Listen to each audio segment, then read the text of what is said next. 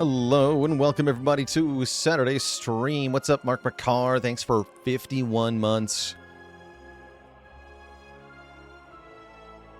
What's up, Aaron W., the Inhas, Hayden, Andy Sue, Scapegoat, MC Deep, Lusura, Wigloo, Sparrow, the Knobster, and everybody else. How y'all doing?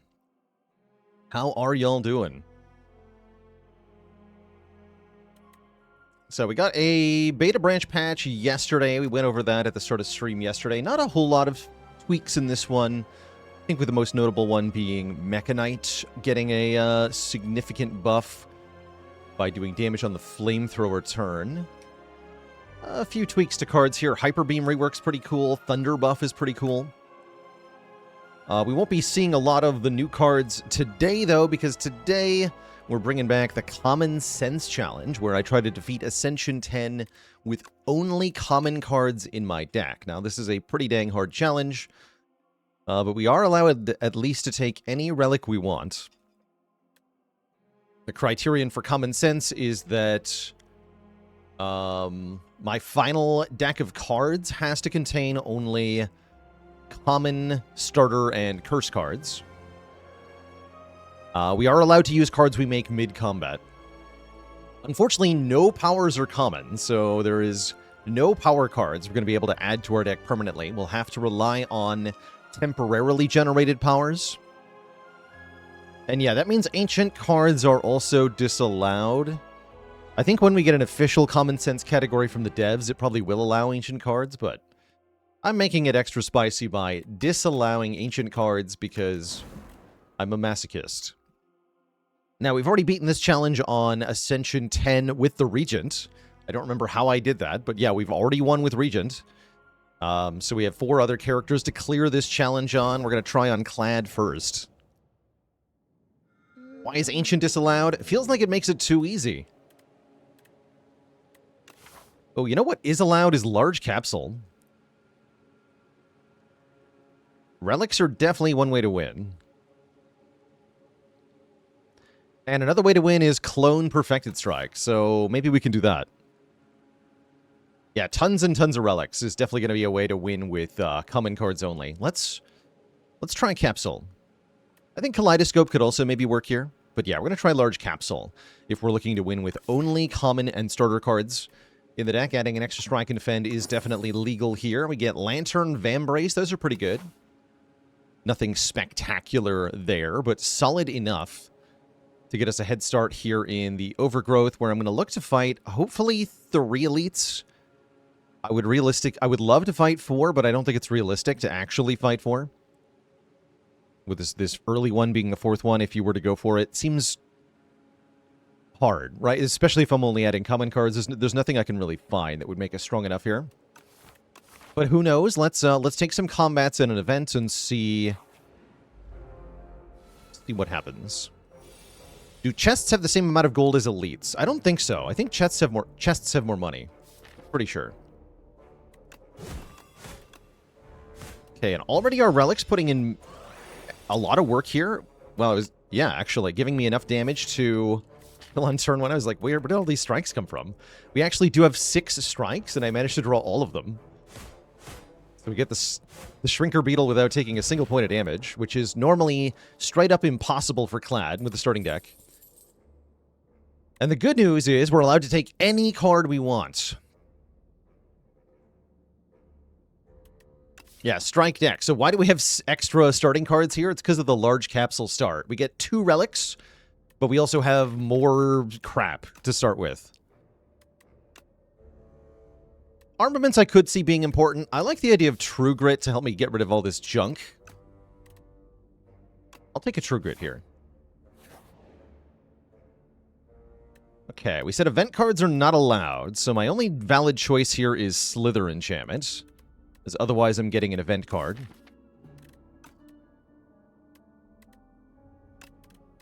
So we will Slither the Bash. Slither Bash is actually just fine, usually. It has a 50% chance of being cheaper than regular Bash, a 25% chance of being the same price, and a 1 in 4 chance of being more expensive. And we can definitely go ham here. Let's just kill both slimes on turn 1. Both small ones.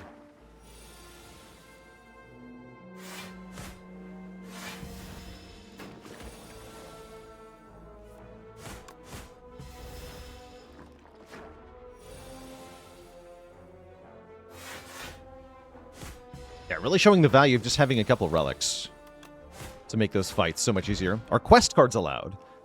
Quest cards are allowed because they, by definition, leave the deck before the end of the challenge. And the way that we're checking this challenge is by looking at the final deck of cards. Must contain only common starter and curse cards. So we're allowed to get more curses, we're allowed to get more starter cards, and we're allowed to get common cards, including Breakthrough, which I will take because it's the only card I can take, and I do need more damage. So, yeah. Turn 1 is not so hot. That's alright.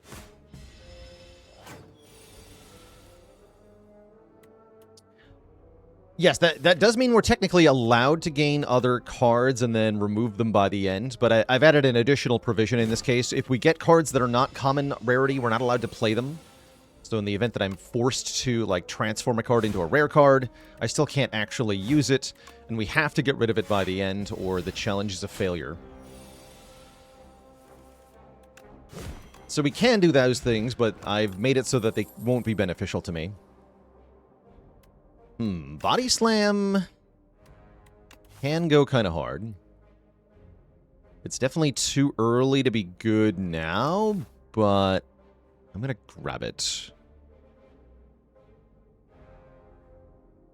Are potions included? No, we don't have to pick up only common potions and common relics, thankfully.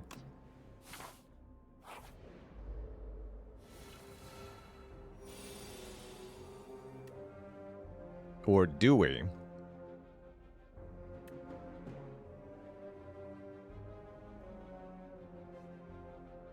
I guess we'll do this. And then I can block for 17 safely, which is enough? That's enough.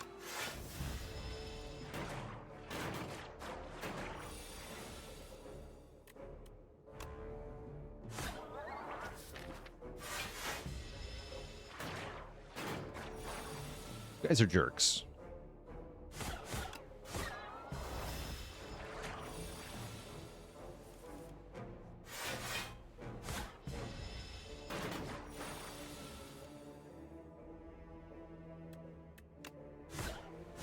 Yeah, why am I not using the untapped overlay? I don't want to use that on every single piece of content that I make, and yeah, I don't think it's relevant for a challenge run like this. Hello, Boston Samurai. How's it going? I guess we can take a Pommel Strike, too. That's perfectly valid. And yeah, do I want to go for the initial elite fight here? I mean, we could try for it, but without an upgrade, am I really going to do well in these elite fights? Not really, right? But I would have enough money for a relic at the shop. No, I'm going to go for it. No. We're going to go for it. I'm going to try to get a relic here, and then buy a relic here, and then get a relic here, and then get a relic here, and then get a relic here. And then I'm going to have lots of relics.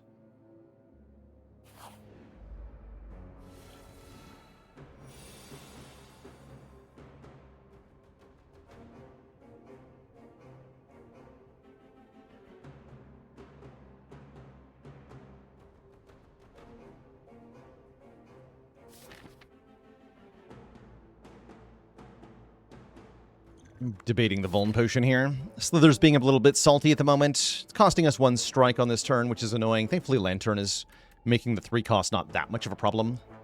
I might Vuln Potion anyway. Get the added damage on the bash. Extend the Vuln longer in this fight. Let's do it.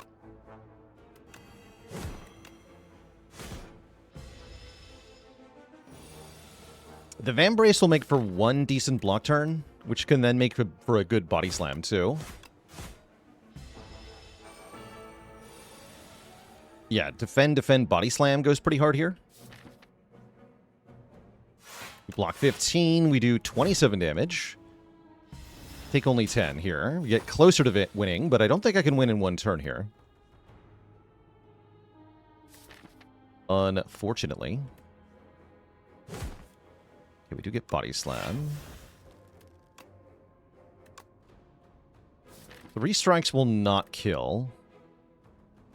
So I have to play this Body Slam to make 3 strikes kill. Then we play 3 strikes on this turn and win. And if we don't draw 3 strikes, I may have to consider using my potion. What about Defend plus Strike plus Breakthrough? Strike won't actually do any more damage. It'd be 9 plus 15.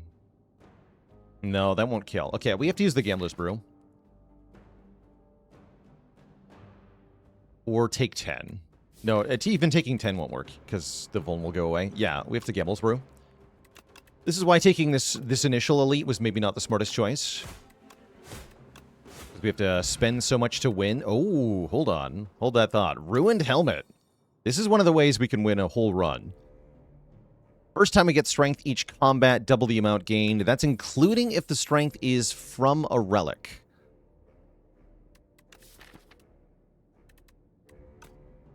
I wish I could take Whirlwind, but it's not a common card. We can take Headbutt or Molten Fist. Neither of which are very exciting. I'm going to skip them both. So, we're also going to need a way to get strength. And Flame is a way to get strength, but we're not allowed to take it. Strength Potion does work. I also like the Red Mask a lot here.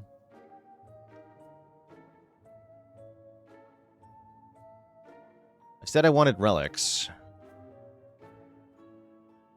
Red Mask is the relic that we can afford. I'm just going to buy it.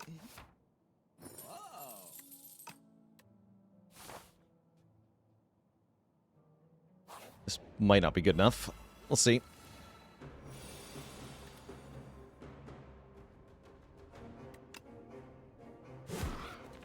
Alright, I'm going to True Grit. Please don't delete Body Slam. Thank you. We can defend Body Slam for 19. That's pretty good. The problem is every other turn is not good. Our turn 1 was solid, but now we're just stuck in a damage race. We can't win. Oh, Bash. Bash is here to help. So we can go Bash, Strike, Breakthrough. Can I do 32 damage next turn? I can't, unfortunately. We'll use the Weak Potion here. But I have to take 9 this turn and more next turn.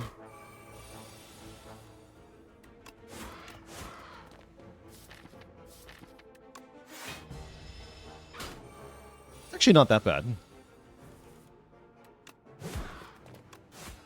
Okay. Get a meal ticket. A little bit late on that meal ticket. Sword Boomerang is here to be good if we get... I mean, we're fighting Phantom. I'll take it. I'll take it. It's not a very good card right now. We need that strength. Come on, Vajra or something. Letter Opener.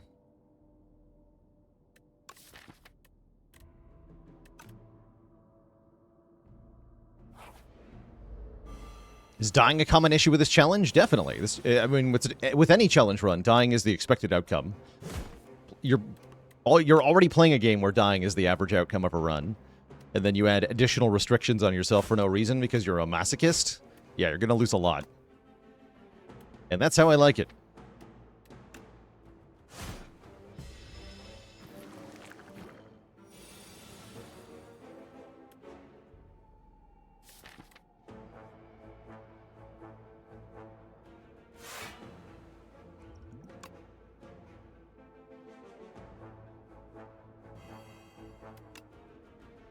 Well, my win rate on a Sentient is more than half, but for the player base at large, it's much less than half. But yes, I'm the special exception, of course. I'm also getting a whole bunch of garbage.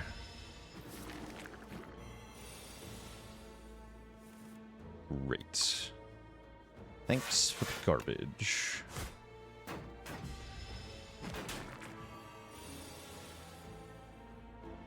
Okay, that's at least a really good draw.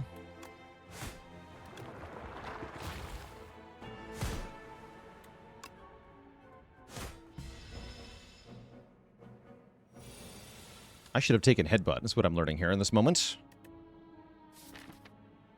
Ugh.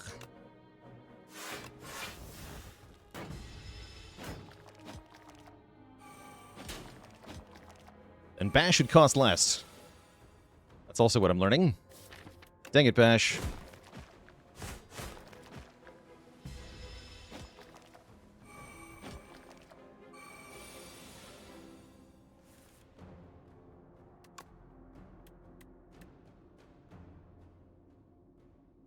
It's not enough damage.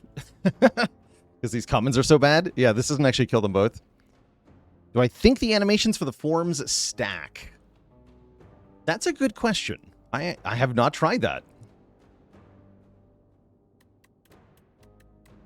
Yeah, we actually cannot kill them both. That's very sad.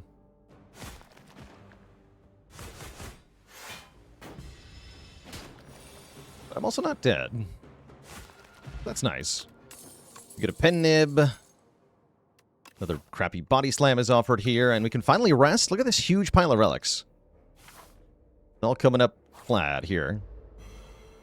First I have to beat this thing. Bash costing 0 when it doesn't even matter. Thanks for nothing, Bash. I go to 1 health, and now I can't play Breakthrough. I think I'm just gonna die.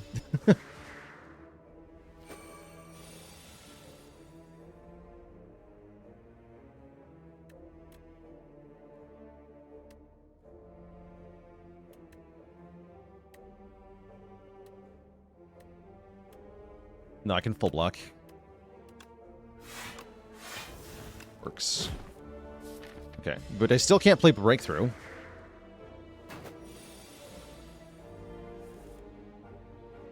But I'm also still not dead. Okay. No. No. What a way to go. Okay, the first common-only attempt dies in ignominy. That's all right. That is kind of the expected outcome. Clad in particular doesn't have a lot of great commons, so I feel like there's a fairly limited set of cards we can get early that is going to work out. Like if we look at Clad commons, right?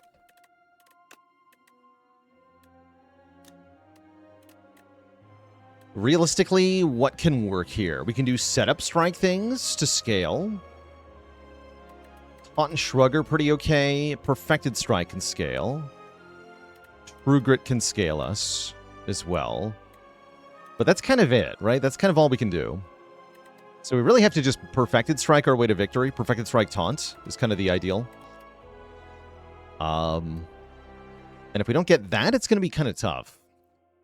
Yeah, if we'd gotten a Strength Relic just in time there, that would have been pretty huge. Red Skull would have definitely bailed us out instantly.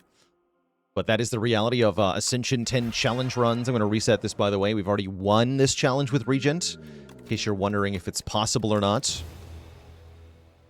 It's already been done on, ostensibly, one of the harder characters. Commons from other characters are allowed. Yeah, we can use Kaleidoscope and start with commons from different characters. That is totally allowed. Excuse me, Regent. You're not playing today.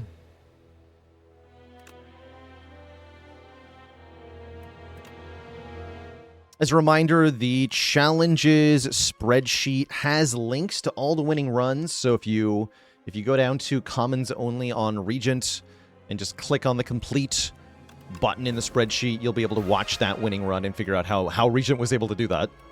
I actually don't remember off the top of my head. The Loud Fool returns, that being, in this case, the Clad. We roll the dice with the Bones. Bones is likely to give me cards I'm not actually allowed to have, so I probably don't want to do that. Probably. It's again Overgrowth. I again just want to chop the elites into small pieces wherever possible. How reasonable is that, though? I'm not sure. It's either Lost Coffer or Bones. Bones kind of requires an early shop. I guess we do have that option.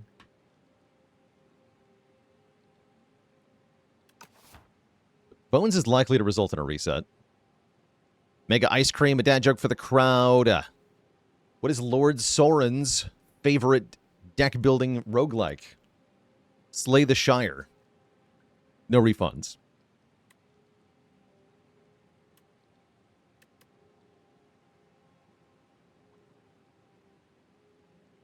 All right, let's see what the Bones gives. I'm deeply curious. Silver Crucible Dowsing Rod.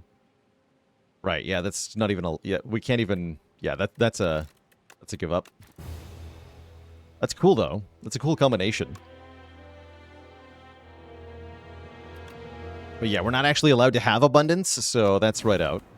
I will reroll Unclad, though.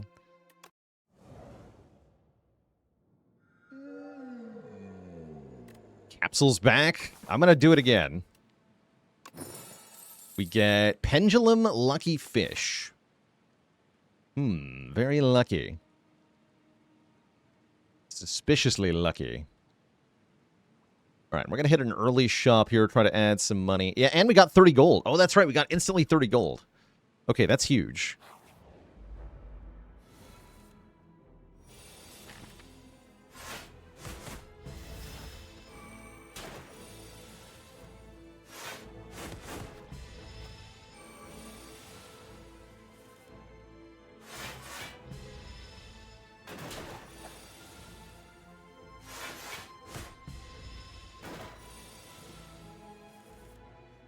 And the pendulum helps make up for the fact that we have more cards, too. That's kind of nice. There's Perfected Strike. I think that's the #1 card we want to see, right? I feel like it is. So we're just going to add that every time we see it. My goal here is to get enough money to buy a relic at this first shop. With the power of the fish, that might just be possible. Yeah, with an extra strike even, so that P-Strike is starting out at 20 damage rather than 18 damage. Definitely an improvement. This would be a pretty good clone Perfected Strike run, right? With the fish, this would be the time to get it. For sure. Oh ho ho. What's our second card? Perfected Strike. Third card? I'll let you imagine for yourselves what the third card will be.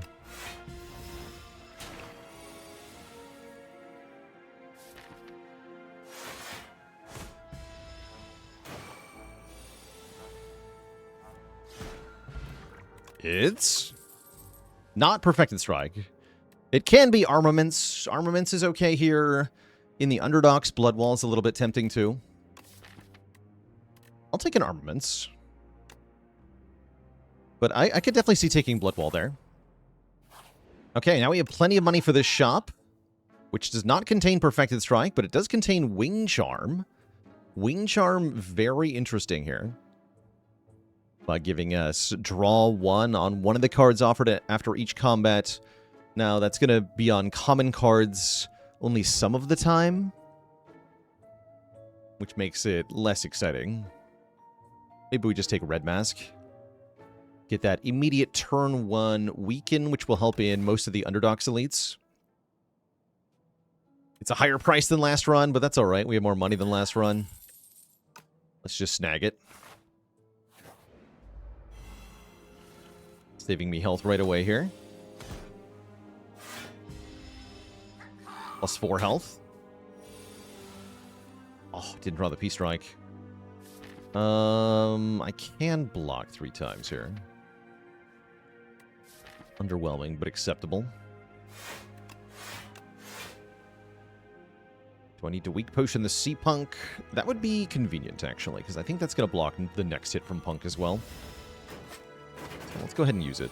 Save 4 health right now, plus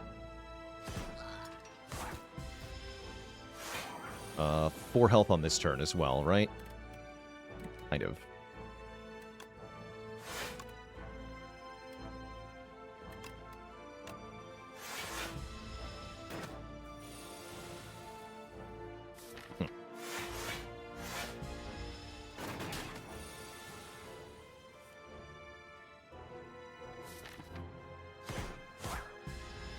That actually failed a kill here. Okay, mistakes were made.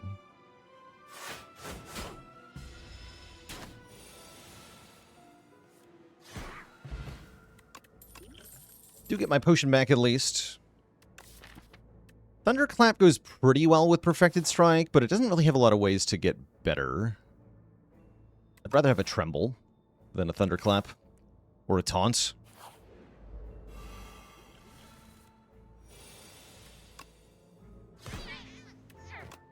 Yeah.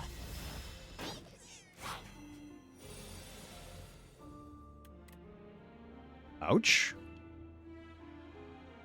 Explosive potion go.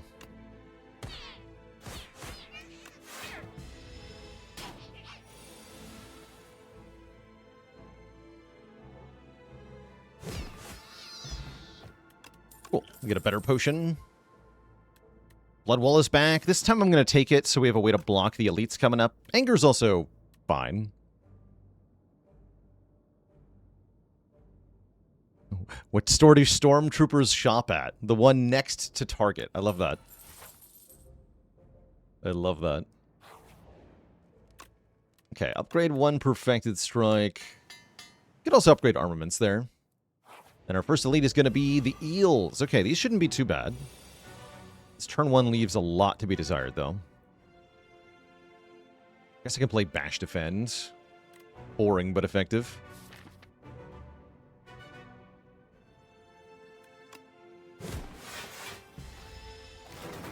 Take 3. Good. Again, Red Mask saving quite a bit of health there. Okay, we do draw the upgraded P-Strikes, so I'm going to do the following. I'm going to Fire Potion you. I'm going to P-Strike you.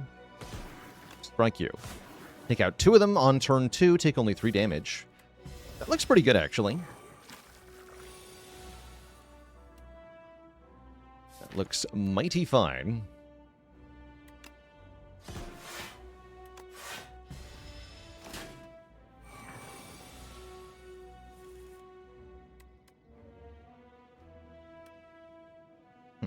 There's no way to avoid damage on this turn, huh?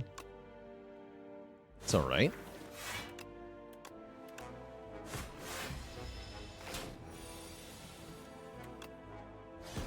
Pretty good fight overall. We get Bag of Marbles to go with the Red Mask. Now we apply both debuffs on turn 1. Body Slam returns. I don't think it's very exciting, though. It seems like in common cards only, it's going to be really hard to use Body Slam properly, so I think we avoid it most of the time. We get a Straub for some more hit points. Give me a bonus relic, Mr. Event.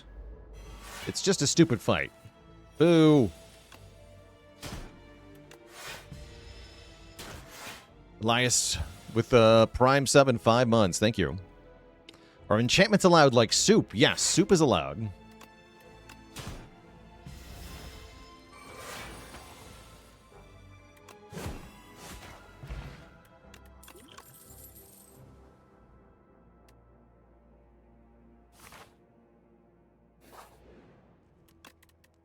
Alright, now let's upgrade armaments. Yeah, Fiendfire, hello. Why is he ignoring the Fiendfire? Yeah, with common cards only, we are not taking no stinking Fiendfire, sadly. I would love a Fiendfire, but it is forbidden. What's not forbidden is taking Stoke from this potion. Oh, hey, it's the new Expectify. I'll take a Stoke here.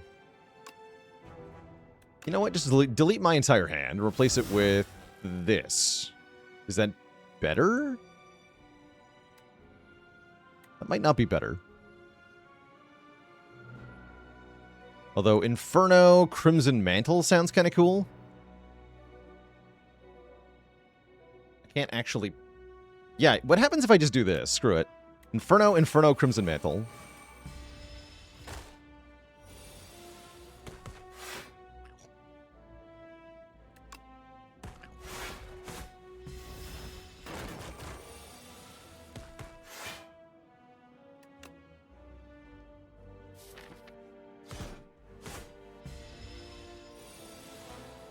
Yeah, we're taking 3 damage a turn, which is bad.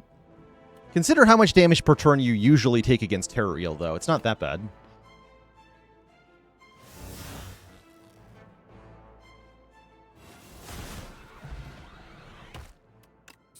We get the kill. And True Grit or Headbutt? I want True Grit. And we get a Blood Wall plus thanks to the Warpaint. Okay, this is working.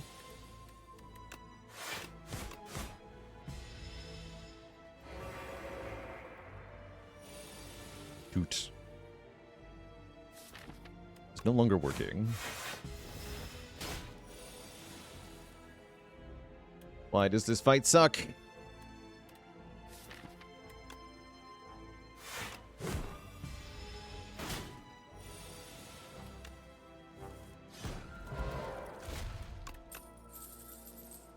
I sure wish I could take Ashen Strike. That is definitely not allowed.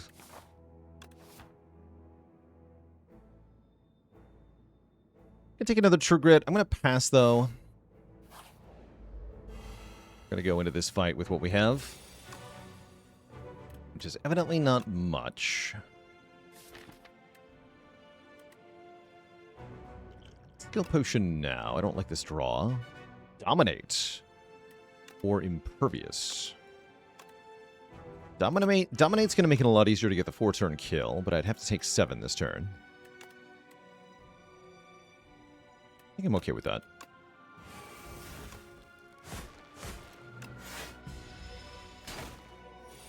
We just want to make sure we do 20 damage every turn. It's not that hard.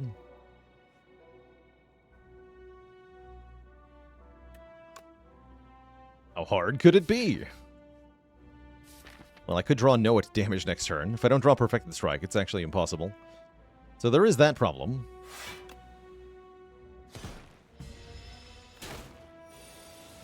Okay, good. We must kill it. Son of a gun. Oh, wait, we have strength. Okay, I thought I was just straight dead. No, we have strength. Whew, that was scary. Shovel's huge, though. We can dig at rest sites to get a random relic. Can I beat Lagavulin with 24 hit points? Probably not, actually. I have to rest. And even with a rest, I think I kind of die.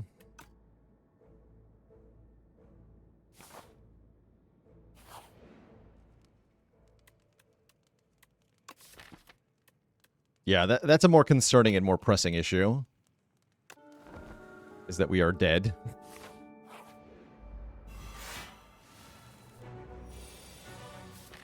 Alright, no choice here. We gotta go Arma Bash.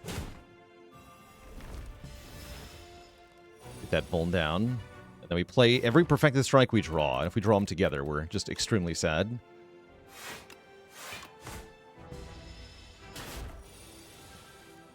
Oh, we bottom deck the upgraded one. Okay, that's really bad. Not playing Bloodwall there hurts, too. Oh, yeah, I'm cooked. We're extremely dead.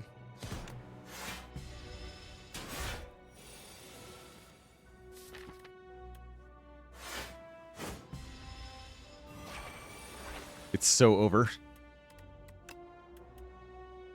We didn't even do half of its health.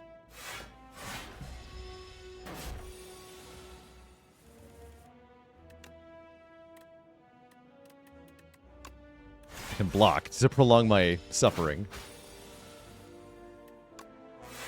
But blocking Unclad is never a good idea. And you can see why here, right? We spend our whole turn blocking, but then the boss gets stronger. We get weaker. We're just in a worse position.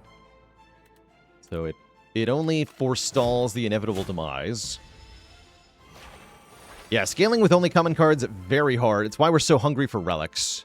Trying to find relics that can do something. But we did not find any relics that do enough. So we perish once again. That's all right. That's just how it is. With a challenge run like this.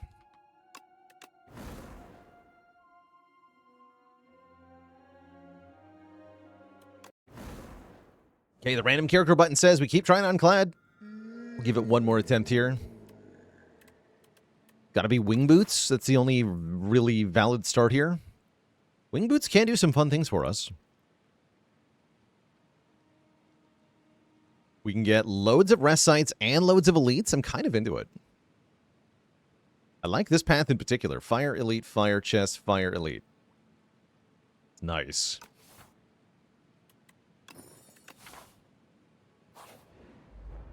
Does the science event brink the run? Yep. It's not even the only event that does.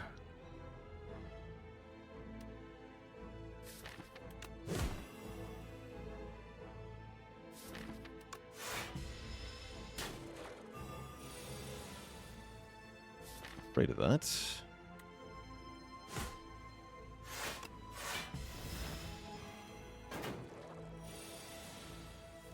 But yeah, there's a number of different ways to brick the run. Ah, son of a gun.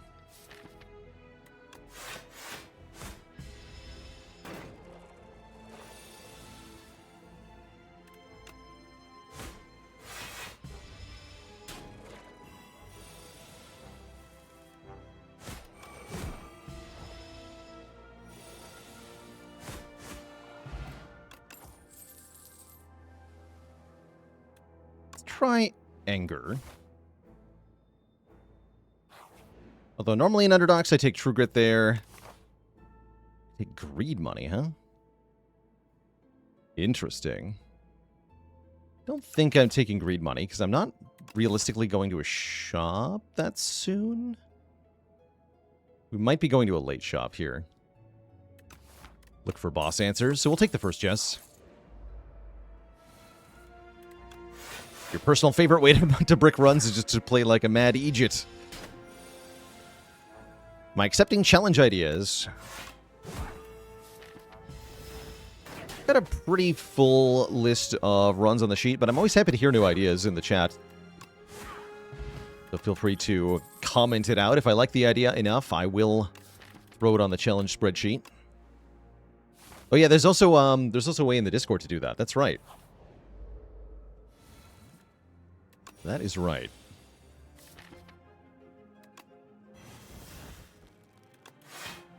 Let's take 4 here.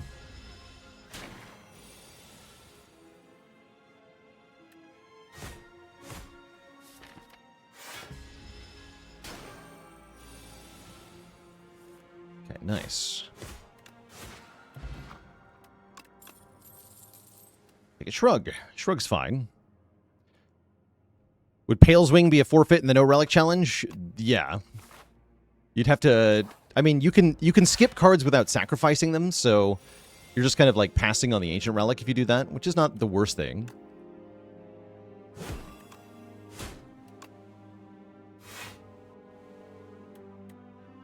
Oh, that's kind of neat, Regiro. You gotta alternate attacks, powers, and skills.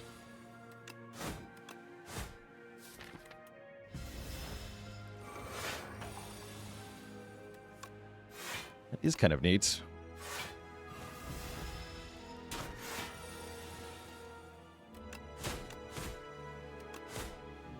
Bash.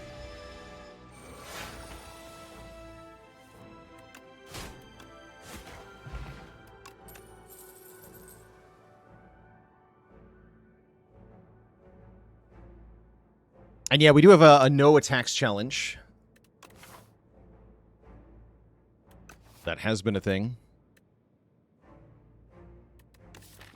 Do I take this breakthrough? We need some area damage, right? Breakthrough's nice to have. For that little bit of area damage. Get tons of upgrades, so let's get that early bash upgrade. Although I could just upgrade Tremble, actually. The breakthrough upgrade's also very valuable. Let's upgrade breakthrough. Wigloo, thanks for the prime sub.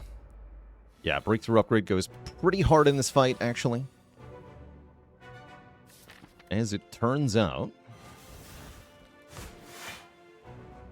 it's pretty good.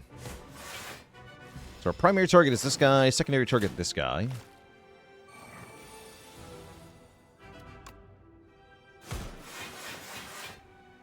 Nice. Can save 8 by just playing 2 attacks. That might have been a good flex spot, actually. Let's go for the kill.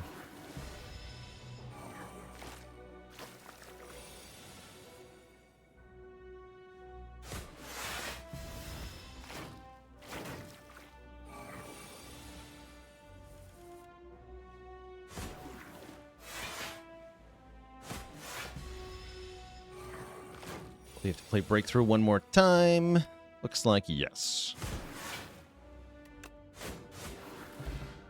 Great. Get a second flex potion and a meal ticket and True Grit if we want it, which is nice into Soulfish here. So yes to True Grit. Yes to upgrading True Grit at this fire. Yes to getting a relic here, which is the Razor Tooth. Every attacker skill played gets upgraded for the rest of combat. That's pretty dang good. I think that means I'm going to rest here.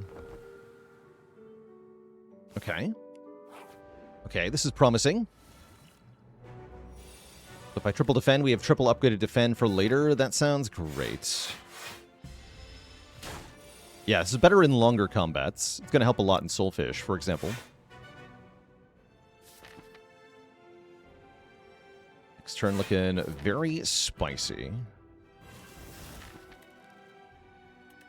Do 16 times 4 damage at most, which is still not enough damage. It's less than 75. That's going to hurt. Yeah, this turn hurts. No way around it.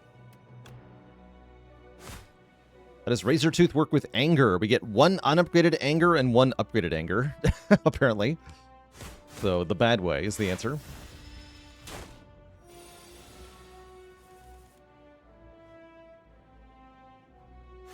Oh, I could have double flex potion. That was an option, yeah. Not sure why it didn't occur to me that I could actually use them both. But yeah, that was technically allowed.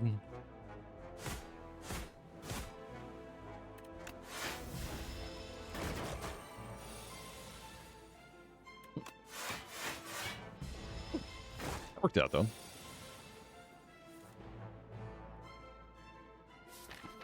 I'm going to use one of them now.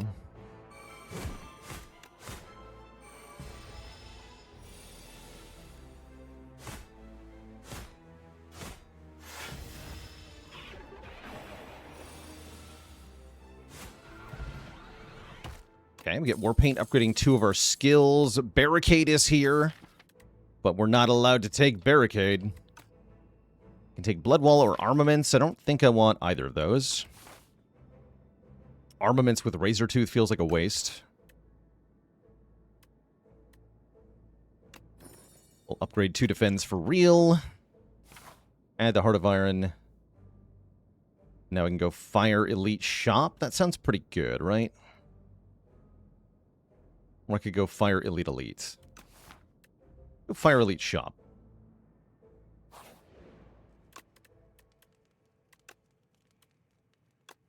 Yeah, we get a heal from the shop, too. Plus, we have 300 gold to spend on it.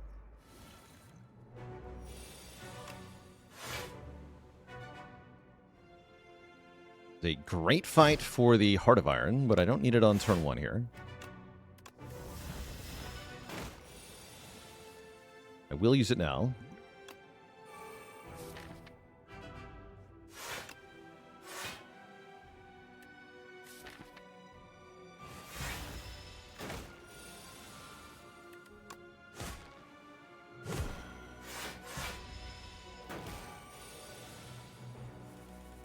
Nice. With only 3 damage here. Great. We're doing great.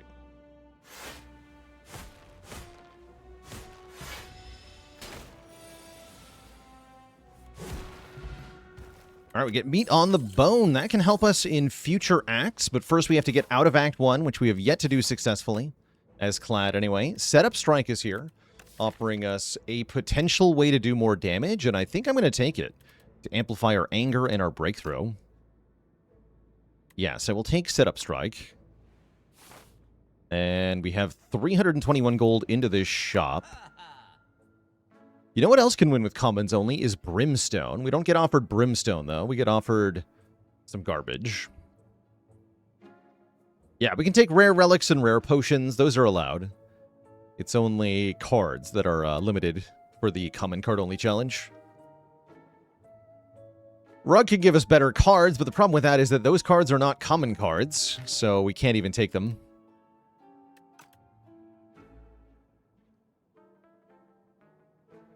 So I'm probably just going to buy Pendulum for draw, and then keep the rest of the cash. We could lose a starting card. Seems to me that doesn't even really help me, though. We'll keep the rest of the cash. Yeah, Bully would be nice. Bully would be a way to scale properly. But that's not a common card either. Sad. Let's see what we can do in this fight. So far, we can do absolutely nothing on turn 1. Oh, I should have played Defend to upgrade it there. Mistake. Bash gets upgraded. Strike gets upgraded, I guess. This is kind of a miserable start.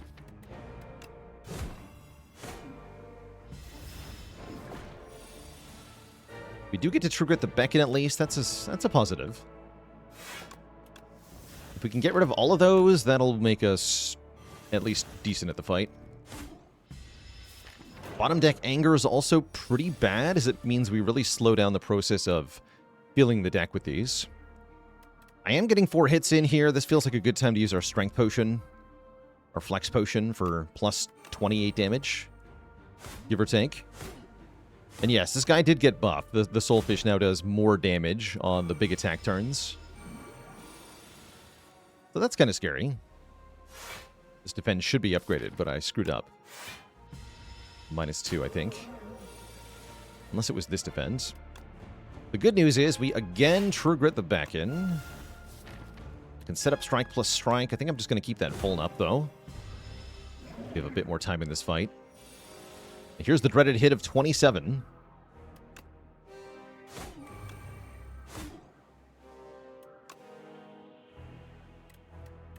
Feels like doing 19 damage might be more important than blocking 6. Yeah, I think we need to kill it. So I'm going to play the Strike and take the Beacon hit. Go down to 10 health here.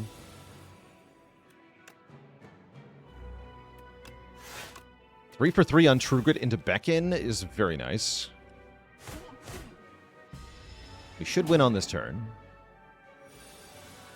Okay, we've done it. We have successfully escaped Act 1 as the Clad. We cannot take any of these cards. Dad Jokes, thanks for the Prime sub and 4 months of support.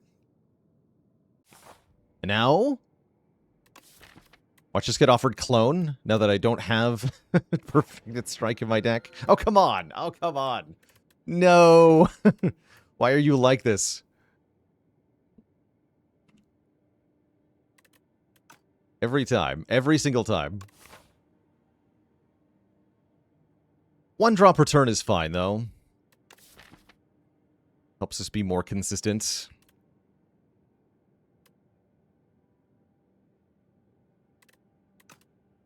It has to be on purpose. Feels that way sometimes, doesn't it?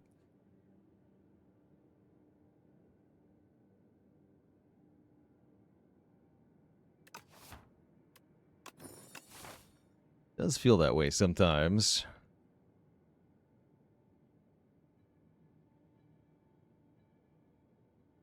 And with 2 charges of Wing Boots, by the way, this would be an insane clone run.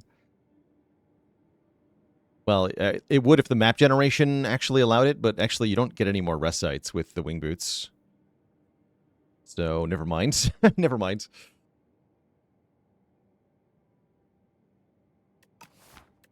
Whatever. Now what?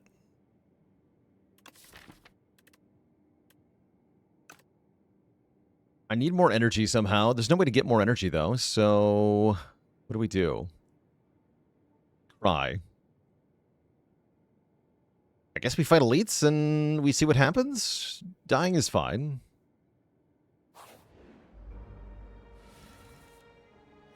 Dying is kind of the expected outcome, really. Taking common relics from other characters allowed? That's not a thing. You cannot get relics from other characters. Tom, thanks for the 8 months of support. Appreciate you. Oh, cards. Yeah, common cards from other characters. Yes, that's allowed.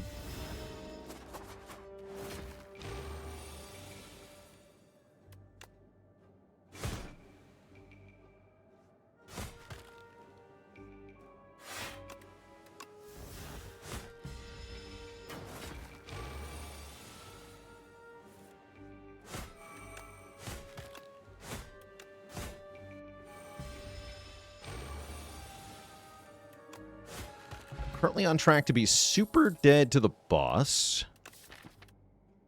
Havoc helping me in any way, shape, or form? Yes. Great. We'll take Havoc. I like how easy that was to answer. Yes, I can upgrade it and it'll be a 0-cost card, and then it's doing something. Doing something would, in fact, be good here. Yeah, we nicely get a full block there. That's good, too.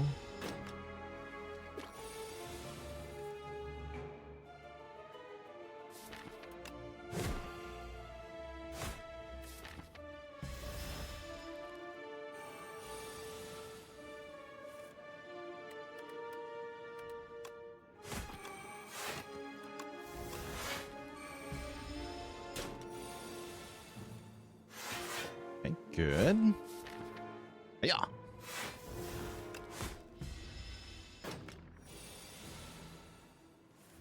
Okay, drawing lots of cards is sort of working, actually. In its own fun sort of way. Taunt is definitely a solid add. It's a block card that applies some vuln. We definitely do appreciate that. Yeah, Bash is in fact a bad card. That is definitely true. Yeah.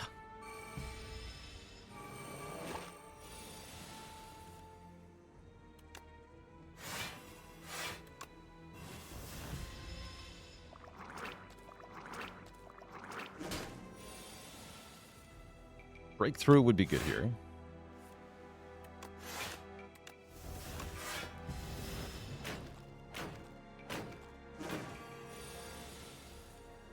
Breakthrough, hello? Hello, Breakthrough. Are you there? Breakthrough is not here.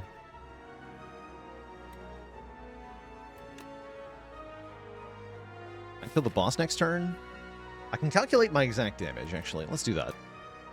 Because we know we're drawing this exact hand. So we do 13 and then gain 4 strength. So this goes to 17, becomes 25.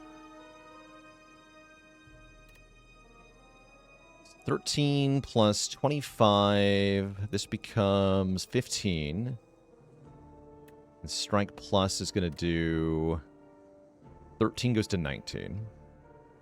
We have a total of 72 damage. So I have to do 10 damage here. And everything else can be blocking. That actually works out pretty well. We only take 1 here. No potion required. I like that. Okay, setup strike is pulling its weight currently. Without the setup strike, this turn is not possible. We get a pretty good potion in Powder Demise. We get offered a Tremble Plus for more vuln. I guess I'll take another Tremble Plus. Sure. And I'll swap my Dex Pot, which is good for the Powder Demise, because I do need more damage. Always need more damage. Okay, this fight looks at least doable.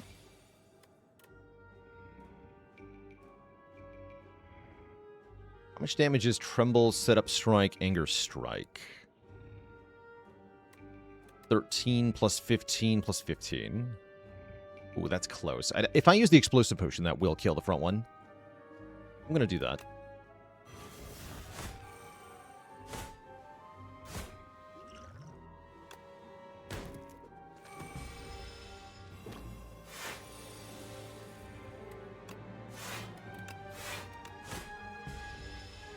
And I didn't break the block of the beetle that's sleeping, so we don't make any progress towards waking that thing up. Which is also nice. Havoc guaranteed hits Bash? Let's do that. Nice. Okay, bash that guy. You heard me. Bash him.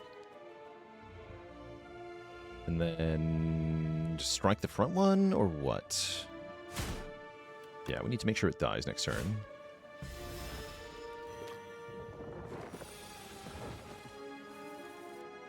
Cool.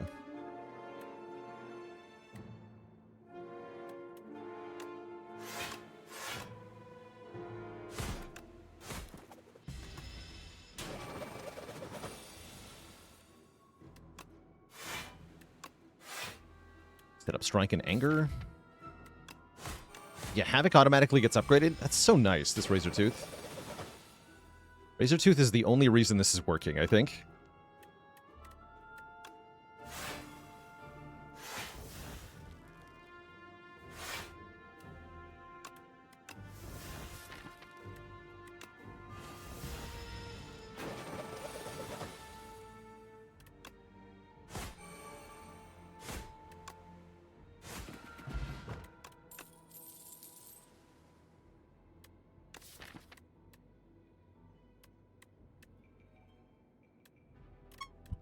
Big pummel. Oh no. This fight's gonna hurt. This fight always hurts. I refuse to use my potion, though. I need that potion.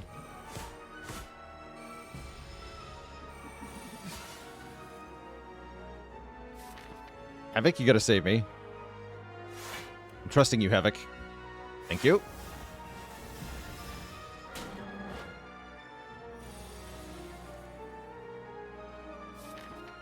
Good job, Havoc.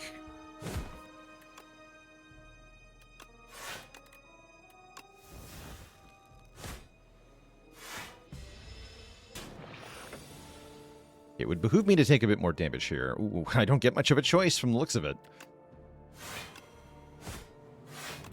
That's a really bad draw on the no attack turn.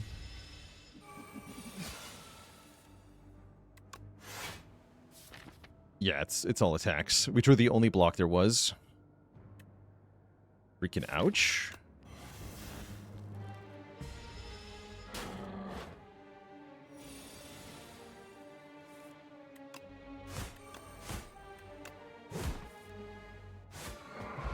Okay, the meat on the bone delivers, though. It's offered some more generic block stuff that I don't care about. We're going to upgrade Pummel, I think? I don't know. Where do I rest? Would Unceasing Top solve the deck's issues? If I had cloned Anger, maybe. Without Clone Anger, absolutely not. No, we're way too slow to use the Unceasing Top. Unceasing Top would do nothing here.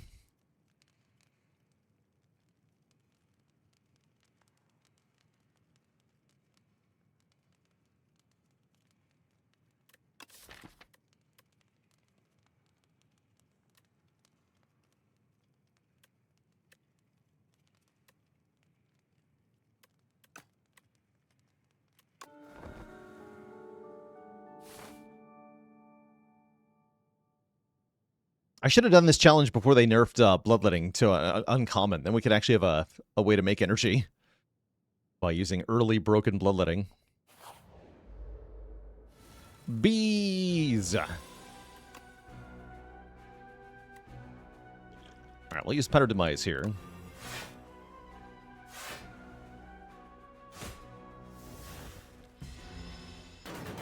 The bonus draw will help.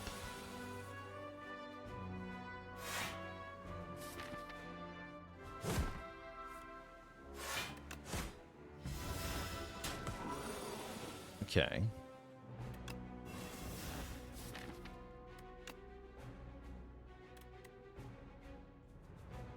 All right, I just thought of this one for the crowd, courtesy of Lol Zest. What is the Entomancer's favorite cartoon character? Bugs Bunny. No refunds.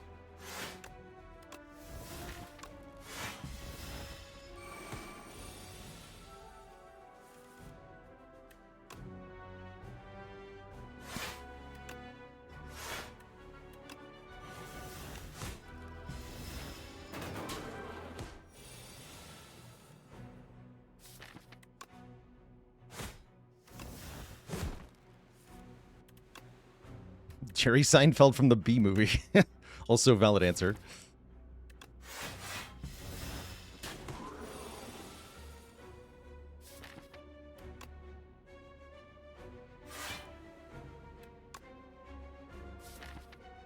I think I'm going to die.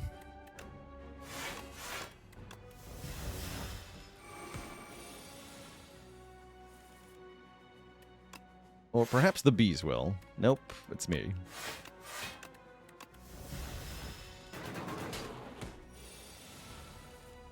It's always been me.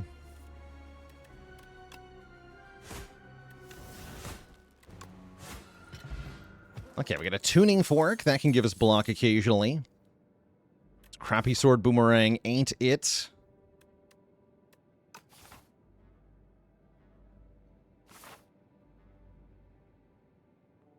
This gives us block every time we play 10 skills. So we'll periodically make block, which is nice. Will it do anything else that we need? That is the question. By the way, all the shops are late as hell. Crazy. The next elite's probably going to kill us, but we're going to have to keep trying anyway. Ornamental Fan is actually very good. That will, in fact, make a whole bunch of block repeatedly and usefully. And we can also pick a doll relic here. I would love Daughter of the Wind, because then we're actually getting 7 block for 3 attacks. That said, we don't have much health, so I'm going to look at 2 relics, and hopefully we can... No, we don't get her. Boo. Alright, I'll take Mr. Struggles. That is at least damage over time. And then I expect we just die in this next elite fight. I could avoid it. Guess I should do that. Could have been the Bing Bong P-Strike clone run. Ooh. Except for the part where you didn't get offered Perfected Strike in Act 1. Except for that little detail. Then it totally could have been.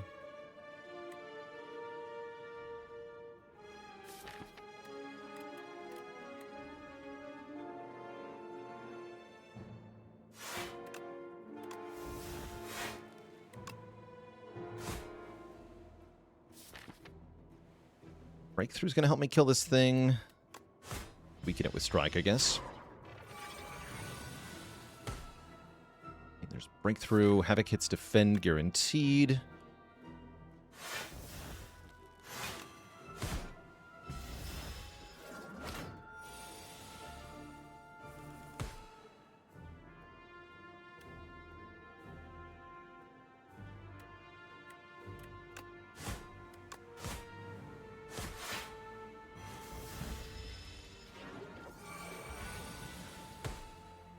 If only we make it to turn 21, then Paraphrite will die every turn. Genius.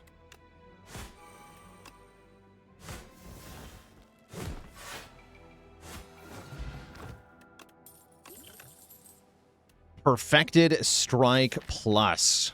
Where have you been? My whole life. I'll take you.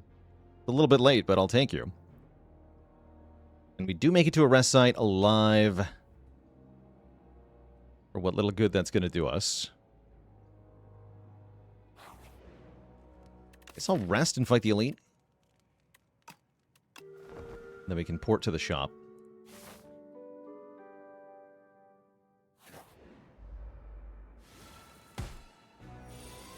Nice.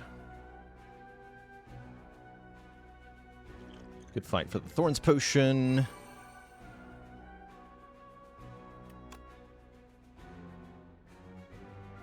Yeah, it's definitely Glug time. For sure. Okay, this nerd dies to the first hit. That's quite nice.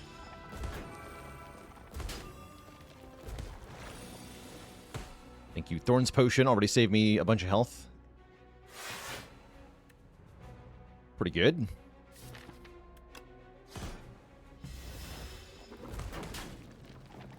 I'm not weak. Breakthroughs here.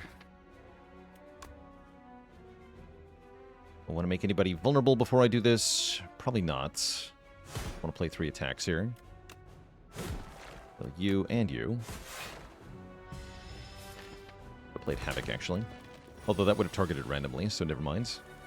We're just below half health when we kill. This actually worked out really well. Get 12, 16, yeah. 12 plus 6 health back. We get Petrified Toad. We could take an Iron Wave, but what is it really doing for me? Not much. And let's teleport to the shop. Where I get a nice heal. We get offered another Pommel Strike. We get offered the Abacus. That can be something. Colorless Potion might be one of the few things that can help me beat the crab.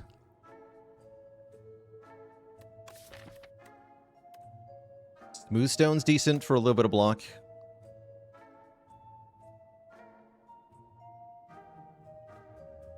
Yeah, Abacus on Ironclad can be a whole thing, and we've already got a lot of card draw thanks to Blood plus Pendulum. So I would like to buy the Abacus here. We are allowed to remove, but we're playing on Ironclad, so we don't usually want to remove. In this case, however, I think it is worth it. Let's lose Honestly, Bash. Goodbye, Bash.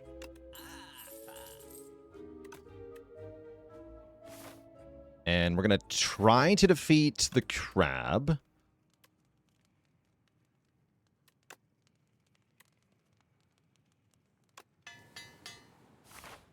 I don't know if this will work.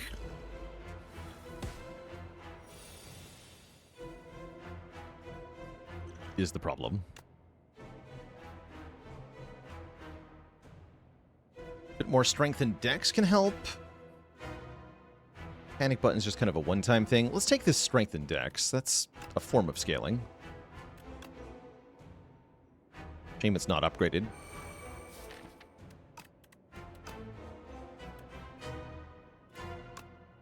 We should kill Crusher first, I think. Rip Taunt. It's not good.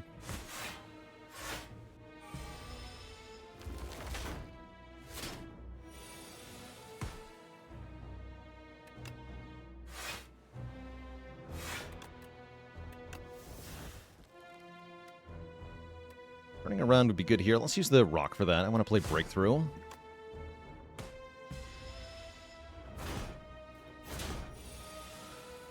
Need the breakthrough for the damage. Rather urgently. And I need this Perfected Strike for damage urgently as well. I'm just going to die.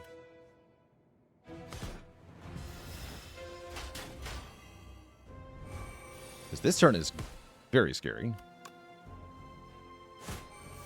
I lose my setup strike. That's also very scary.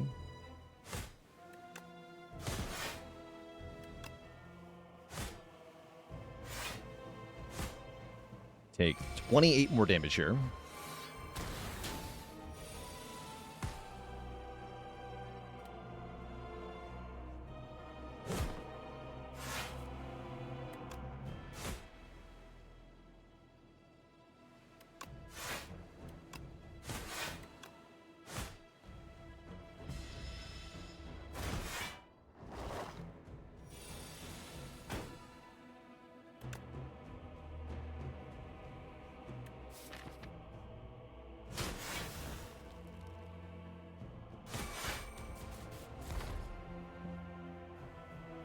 Rid of one defend, get rid of Tremble.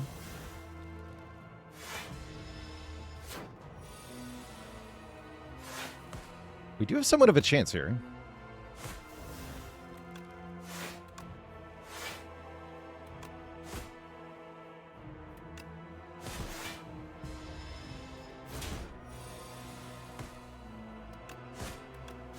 Old? Wait. The power? Okay, we've actually defeated the Act 2 boss successfully here. I'm as surprised as you are, chat. GG. No sweat. And no cards. Rock? We could have giant rocks in the deck, but we can't have Primal Force in the deck. Mr. Struggles wins again. Alright, we've made it to Act 3. We still have one charge of Wing Boots. The shops are tantalizingly placed. What do you got for me, Nonu? Scarf Fruit Diadem. Scarf is actual energy in a deck that really needs it. Scarf looking pretty good here. I still don't see how we ever beat Aeon Glass, but I guess we can worry about that when we get there. 31 more max health is not going to cut it. I don't think 20 block per fight is going to cut it either. How do we play 5 cards? With the power of Anger or Havoc. These allow me to play the 4th card pretty easily.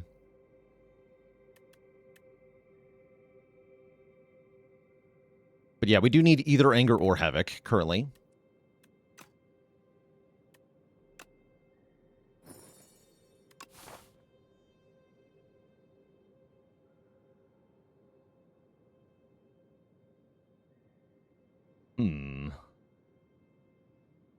Good luck to me.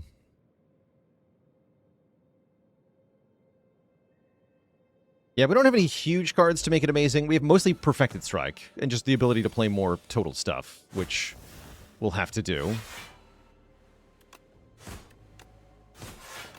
Useful enough, I guess.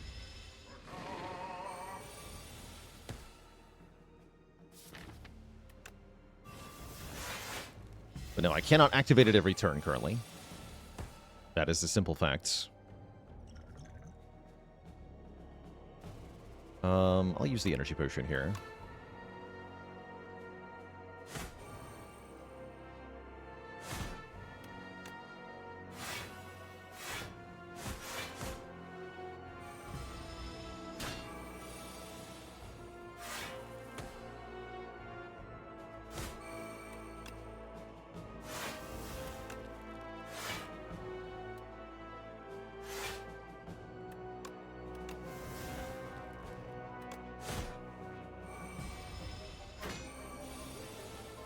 Okay, not too bad.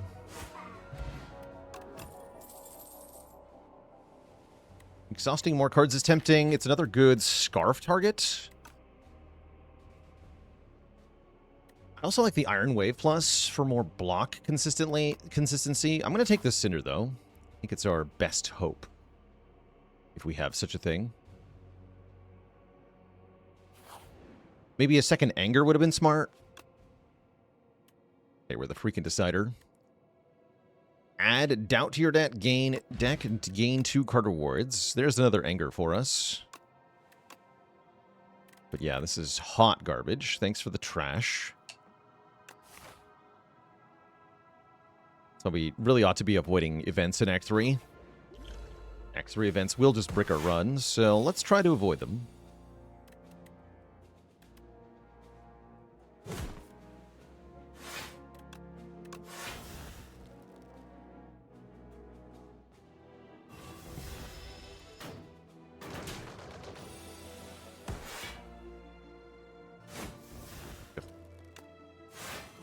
Not going well. Some rocks.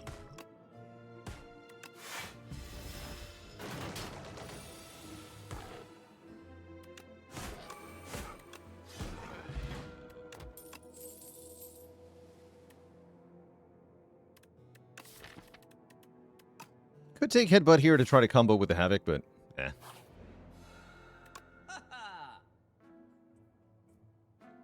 Yeah, we can buy a potion or nothing. I'm cool with nothing here.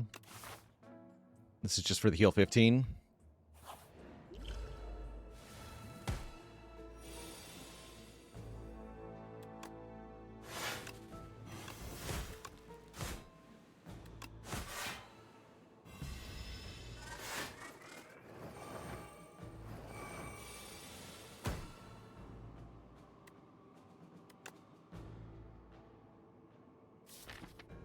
But yeah, as you can see, we're kind of just not strong enough for Act 3.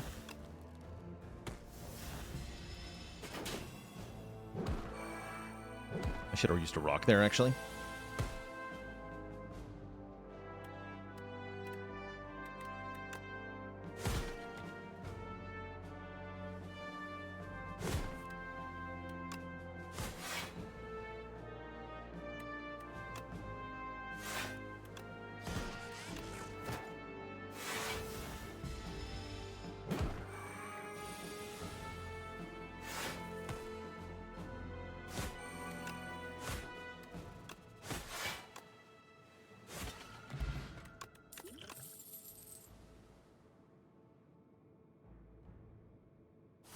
Okay, we're holding steady in a sense.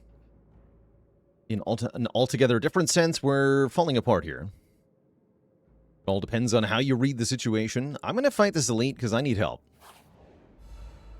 So if we can win this fight, good. If we can't, well, it wasn't meant to be. And I think our first step has to be killing Mr. Balls.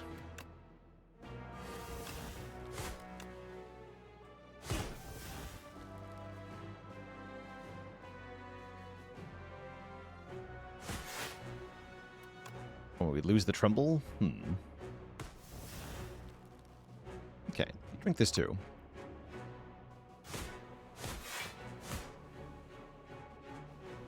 Oh, one away from the potion killing.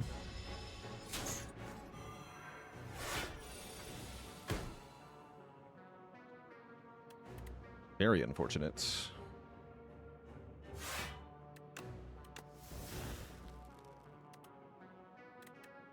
Now the potion does kill. Okay, let's just use it. I can P-strike somebody else.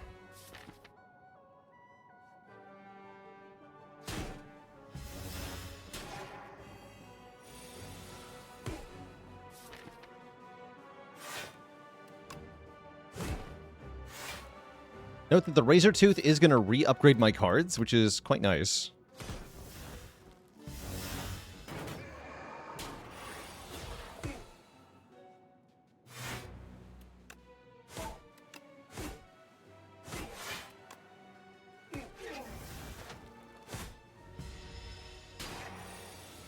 Okay, we did live this fight. That's good news.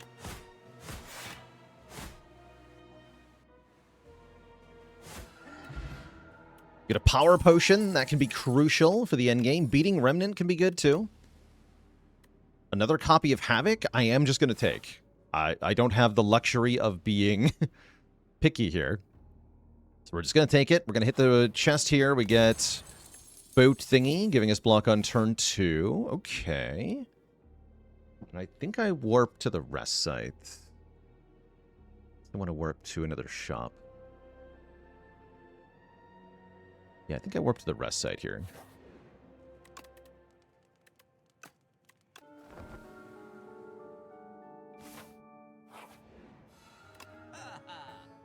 Strike Dummy.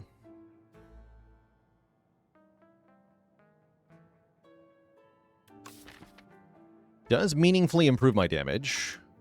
I guess we take that. Sure. There's also another P-strike, but the Strike Dummy's more valuable. Consider the second P-strike just adds the same amount of damage to the first one. Either way. And yeah, I don't want to lock into elite fights. I don't think I can handle 2 more. We're going to upgrade our other Havoc. And then probably rest at the final fight. Ooh, this is not good either. 33? The exact wrong amount of damage. Ugh. Small. Yeah, rock for 1 damage. How sad. Then turn 2 is a little scary, although we have a boat thingy. But they all attack. That's not good.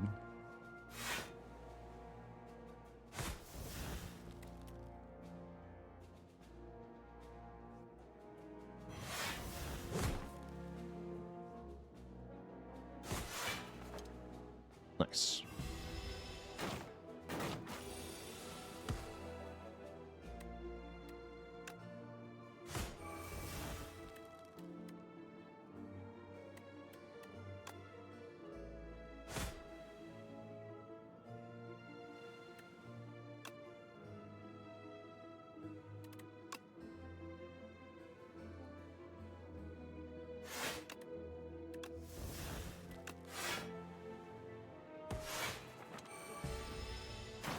Have a tricky turn there. Okay, we're through. With the next fight being the elite fight, I definitely want to set up the fork here.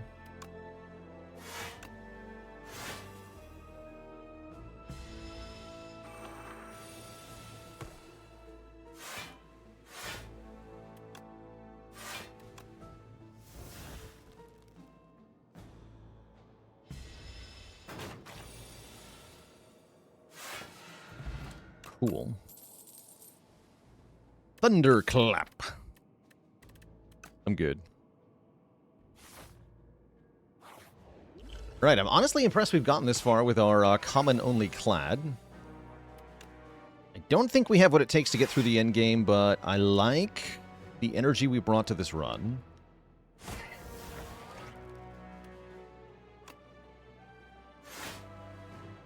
Play 2 more attacks. So let's go set up strike. I'd better take the 4 damage on breakthrough.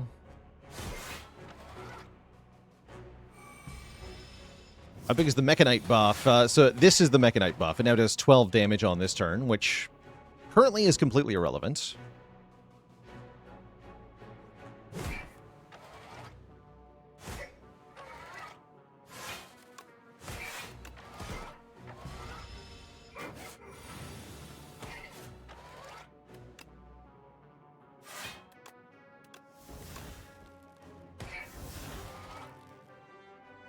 And this should be sped up, right? Oh yeah, that's much faster. That looks a lot better.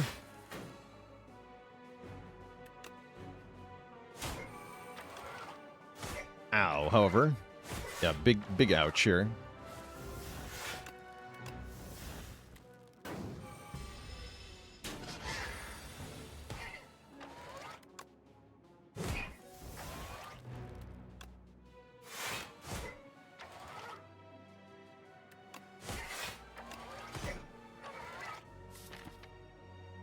Now we can apply Vuln. Yeah, it didn't matter here either. Getting stronger with the strength does scare me a little bit, though.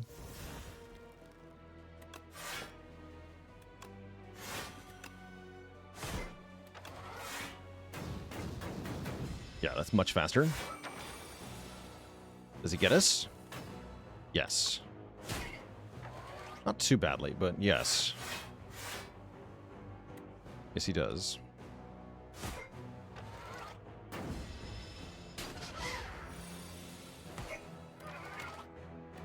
Oh, and that flamethrower is going to hurt.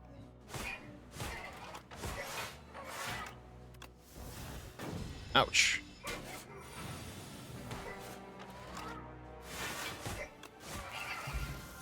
Okay, we get a pocket watch, which is a valuable thing. We're offered a twin strike plus, which does do 20 damage, so I will take it. But yeah, overall, looking pretty grim here as we face off against Aeon Glass with not even full health. Not allowed to take that Feel No Pain. Remember, this is a common cards only challenge run, so the deck, as you can see, has only common starting in curse cards. That's the way it's got to be. We are allowed to use the Power Potion, however, and that we will do to get a Pyre or Feel No Pain. Neither of which are good enough here. So we are super dead. I'll take Pyre. If only this was Bing Bong Clone.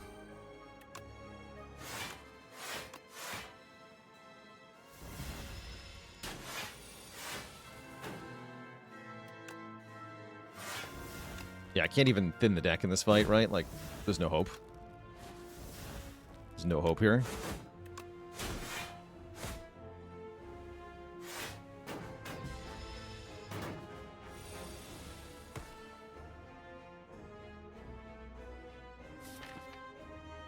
How many power pots would I need to have a good chance of winning this fight? More than one, definitely. Definitely more than one.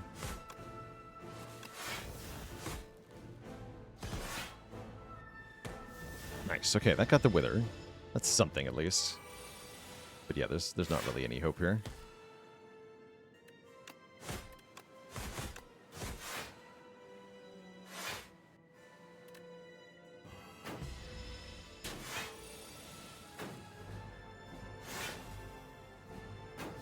No, my true crit. GG. Okay, we fall very flat here. Very extremely flat.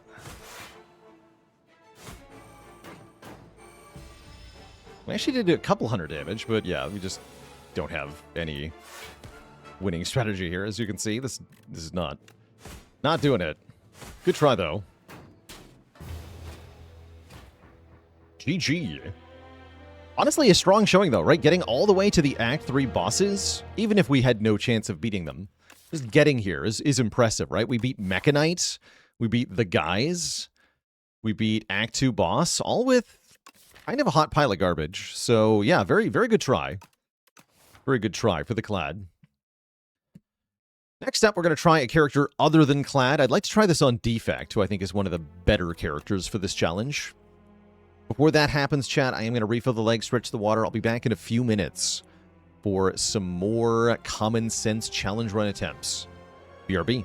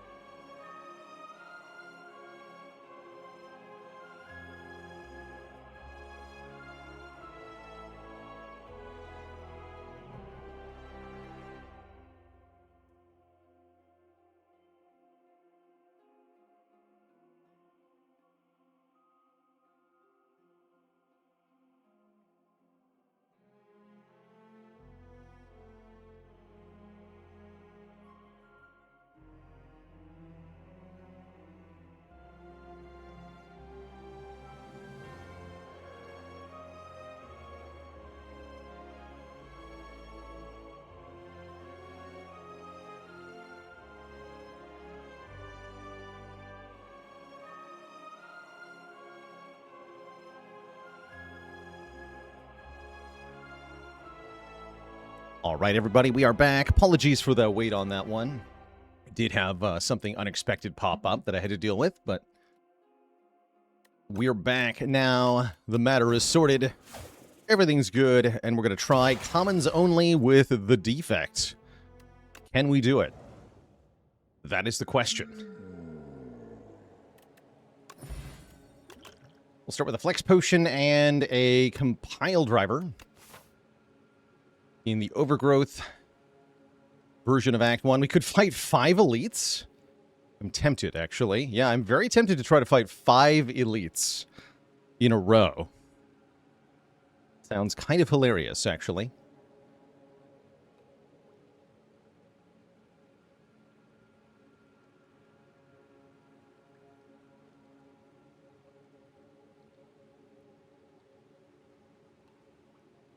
So, let's go this way to start. So we could avoid that first elite, make it 4 elites. That'd be perhaps more reasonable. Of course, what pile of common cards is going to get us through the elites? Well, the answer is Ball Lightning. Or perhaps Claw. But mostly Ball Lightning.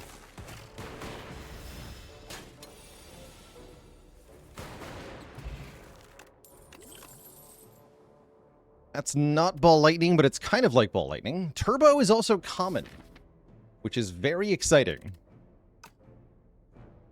I'm going to take a Turbo, actually.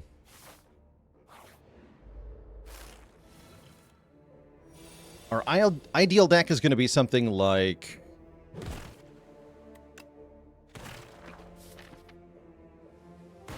Turbo, Compile Driver, Cool-Headed Claw, Hologram.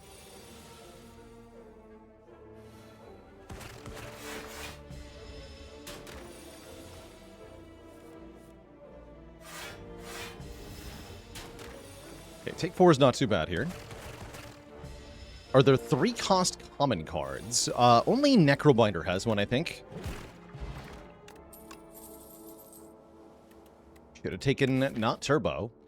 I can take a Momentum Strike. I guess I'll take a Momentum Strike. Not very exciting, though. Cold Snap is with Compile Driver. Sweeping Beam is with Turbo. Pretty happy with both of those.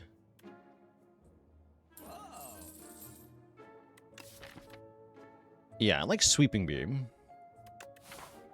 Gatecrasher, thanks for the gifted sub.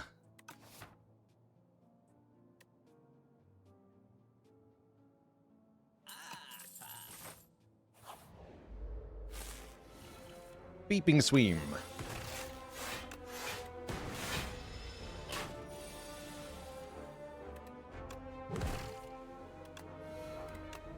You can also take Beam Cell and go for the eye. Seems like Defect has a lot more options for scaling than Clad did.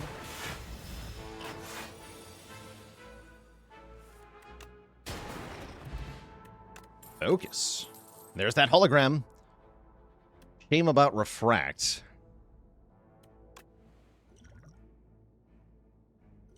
Do I lose the Flex Potion? I think I do. Shame about the Lost Copper. Oh! And we can turn that into a common attack or common skill. How nice that this gives us commons. Upgraded common skill, huh? I would really like an upgraded common skill. Charge Battery Plus. Would this be game over if these were uncommons? I could always just skip. We could just skip. So we'd lose a potion for nothing. But that's not game over. That's just being sad. Being sad is fine. We're allowed to be sad if we want to.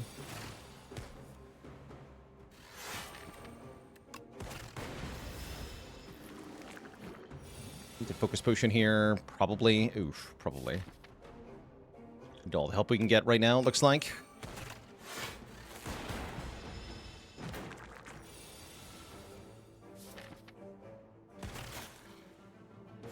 My Frost.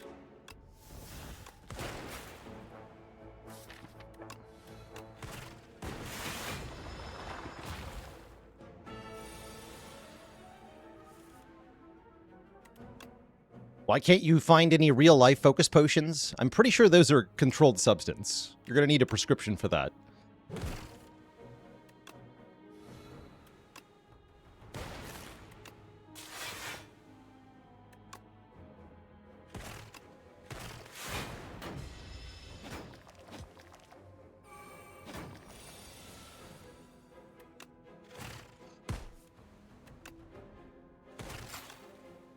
Okay, this is actually going pretty well with the focus potion, so I'm relatively glad I used it.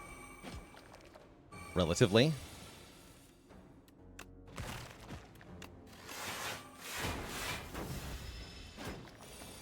Okay, we beat our first elite, collecting a potion belt with no potions in it. And we could take a focus strike. Focus strike is one of the main ways for us to get, well, focus. I feel like I want more orbs first. I don't really have much of a choice, though. Give me cards. Adderall Punch. So, do we rest here, or do we get to upgrade, like, Focus Strike? Kind of feels like I gotta rest for 2 more elites with no potions. We have to beat Bird and Statue. That's gonna be hard, right? I'll rest.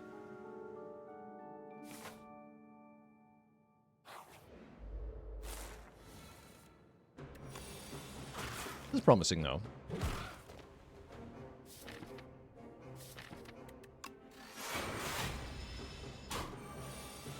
Bird.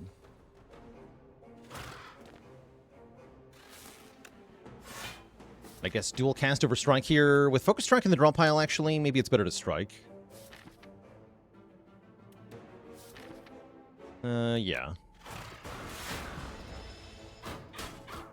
Get more bonus out of this. Bad turbo draw, sadly.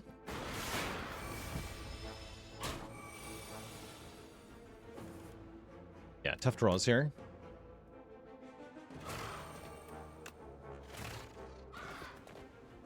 Really tough draws. That's probably game over.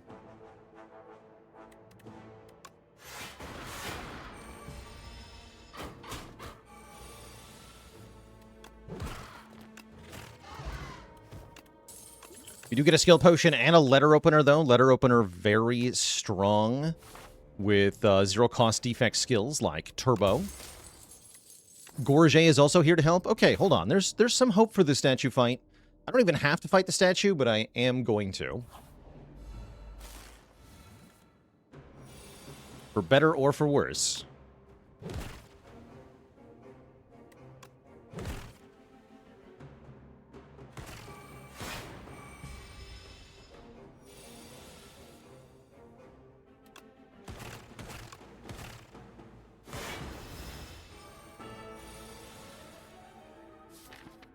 Oh.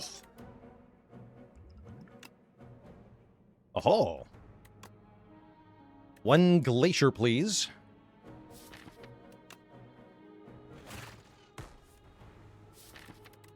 Rude.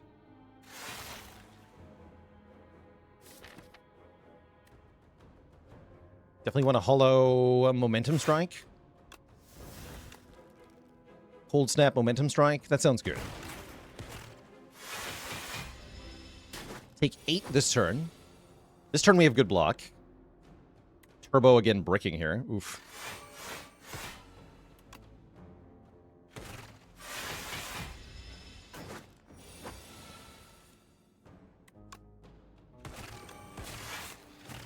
Hey, we got him. And we are rewarded with one of the most important relics that we can find on this challenge, the Vexing Puzzle Box, which gives us a rare, or a random card at the start of each combat that is free to play. And that card can be any rarity, including powers. So that can just make a zero-cost Echo form on turn 1.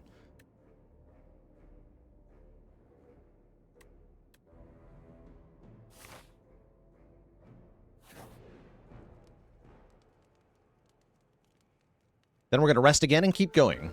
Keep fighting elites.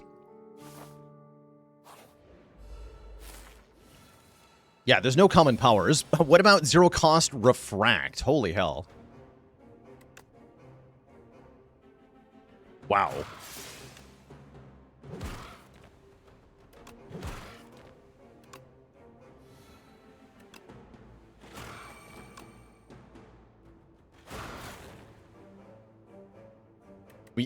almost kill on turn 1. We get very close. We're not quite there, though.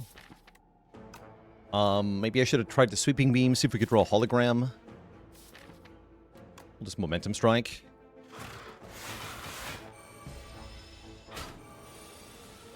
Yeah, top card was Defend. That's fine. Kill the bird on turn 2, picking up a Fire Potion and a Red Mask. Here's the Go for the Eyes that I'll take. Yes, I'll take a Go for the Eyes.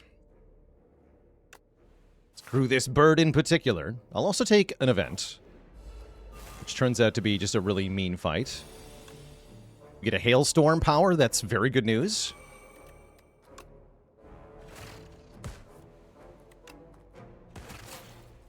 Blocking 6, so let's defend. Pepperoni and Mushroom. I like those names for them. Cute. Yes, it's Pepperoni and Mushroom.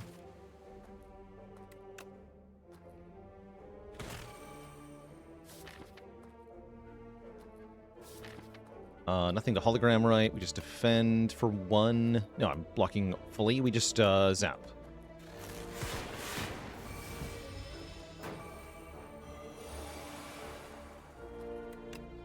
Okay, this fight went really well.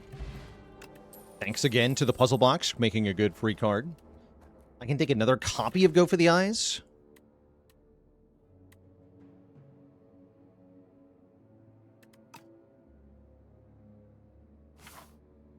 I'm not going to.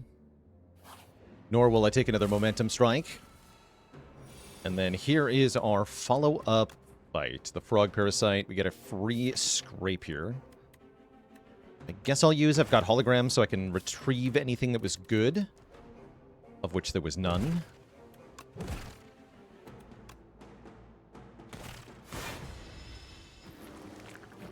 Do pretty good damage turn 1 with a Fire Pot I can maybe kill here, which I would like to do because... Ow.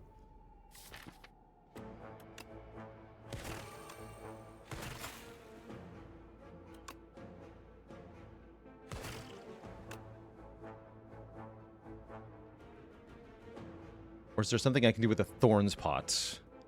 Let's see, I would do 8 with Lightning, so it goes to 8. With 3 Thorns, it would die on the 3rd hit. No, let's Fire Pot.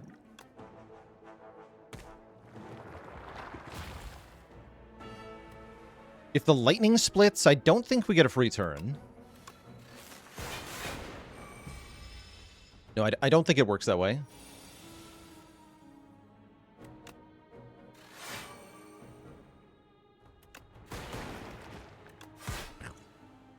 Skip the Momentum Strike to get the Letter Opener instead here. Then weaken the one that's attacking me next turn.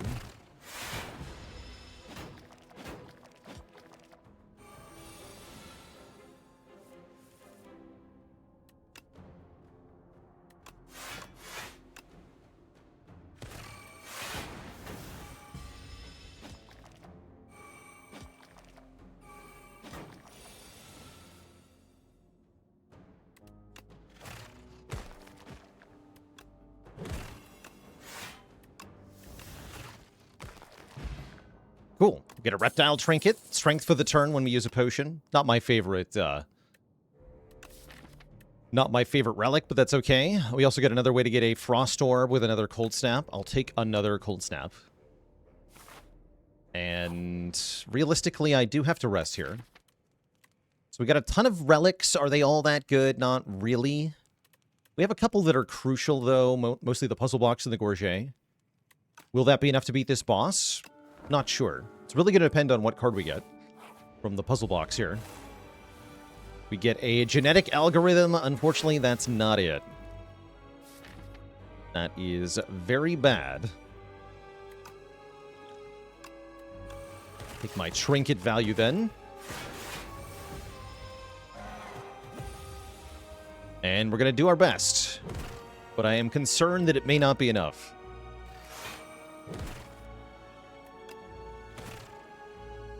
Turbo to get another lightning down sounds pretty solid here.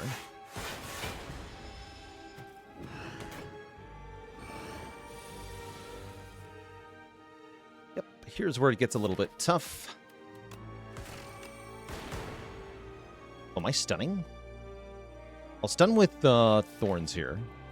I'm okay with that.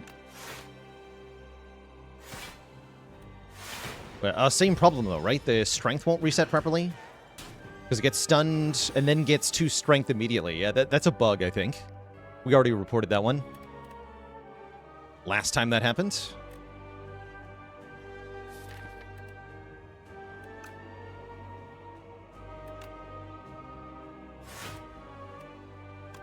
Turbo here.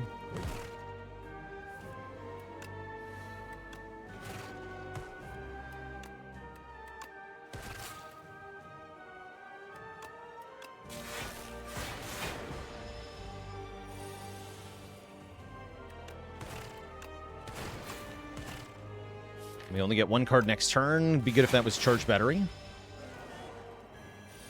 So this ends up being 19 instead of 17 because of that 2 strength that carried over.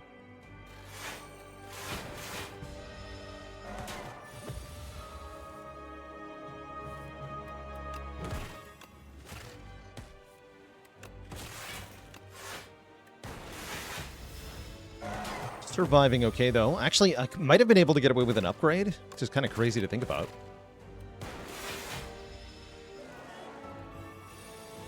No, upgrading would die right now, actually. Yeah, this is where we die if we didn't rest. Fair enough.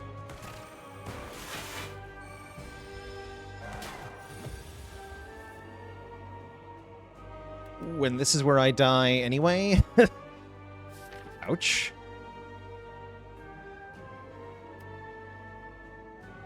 Block 9. Yeah, I'm exactly dead because of the strength carryover. I am in fact dead. So we're dead to the bug.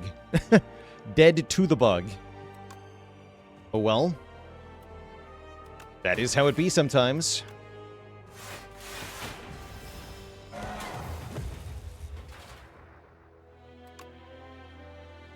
GG.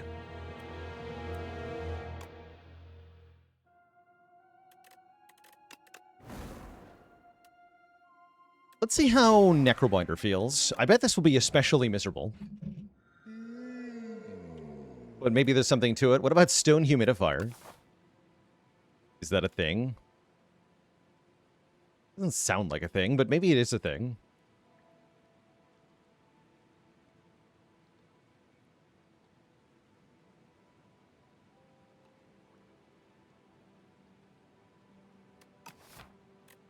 Could try Precarious Shears. That does sound like early death, doesn't it? Well, not necessarily. Shears Underdocs does go kind of hard sometimes.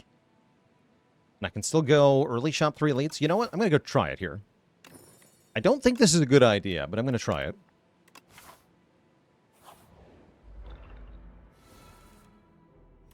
Yeah, the base deck of Necro does have scaling of a sort. With the Bodyguard Unleash combo.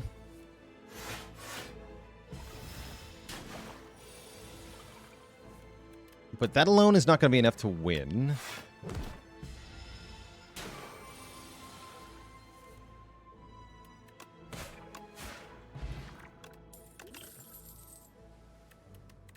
Okay, both Afterlife and Pull Aggro are actually pretty solid here. Let's take a Pull Aggro.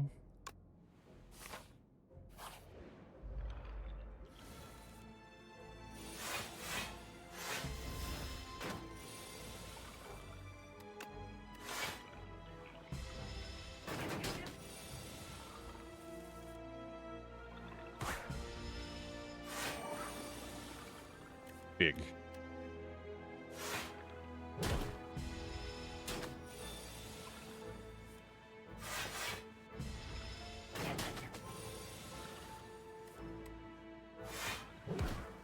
So early fights we can defeat in this way. It's going to fall apart sooner rather than later, though. I don't mind negative pulse. Berkey Goat, thanks for the Prime sub. Welcome to the Cozy Sub Club. What can I actually do with negative pulse, though, is a good question. Maybe it's just Snap. This could trim the deck. I'm going to take Snap.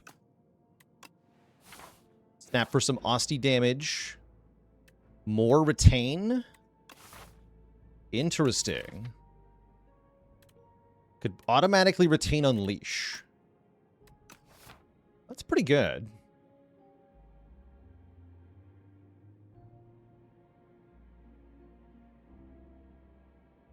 Yeah, that's pretty good.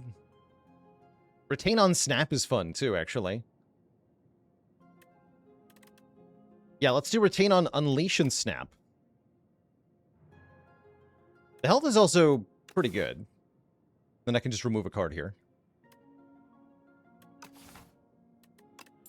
But yeah, I'm going to go Unleash and Snap with Steady. In the unlikely event we end up with Mystic Lighter, that also does kind of work well.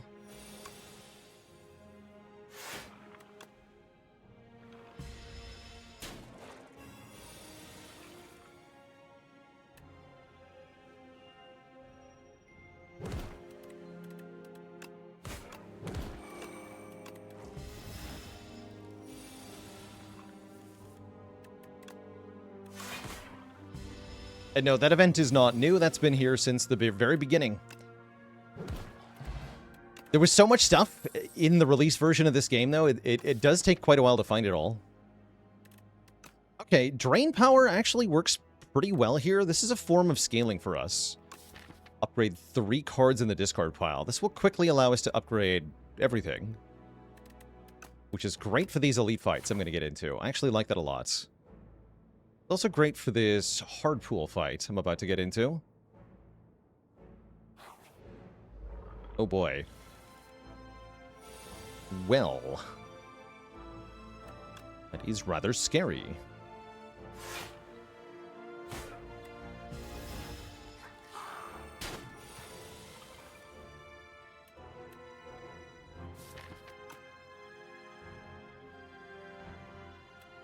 Two guys.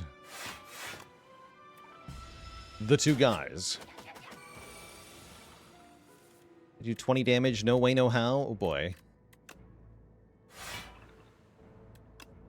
Next turn's gonna be gnarly. Very, very bad.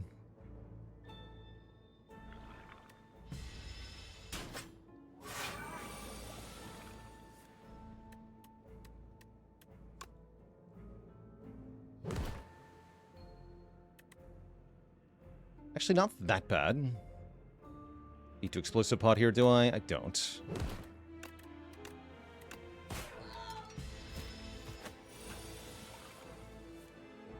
Does hurt, though.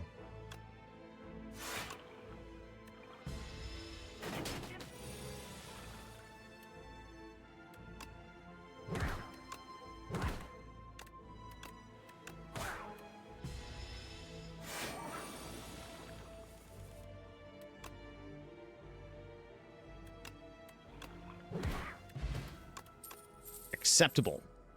Do we take it to file for 13 damage? I don't think we actually do.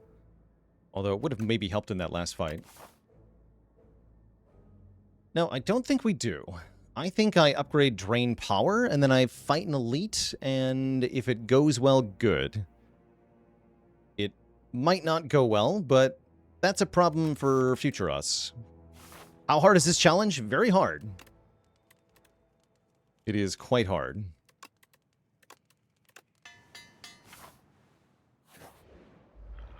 Okay, we have the right potion for this fight at least. Let's get Pull Aggro upgraded, I guess.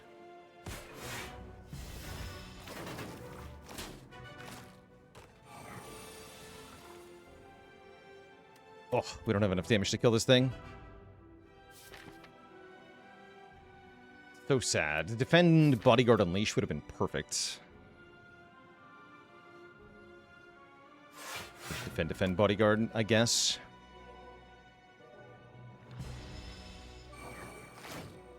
I can correct. Because now Unleash doesn't kill again, but Pull Aggro Unleash does. Okay. There we go. Okay, there's hope. Not a lot of hope, but there is hope.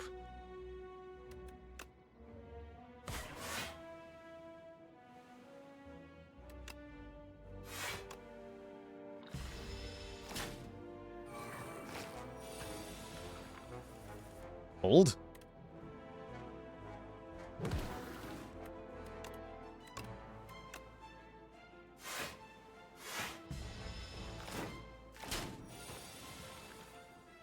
Oof. Hold.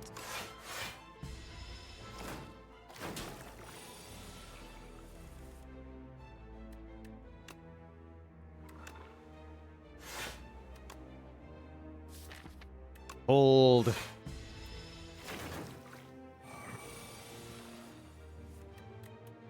And 5, right? Perfect. So pull aggro, unleash. Here we are.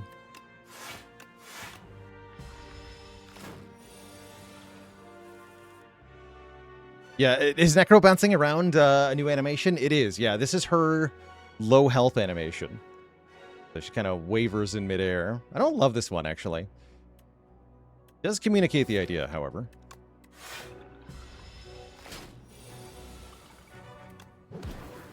Okay, good news is we beat the Elite, picking up a Candelabra to get energy on turn 2. We're also offered a poke, which is perfectly acceptable damage. So I will take 1 poke. Oh no. The thing. The freaking guy.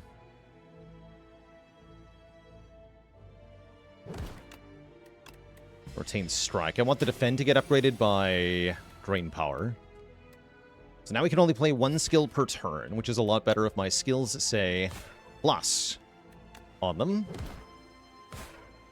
Might as well bodyguard here to make Unleash do more. I probably should have retained my bodyguard to be able to kill. This worked out, though. And then strike here, upgrade with drain power.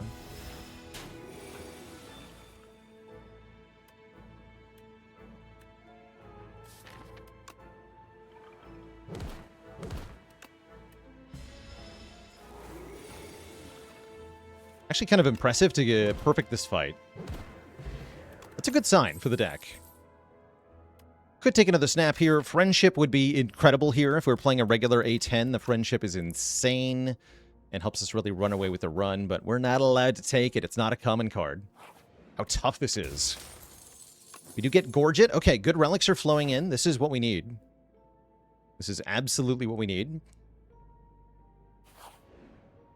And this is also what we need. We either enchant to defend with Spiral, or we take a big heal. I'm going to take the Spiral defend,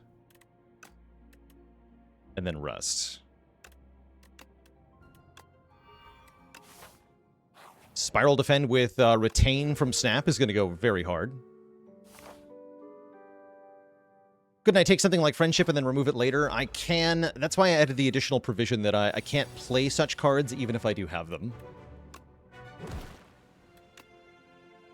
So yes, I could take a card and remove it, but I won't let myself play it. So that we don't game the game in that fashion. Defend. You were the chosen one.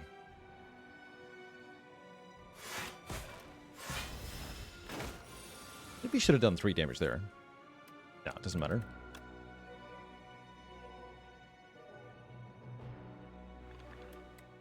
Keep pull aggro in my hands.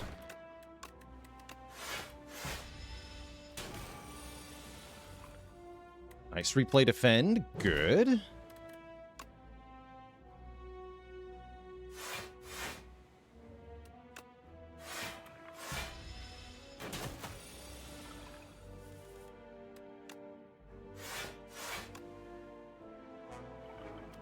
Take 2 here. Nice. Clamp. Okay, these relics are crazy good. Clamp is so good. Letting us keep 10 block from turn to turn. Deathbringer would be insane normally, but it ain't coming. I think we have a solid plan for getting out of Act 1. That's looking good right now. Yeah, the inverse calipers.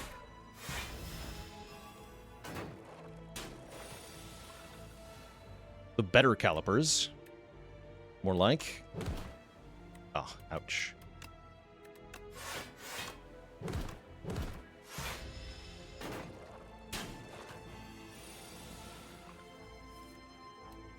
That didn't work out.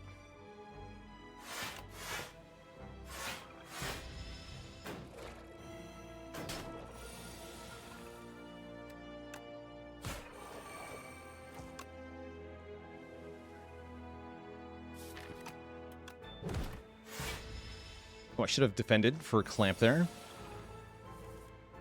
A clamp.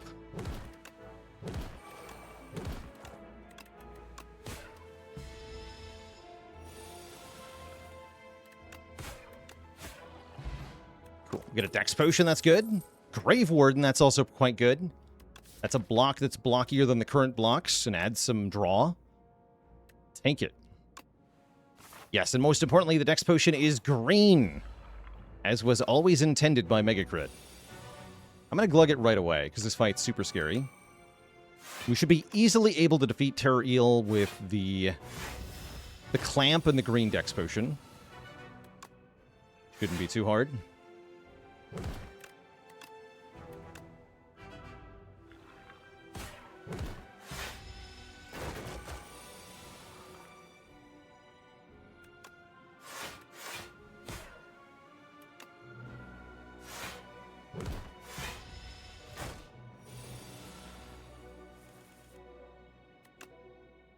Why, yeah, why wasn't it green? That's the question you should be asking.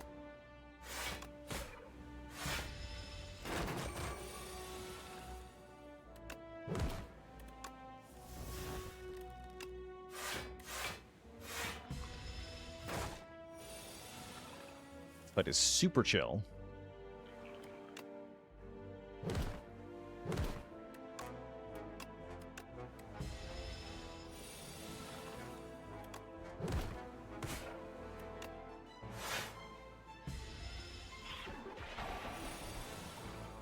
I can just end turn and take no damage.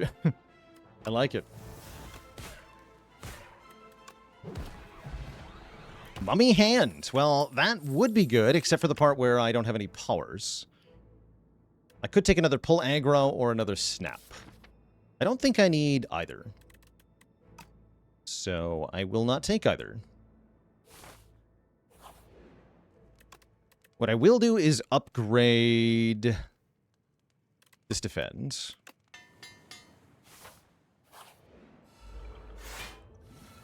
Hello.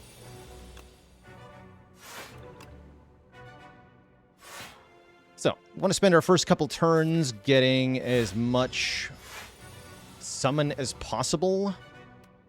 Plus retain on the defend. And a few upgrades with drain power. This looks good. So we already have ways to scale. They're not amazing ways, but they are functional.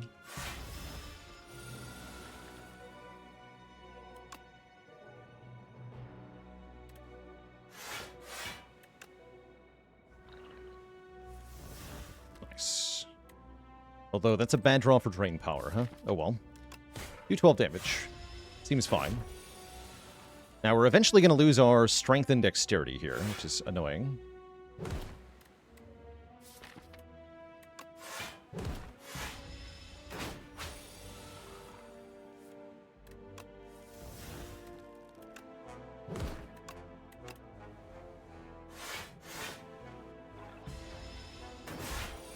Mostly the dex. The strength won't matter too much. Yeah, mostly the dex.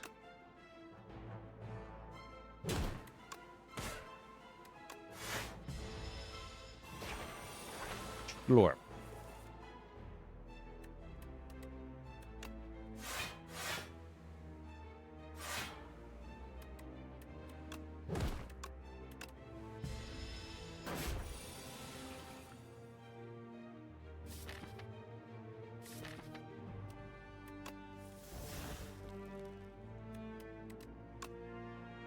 Play bodyguard. Guess I want to upgrade that defend as well. I think so. The defend, drain power. Okay, now everything is effectively upgraded. That's the nice part.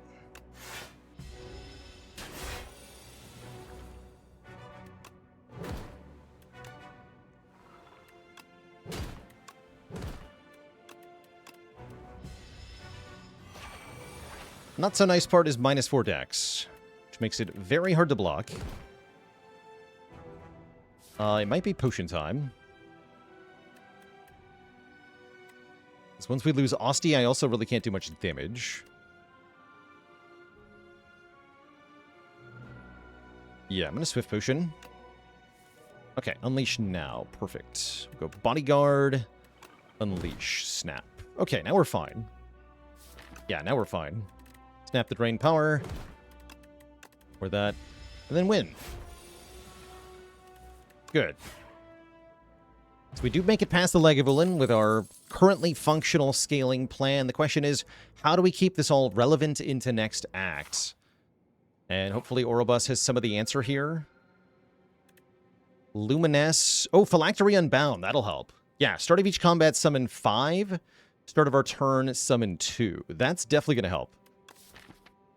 More summon is exactly what we're looking for here. Ironclad cards would let us look at 5 common clads, but clad cards, but I don't think that's going to be very good. I can take full art cards. So here's the thing. Luminescence is not actually a card. At least not one that goes in the deck. It's a relic that makes a card at the start of each combat, and that's allowed.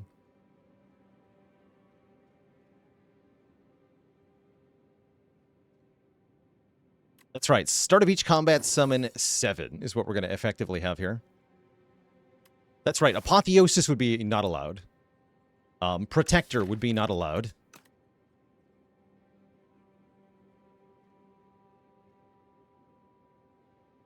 How many elites can I fight?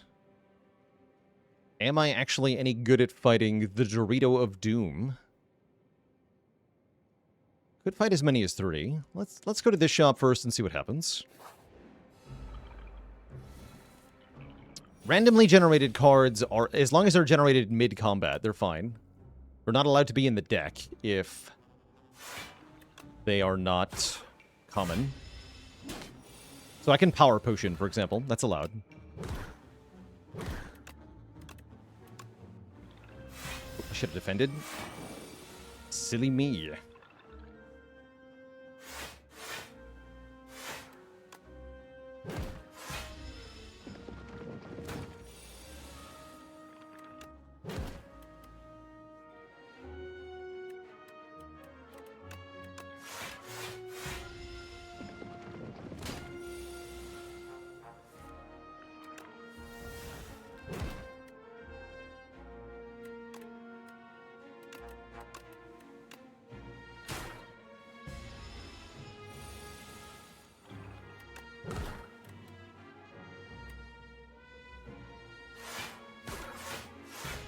Necro does seem somewhat decent at this, thanks to the Bodyguard Unleash combo.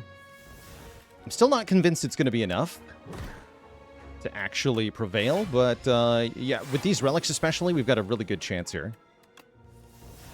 So we'll give it our all here, for sure.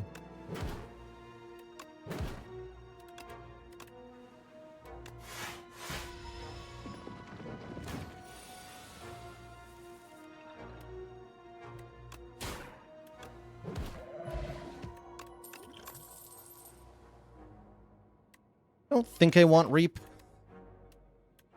No, I don't think so. Less is more here, in general.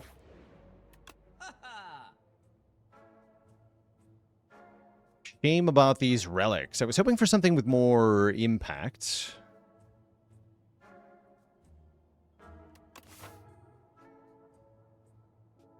There's no other merchant this act.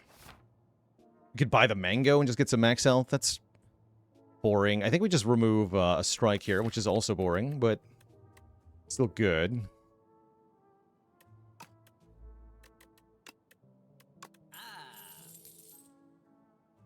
Could maybe buy Afterlife. I can also just pick up an Afterlife from a combat.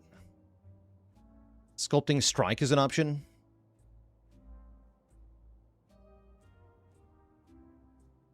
Let's pass on all this. Unimpressed is what I am here. And I want to go for events, but I don't think events are smart because they're going to settle me with a stupid curse card. But maybe we just do it anyway and hope. Hoping is kind of the only way this sort of run will work out, but we have a very good start. Now we'll go one event. Too many events is too risky, I think.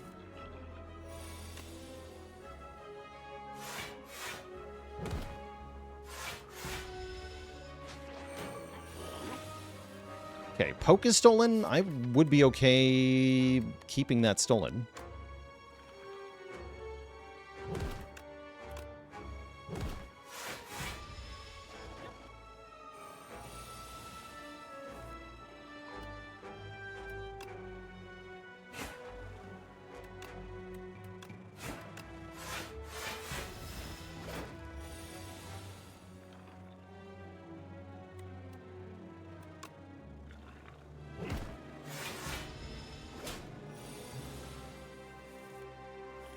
Dare escape me.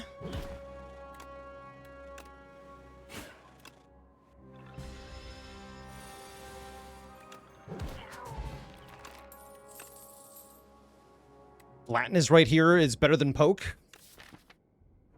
Yeah, let's swap poke for flatten. That's just better. I could take them both.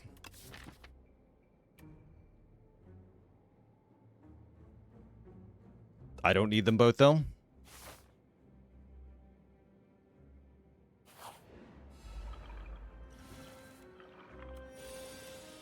Yeah, I don't think I need both.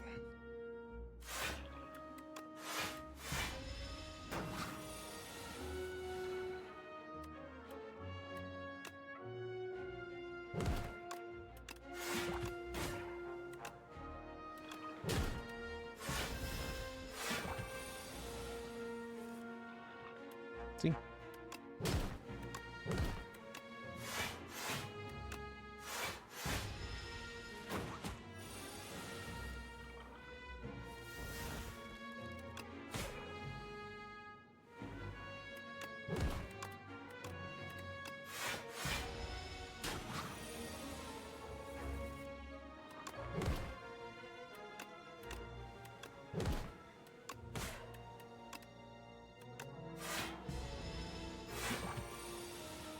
Lore.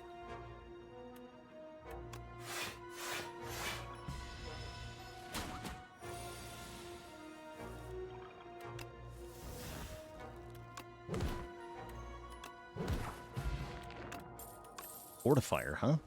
Invoke as a common card. Next turn, summon 3 and gain a bunch of energy. Yes. Yes, it will take that. Also going to take the Fortifier over this Flex Potion. Chagat, thanks for the Prime sub and 8 months of support.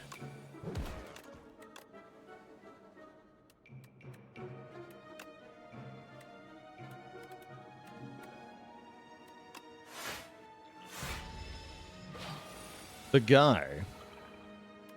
It's alright. We have answers to the guy.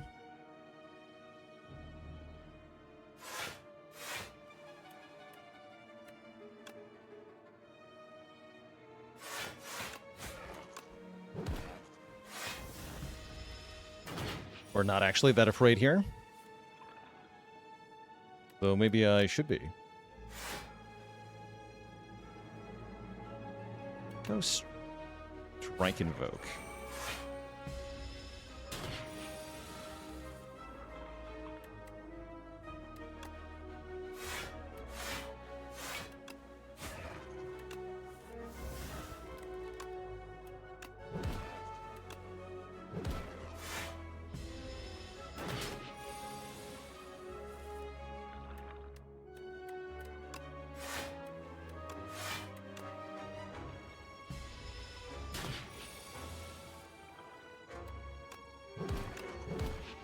Clean. In fact, we haven't taken much in the way of damage in a while. If we want another way to add to our damage, we can consider Fear here, which can give us vulnerable. That's a little bit tempting. It's a little hard to pay for it, is the problem. Still seems like something we might need. And I can upgrade it right away. But I was thinking of upgrading Flatten. Yeah, we can't retain the Vuln. It's not that good. It also might be our best bet. I'm not convinced. I'm gonna skip it.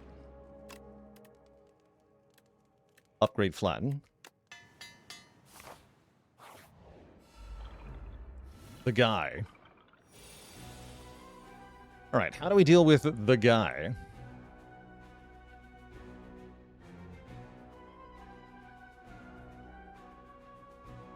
I'm Kunu, thanks for the raid of 11. Welcome, welcome. Yeah, it's definitely time to start glugging here. Decent enough to turn one glug, right? Yeah, we'll turn one glug.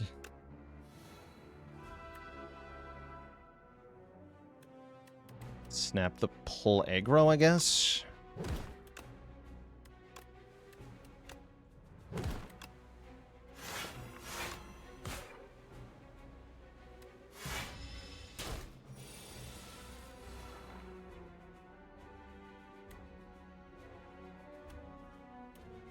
What a terrible turn.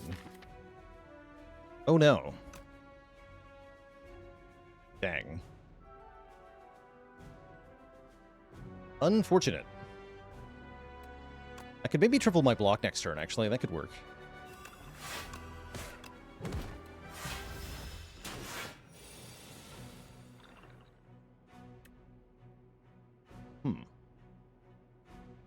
That actually works out pretty well, right?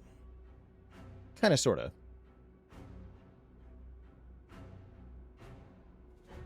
Seems good.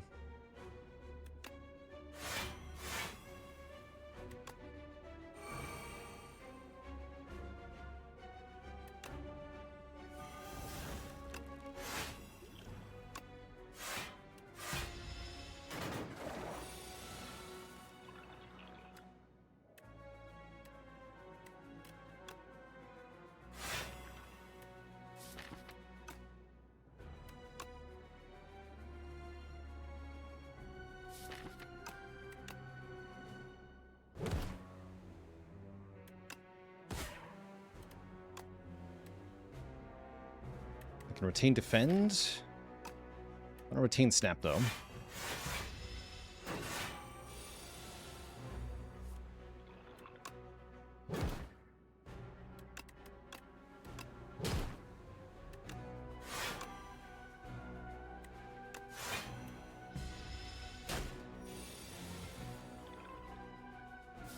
We're cooked.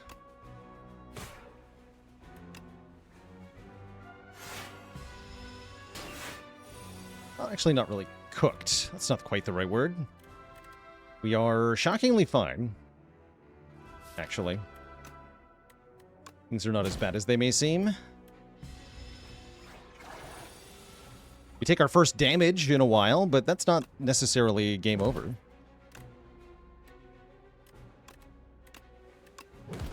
Not by any stretch.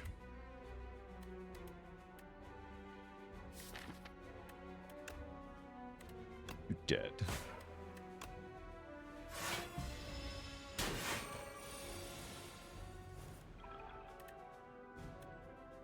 Okay, just gotta hold on for one more turn here. Okay, we win.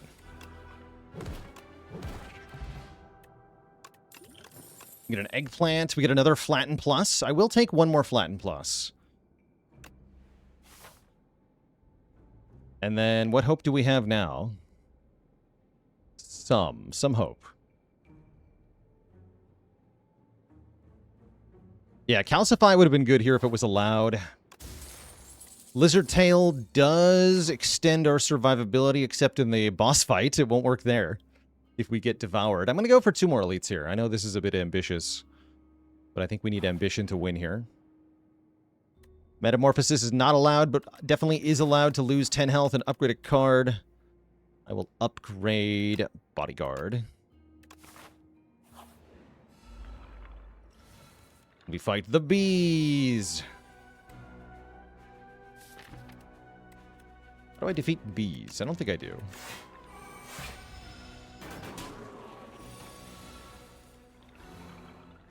Fighting bees would be good here.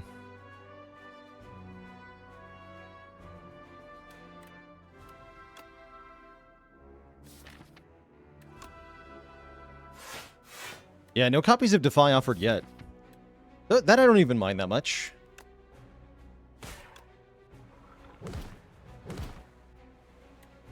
I think the strike is worth playing.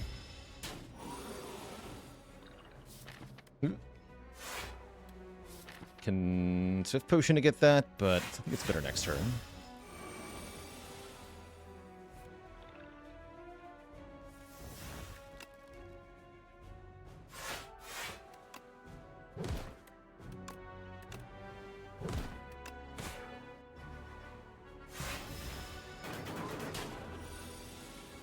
Okay, that hit we live. Okay.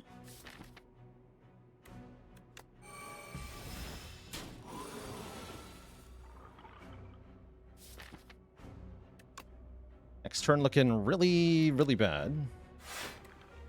No matter how you cut it. Seems tough. Seems like I may need to Swift Potion now then.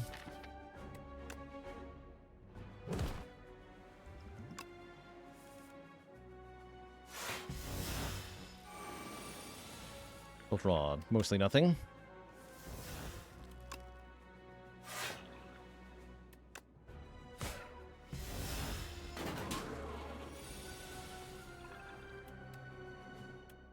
So close.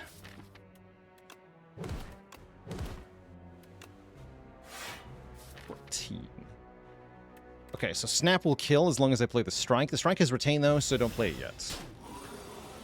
Perfect. Okay, we lived through the bees. Don't have much in the way of health, but we do have the Book of 5 Rings, which will heal me if I manage to add 5 more cards from here, which seems kind of like a long shot. So I think we're in for a bit of trouble here. We do have the Lizard Tail, though, so we're actually unlikely to die. We do seem likely to suffer somewhat here. Actually, that's not bad.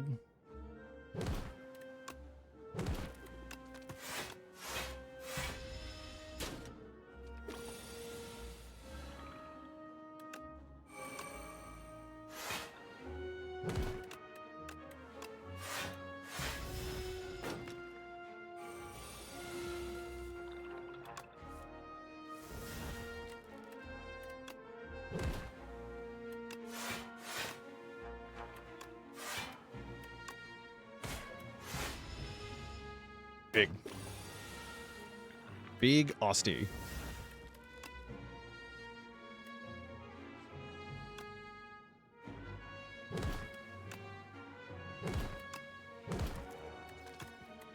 Huge.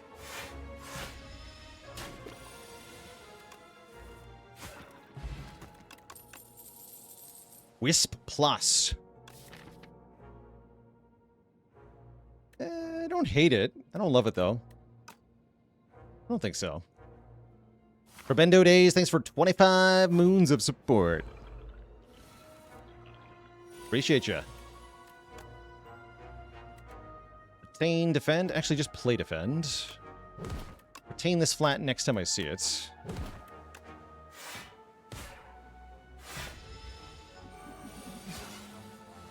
Good.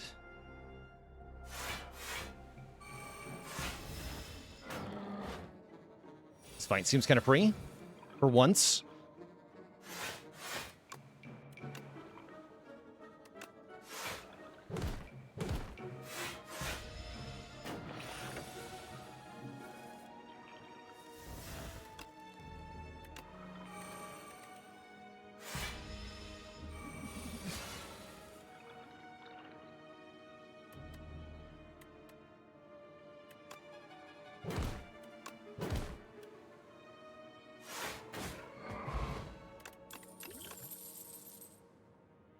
Poke is back. Pulse is here.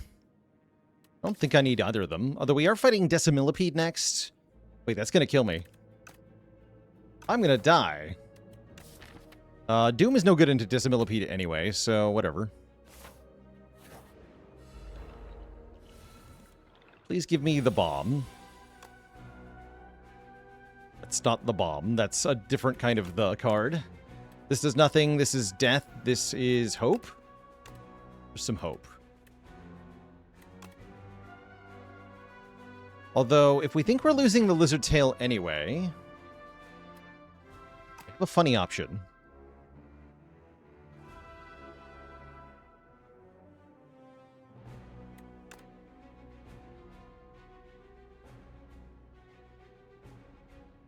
I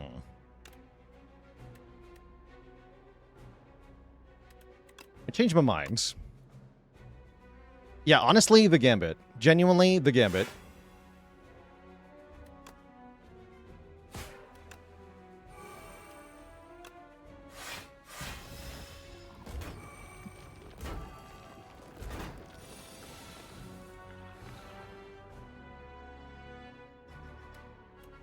So why the Gambit?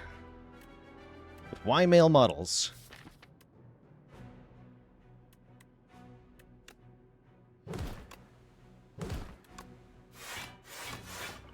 Can we block this easy peasy?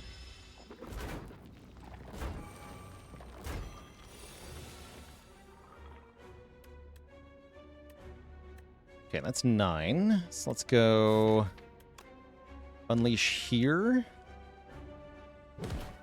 Brain power here, and then soul power. Cool.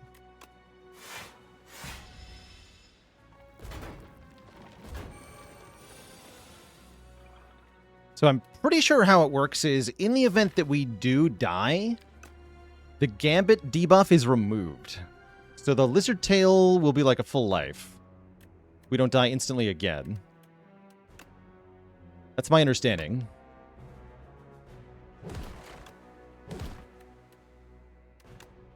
I don't actually know if it works that way, for sure, but I think that's how it works. Doom is not removed. That's right. Yeah, Doom is not removed.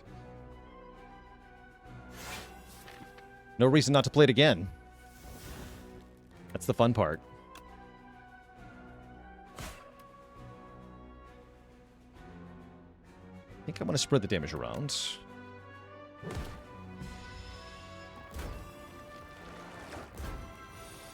Other debuffs are not removed from Tail. No. How it works? It's not Tail that's doing it. It's the Gambit removes itself when it activates.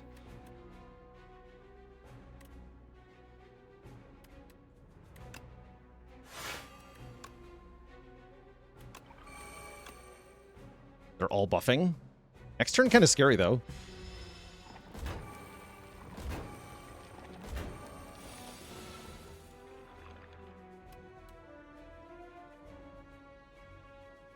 Yeah, we might not actually get to find out. That's the funny part.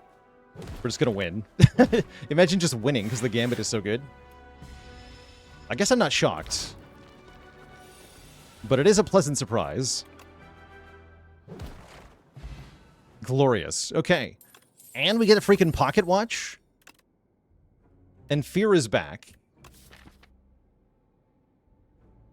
Do kind of need the Fear for the boss, don't I? I feel like we're going to lose this Fear a lot of the time. Let's try it, though. Get the Vuln, upgrade the Vuln.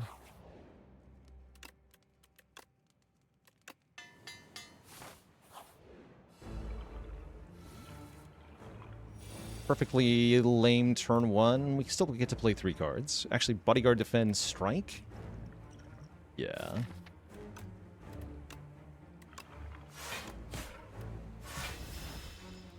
Lord. Frantic escapes are going to be a real problem.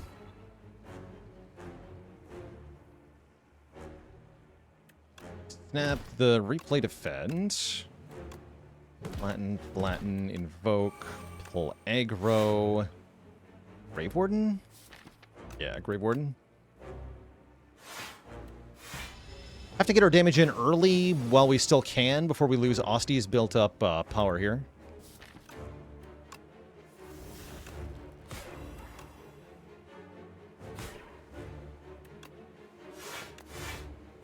That Vuln is definitely putting in work. Nice 8-card turn. Okay, definitely play Fear every time we see it. Double Frantic Escape sounds good. This might work. This absolutely might work.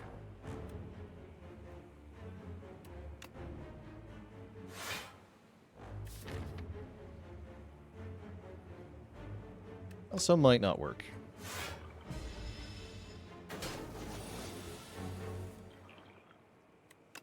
Unleash. Unleash. Latin. Invoke. Defend. Makes next turn pretty scary, though.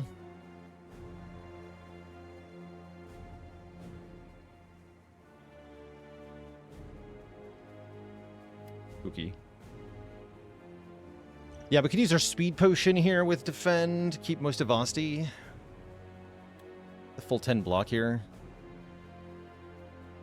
That's right. Lizard Tail won't save us from getting devoured. We have to keep that in mind.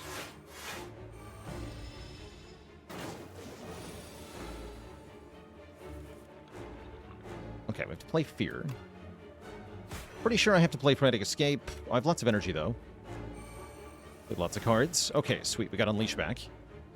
Oh, this worked out great, then. We can go Bodyguard, pull aggro, Unleash, flatten. Super strong. We do, in fact, just win. Nice. Very nice. Okay, the Fear ended up being better than I expected. We are rich. We are not taking a rare card. We are taking something from Darv. What's up, Darv? Darv is offering me Snecko Eye, Astrolabe, or Empty Cage. Interesting. I don't think I want Snecko Eye. Cage sounds fine. Remove 1 strike and defend. Snecko is a little too risky. And Astrolabe is even more risky because we transform into things that are not common cards. We can't take those.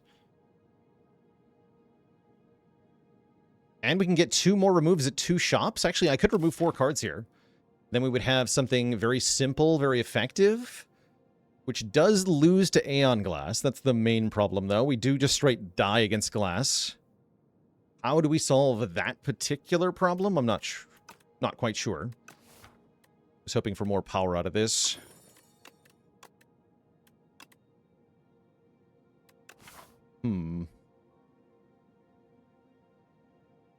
Concerning. Yeah, we're going to need a really good potion or something.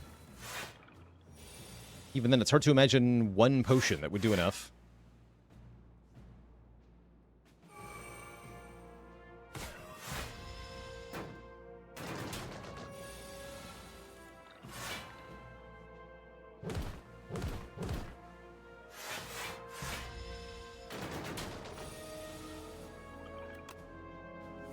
Oops.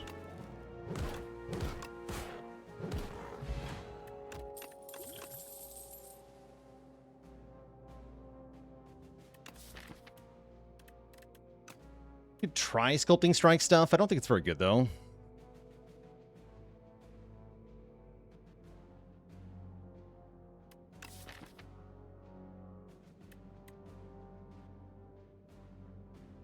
Yeah, it's a relatively bad way to get rid of Withers.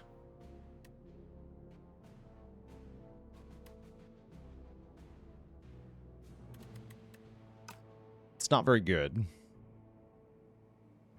Yeah, we're gonna skip that.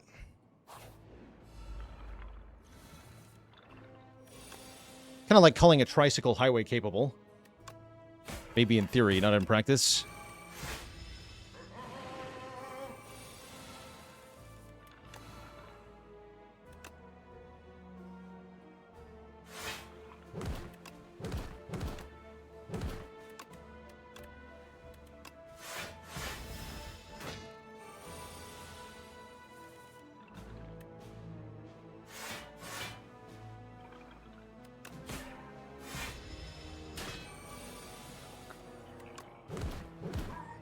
Okay, beating that guy is a good sign, though. This does help. With the free upgrade on it, we'll take an Afterlife plus. And what do you got? Merchant. Tent is here, but what is Tent actually doing for us? Is a good question. Not much is the unfortunate answer. He set sort of helps. Also not exactly. Thankfully, we can go to another shop, which I guess I'll probably do. The candies add powers to our card rewards, which we are not allowed to take. So this is unfortunately entirely useless.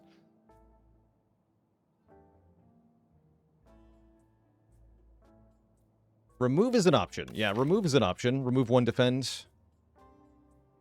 Totally valid option. We can do that at the second shop, though. So the question is, do I buy tent or no? I think I do, actually.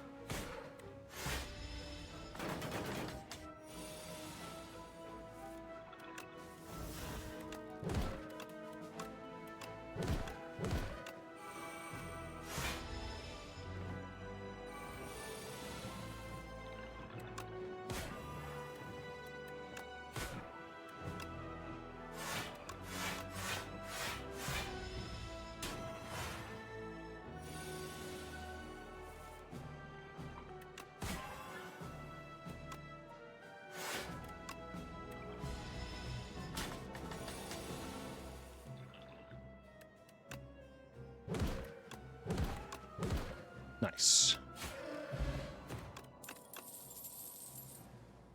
Take another Grave Warden Plus. That's a pretty good block card. And we don't want to go to the shop, right? No, no way. Or to the event, rather. Events are scary. Oh, here we go. Damage Relics, Parrying Shield, and Letter Opener. Would that I could buy both of them. Dang it, Tent. There's also the Waffle. But yeah, Shield should be better than Letter Opener into Aeon Glass specifically. We'll definitely buy the Shield. And I guess a card remove. But yeah, I would love to buy this. We can also buy a potion. Dex potion's a little bit tempting.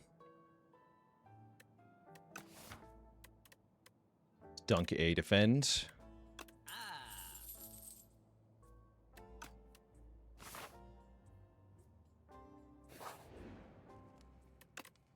How's it going, Lasura? Nice waffles. We can do both, right? Can we make Wither's Ethereal? Yes. It's kind of like trying to bail out a boat with a teaspoon, though. You can, but you shouldn't.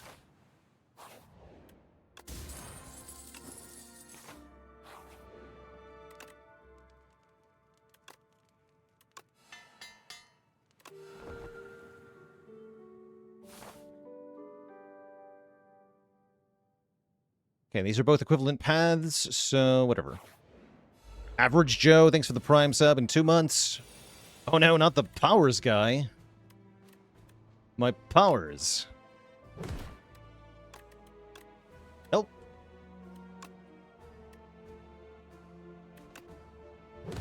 Actually, just play all the attacks. Or a Calcum go.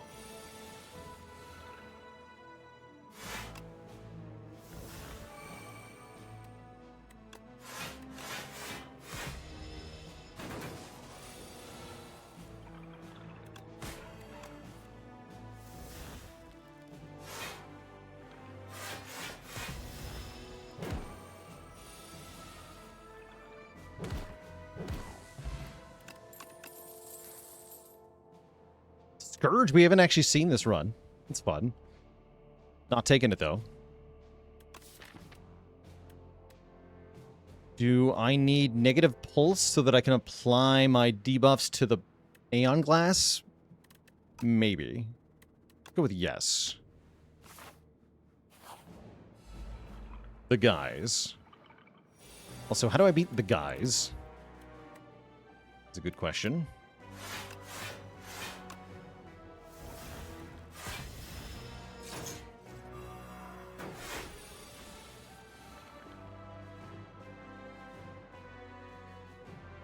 I'm going to attack potion. No, I'm going to fire pots. Don't mind having everything made ethereal, at least. Having my upgrades taken away, though, that I do mind.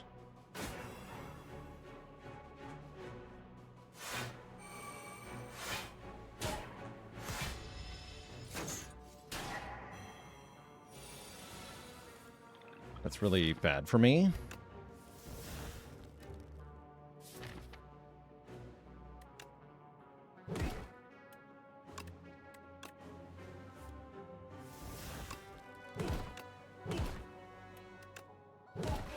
Good.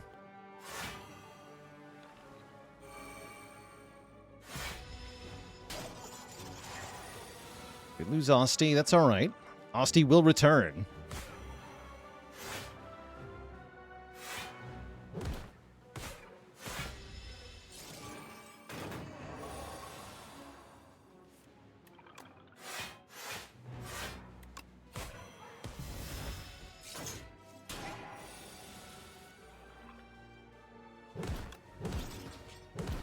Nice.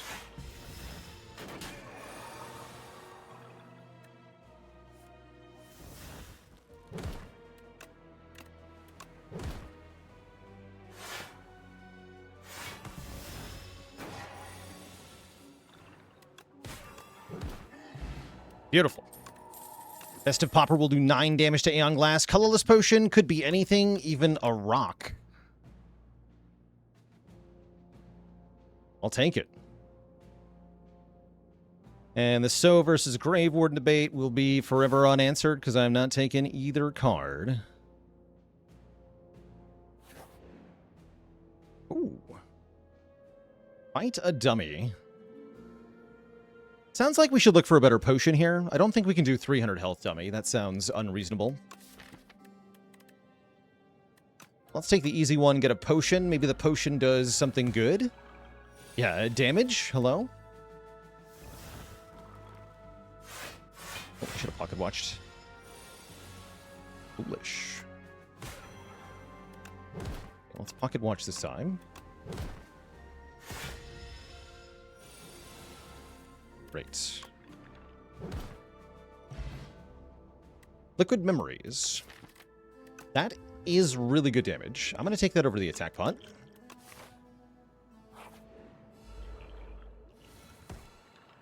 It's not a power potion, but it is very good.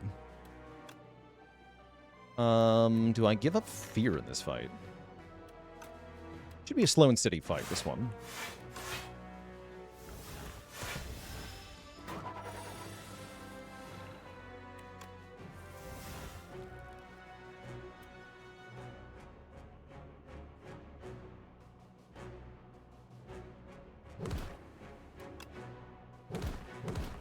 Colorless Potion into Splash into Flak Cannon. I love it. Brilliant.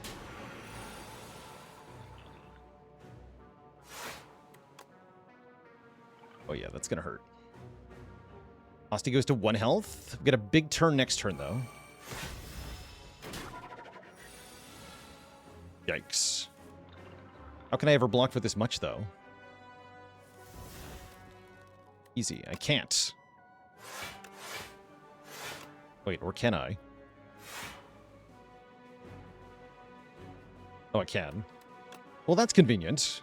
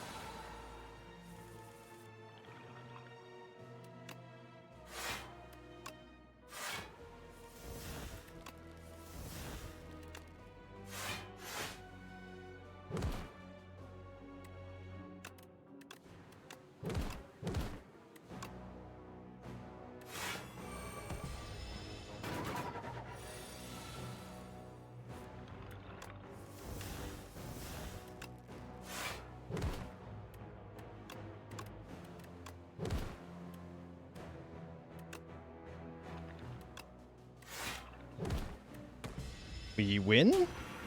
We win. Okay. Get Centennial Puzzle. Blessing of the Forge is no good. We can take 1 more negative pulse. I don't think that's very good either, actually. Probably skip. I do get a heal if I take the card, but that's irrelevant. So, yeah, whatever.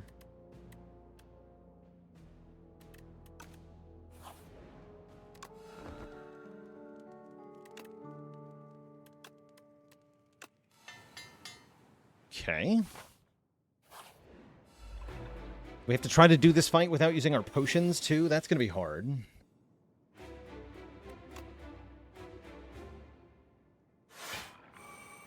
How do we do it?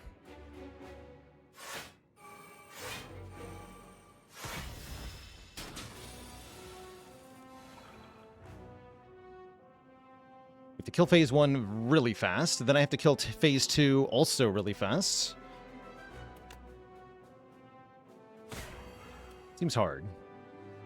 Go Afterlife, then Unleash. Flatten. That actually kills it.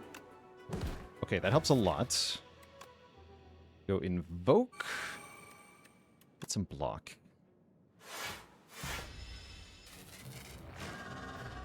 Yeah, good turn.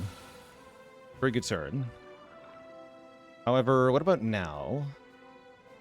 Now it seems like things are bad.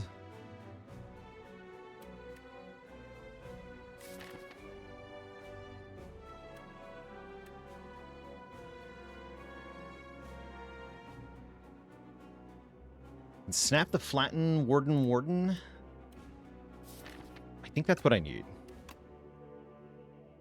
Yeah, snap the Flatten, Warden. We need to draw with Pocket Watch here.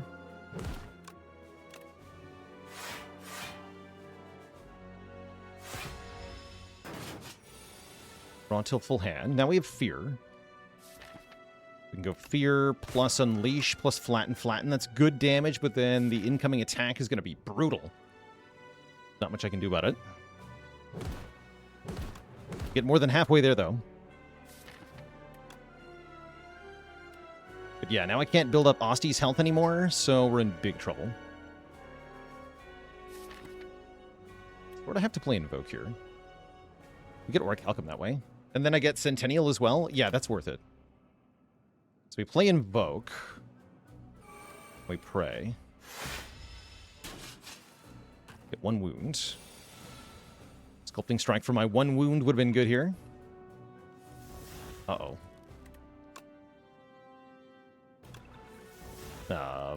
Balls.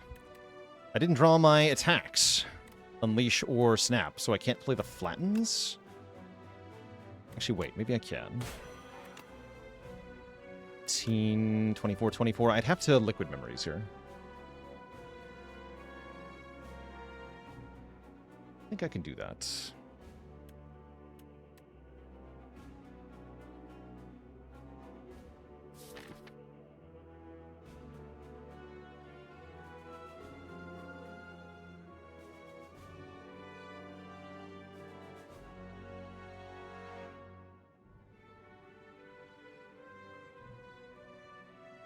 Yeah, can we block? We can block for 20 plus 16, 38...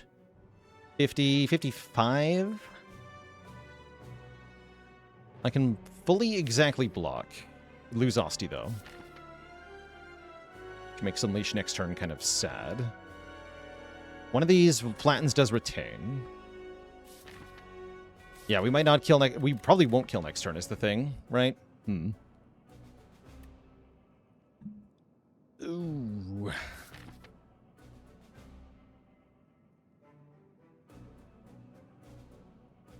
I'll only have 3 energy. So what's our max damage next turn? This is a base of 10? No, 9 plus 2, right? 11.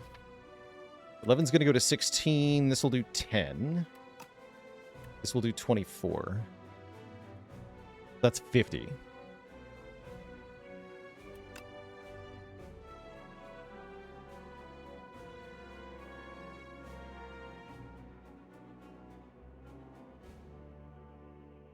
So I'd have to do 26. I do 24 by playing Drain Power.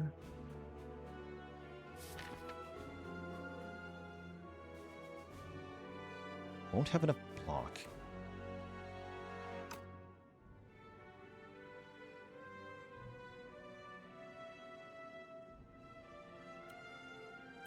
Could also do 18 plus 24 plus 48.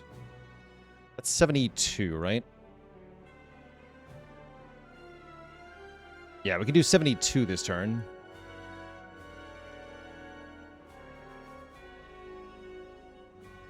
That's counting the shield.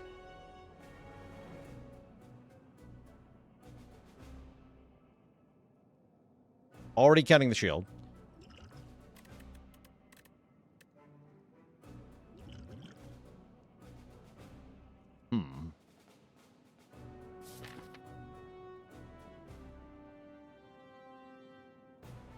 Yeah, we're just a little bit shy. Looks like we have to use a potion here, then.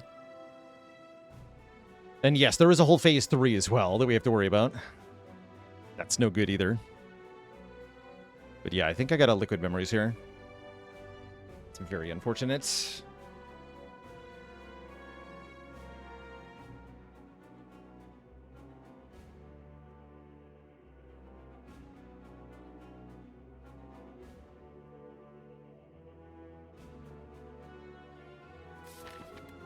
We can take the hit if we think we can perfect phase 3. I could if I didn't have a dozen wounds in my deck. But if we take the hit from this thing, we are going to have so many wounds. So I don't think that's allowed either.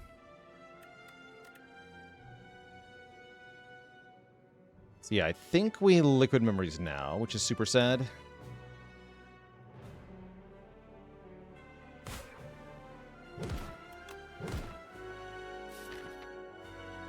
Memories on Latin or whatever. No matter. Play one Grave Warden.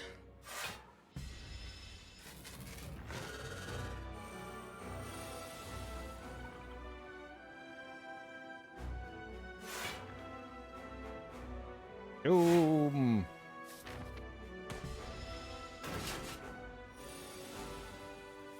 Oh, we bottom decked Invoke too. That was tough. Oh yeah, we're just cooked here.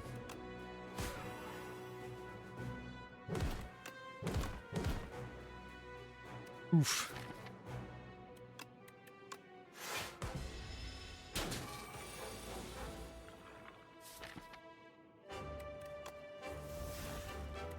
Very tough.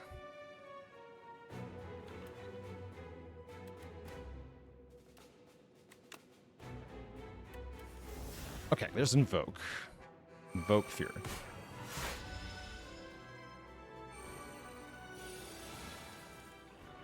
Worth it, though? Not really.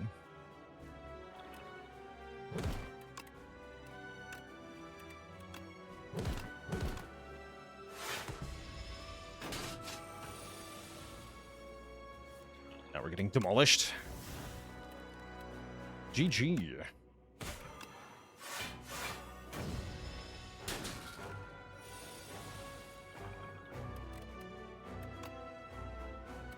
Solid attempt. But definitely not good enough. We might actually win this fight. If it was Ascension 9, we'd have a win here. Well, I say that, but it's intangible and gonna kill me. Help.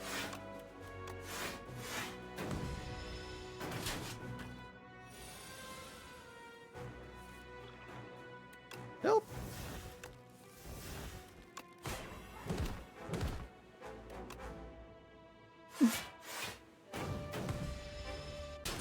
GG. A good try.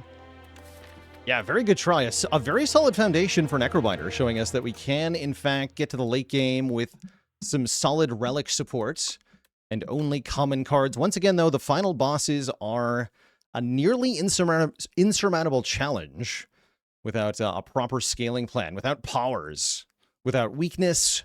It's tough. Not impossible, but tough. GG. Yeah, super tough with only commons. Super tough. Now, I didn't want to try with the colorless potion. That just leads to a hopeless Aeon Glass fight. I guess it was already hopeless, so we might as well, like, get there, but nah. Not gonna bother going to that game state. Let us indeed switch things over to some MT2 for the second half of today's show. I would love to do some Monster Train runs. These attempts were fun, though. You know, sometimes it's really instructive to see how far you can get with limited conditions, and this was a really good showing for Necrobinder. I'm really proud of 0 damage Soul Nexus, especially. That's a really good showing for the deck. In fact, we were very good in Act 3, right up into the end. 99 damage test subject. Ouch. Ouch. Insane. Actually insane. But yeah, that'll do it for now, chat. So I'll be back in a few minutes. Gonna refill the leg, stretch the water. When I return, we'll play some MT2. BRB.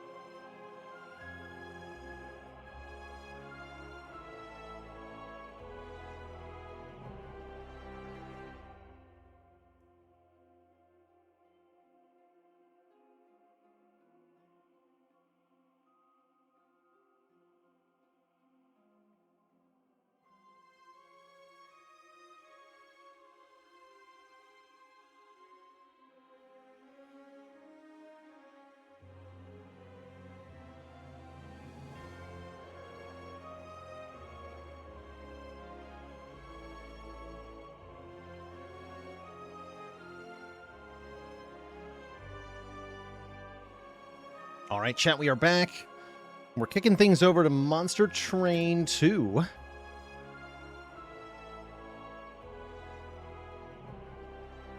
Making some progress in our quest to beat every clan combination in the entire game, which is many. Many, many.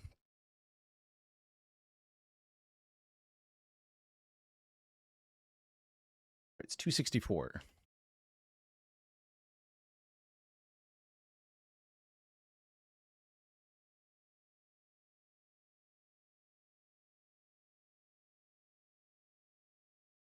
Favorite clans in MT2? Stygian and Wurmkin, I think, are my favorites. Lots of fun stuff those clans can get up to. Let's see, we've been using the Bone Shaker. That's right, the MT1 train. We also have Dante's Chambers. Rock and Roll Heaven. For the Hall of Experiments. I like the Bone Shaker just fine. So we're going to start a new run here with the Better Random mod, picking a random primary clan, a random secondary clan, and a random Pyre Heart. In this case, we have Wurmkin plus Awoken, so I'll be able to show off what it is that I like about the Wurmkin, which is that mostly that they're extremely broken. And I see the Pyre of Entropy is here again as well, giving us a Vengeful Shard after each battle and improving our overall card draw. Not terrible. Not great, though. Yeah, not bad. Let's see, what champ variant can we get? Friendly units do more damage per echo, or when I gain an echo, that's the Inspire keyword. When I gain a charged echo, aka whenever I play a card with a purple aura, of which we have quite a few already, 10 out of the starting 22 cards. We'll take Decayer. I think that's quite a good variant of Spine Chief. And I like the Ember Staff with Pyre of Entropy. If I play 3 different kinds of cards in a turn, we get an energy and draw 1, which can help managing the shards a lot easier. Sure. Not a big fan of Notice Stone.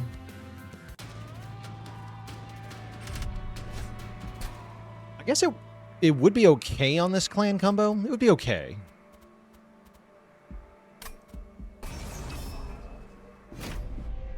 Should maybe thought about it a little harder.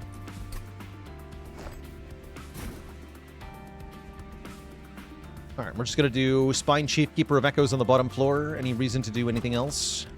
I don't think so. And then these guys will go up higher. We're able to apply Reap on the bottom floor, and then everything should just die.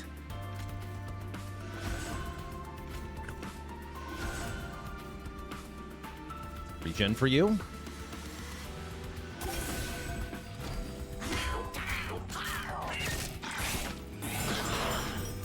So Reap is a status effect that does damage at the end of turn equal to the number of stacks of Reap times the number of charged echoes on the floor.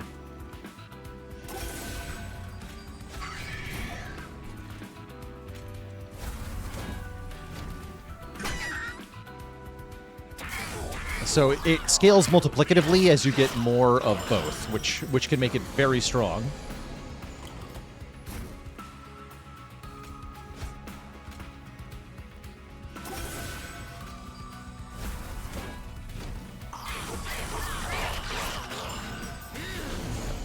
But it only ticks once per combat. It's not every round of battle. Makes it a little bit less good. Still pretty good.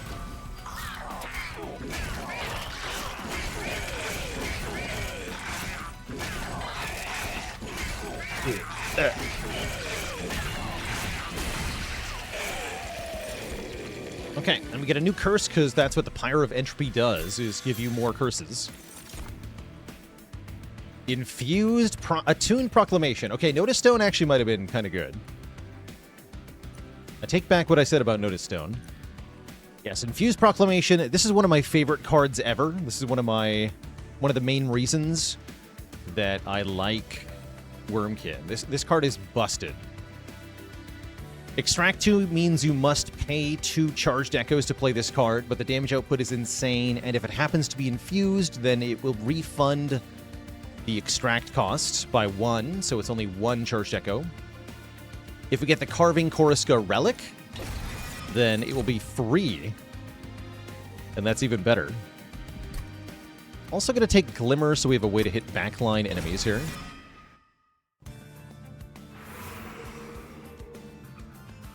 And yes, Infuse happens before you pay for Inspire. That's right. That almost makes me want to invest in the Merchant of Magics. This with, like, Spell Chain and Spell Power is really strong. Really, really, really strong. And becomes a really good duplication. Also, I don't really want to look at Awoken banner units, although there are some that are pretty good, I guess. Get more Wurmkin units. Double stack. That's no good. It's okay on Shelter, maybe.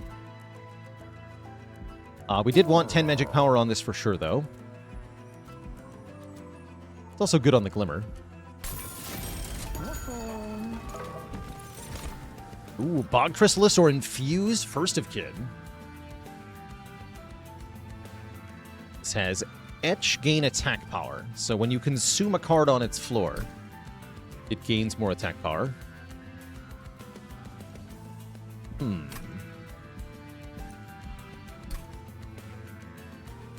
Bog Chrysalis is better with a Keeper of Echoes.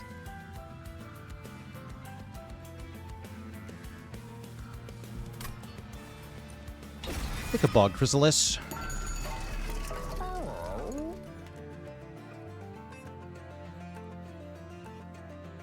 Why do I think the Regent is the only one who won Common Sense? It just got lucky first. I don't actually remember how we won that run. But I think it was just the first character to get a lucky run. That's all. Debating paying for a reroll here. Again, looking for Spell Chain, especially. Also, the Consume upgrades have become good now. But I'm going to another Merchant of Magic, am I not? We could go Merchant of Arms. I wouldn't hate that either, actually.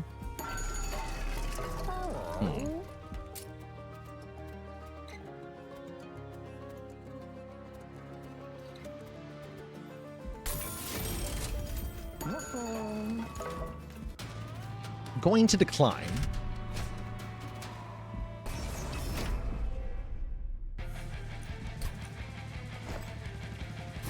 Okay. Got waves of hostile enemies, huh? I think in this case we just deploy up top. Same strategy. Our unit plus our champ are strong enough that we should just be able to win. No problem here. We can also have Shield Steward Bog Chrysalis here, I guess.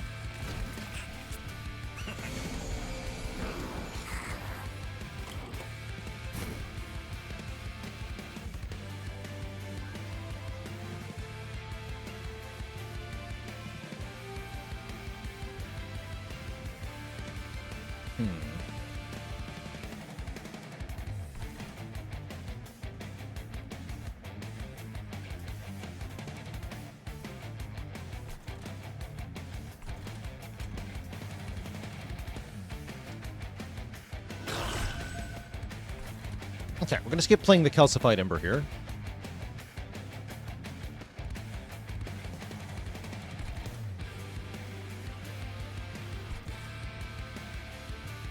I might want to play Sharpen. I think I do. Sharpen on this guy kills these immediately. And then 2 of these. That's pretty close to ideal. We can also sharpen the Spine Chief for pretty good results. But that won't prevent damage to Spine Chief. This will. Pick 2.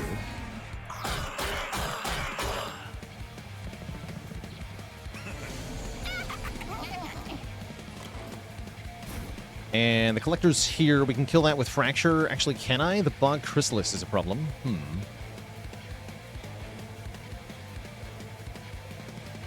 Maybe I can't, because we have that.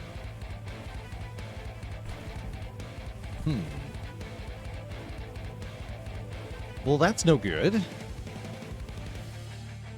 We could save the steward. That's not going to let me kill the collector, though. Yeah, bummer. I shouldn't have played the egg. That's the takeaway here. Minus 50 bucks. And the reason we can't kill the collector is that the egg will absorb any charged echoes at the end of turn, so the reap will not work.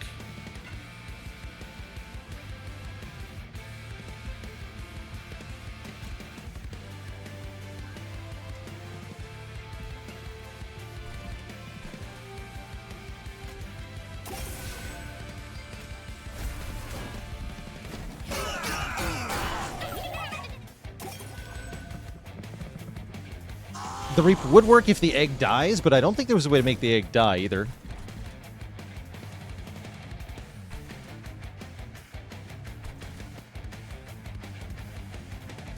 Okay, we have to do some stuff up here.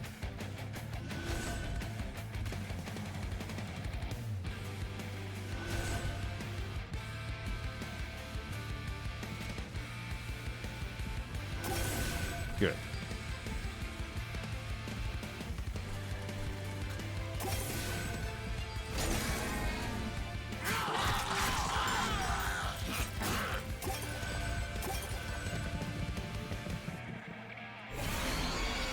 Is what, 2 shell on this egg? Is worth trying to do? Probably not.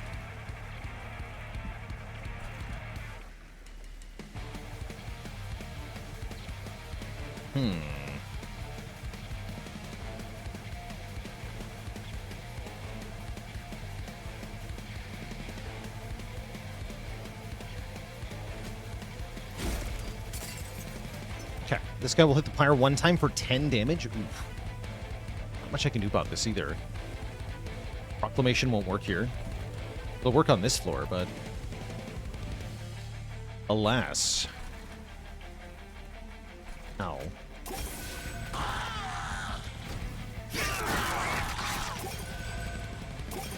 Oh wait, he hits it twice. Oh heck.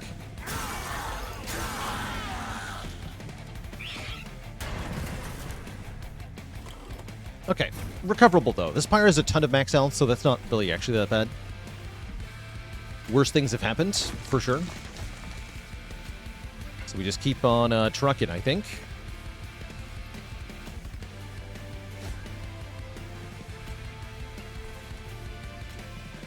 Get some armor. How's it going, Aaron W? No wins today, unfortunately. So there were some really good common-only attempts that got very close to winning, but yeah, no wins. Also, do I actually win this fight? I do. I think. I hope. Yeah, okay. Okay, that was unfortunate. Could have done that differently. But we're still in it. That's what matters.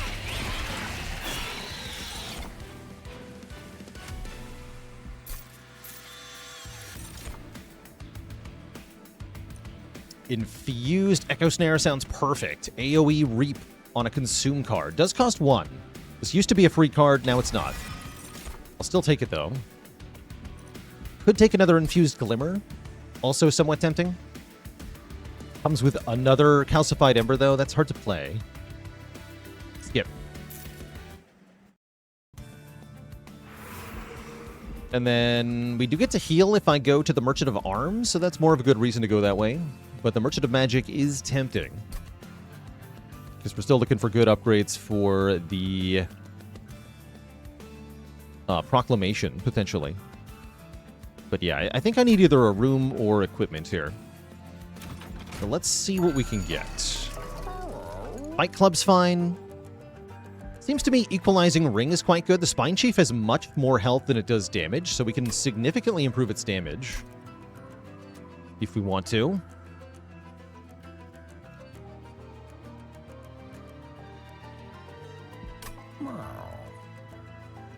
And the meat shield helps keep it alive. It's not a bad idea.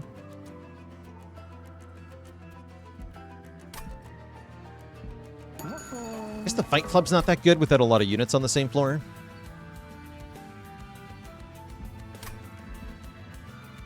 Let's look at the alcove first. Yeah, let's look at the alcove first. Send me to 1 hit point. Oh, it's Garfield.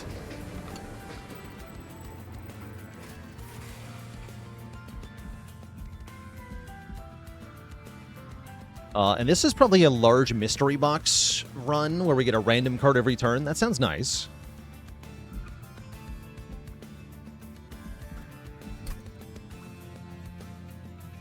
Yeah, that sounds nice. What's in the box?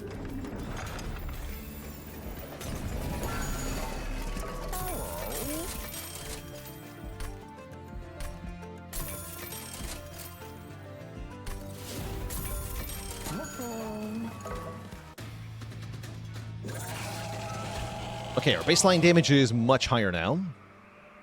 We're dealing with corruption fleshlings, which is super annoying. You don't want to get kill credit on those. We're going to have to, though. Whether we like it or not.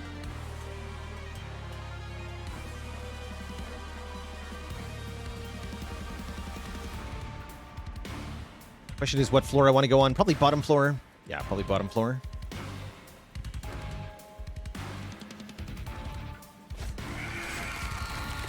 With your fancy equipment and your friends. And then your job is to turn 1, distract the boss.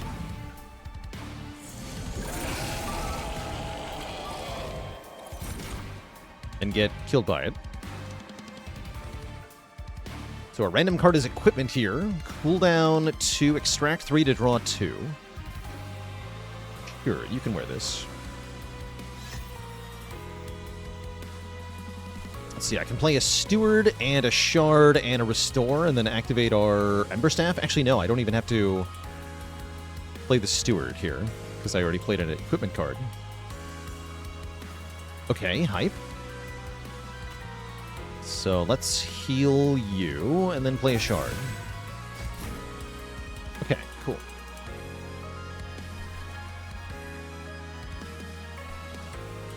And I guess he wants spikes on the Chief?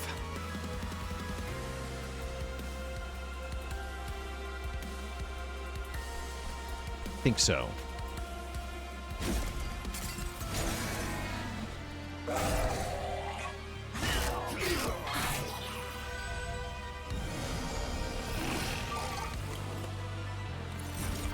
Okay, nice.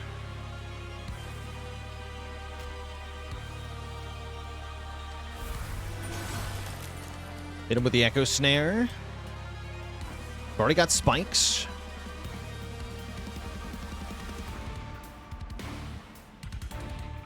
If I play the Shard and the Steward, I get another card. We can play either Fracture or Shelter.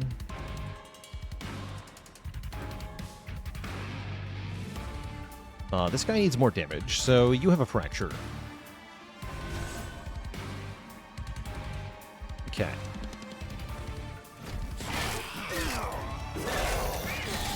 Oh, that does give me Corruption. I see. That explains why that guy wasn't dying. Because the Fleshling got made mid-combat round. It's annoying. Awakening Thicket. Friendly units have 20 more max health and restore 10 health on resolve. So that'll be another 10 health per turn on the bottom floor. That's kind of important. Yes, that seems important.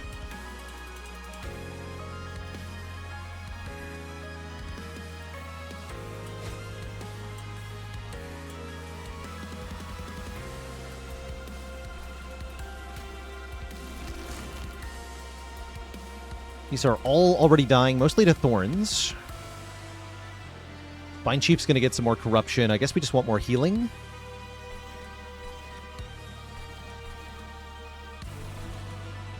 I get a bonus card if I play what?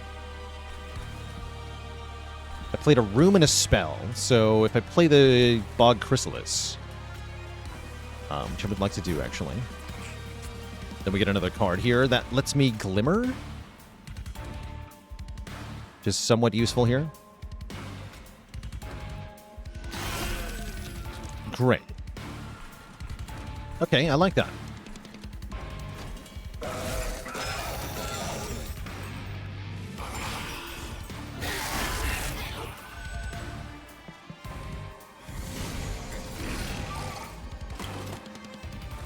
Okay, a couple problems on this turn. First and foremost, these guys up top. Looks like Proclamation solves the problem down here, though. Let's do this.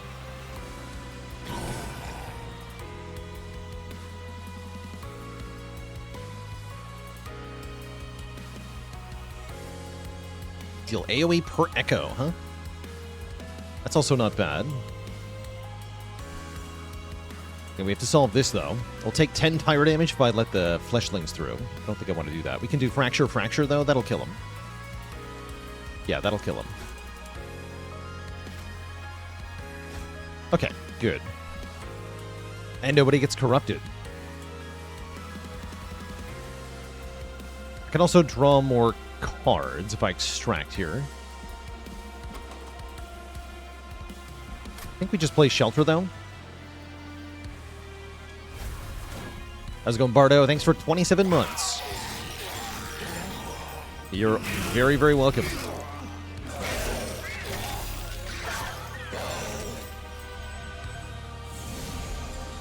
Oh, that's a scary wedge. Oh, no. I'm dying. I see. Dying is bad here, right? Yeah. Definitely. Concerning.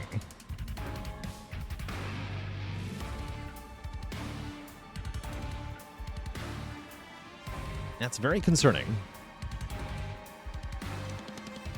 Only one wave left.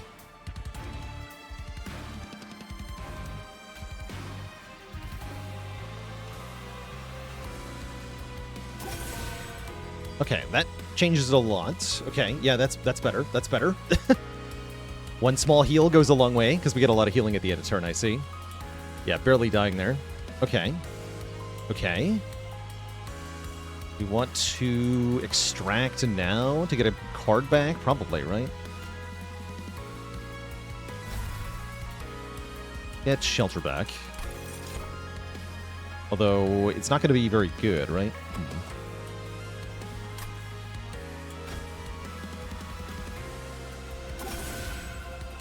It's something. Yeah, it's something. We'll take 3 here.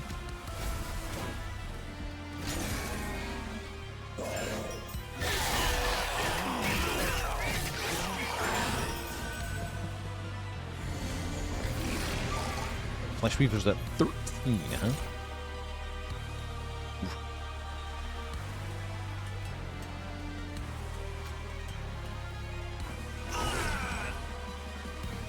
Spicy.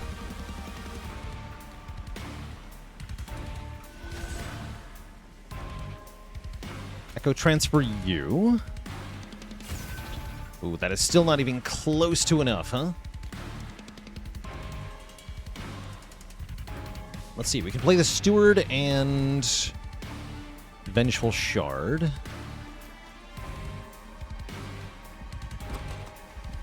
I'll draw Restore. It's not worth it, right?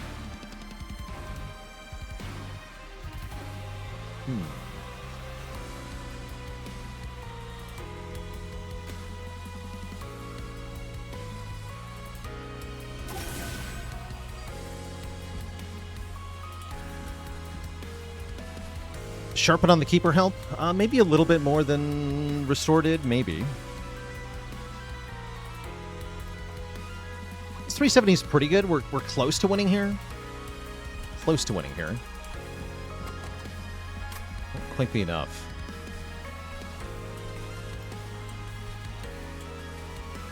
I guess we put the Shield Steward down here. Yeah. Okay.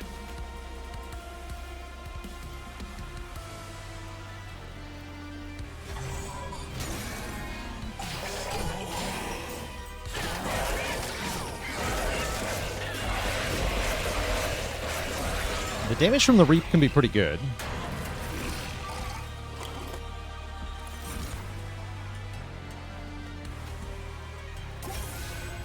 Is it going to be good enough, though? Looking like a big ol' no. Oh, Proclamation can change it, though. Yeah, if we draw Proclamation, we're good. Yes.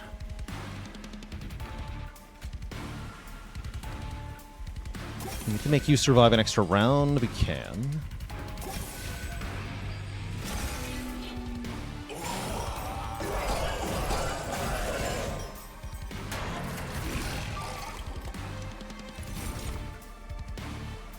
Oh. Where is it? No. No. I think we still win, though, actually. We're doing already pretty big damage here, so we can play...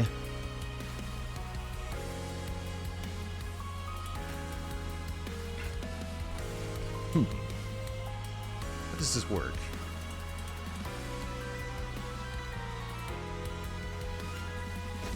So we go Fracture, Fracture.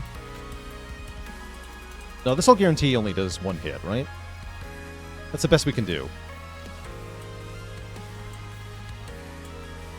Unless Fracture fractures even more damage. Wait. We can calc that. That would be 27 times 6. That actually kills, right? Easy. Okay, so there was never any problem. Definitely didn't almost die to Fleshweaver there. Horrifying. Absolutely horrifying. Okay, so the clear takeaway here is that we need help tanking. I think we need more space on our floor is what we need. I will take Wurmkin Spike. Aha. Perfect. Yes, give me the Animus of Will. That's exactly what I want. And then we just take Heaven's Light for more capacity. And now we can fit all this stuff on the same floor. And the goodness will ensue. We also definitely want to get to the Merchant of Steel. That's part of the problem that we've had on this run so far, is that you've been seeing unupgraded units, which generally don't do that well. Why I advise getting to the Merchant of Steel early, usually. Wish I could take Large Stone. Dualism doesn't do anything. Sad. I do like Echo Stone on Animus of Will. This thing will do massive damage with Echo Stone. So that's good. I'd like to make it quick, perhaps.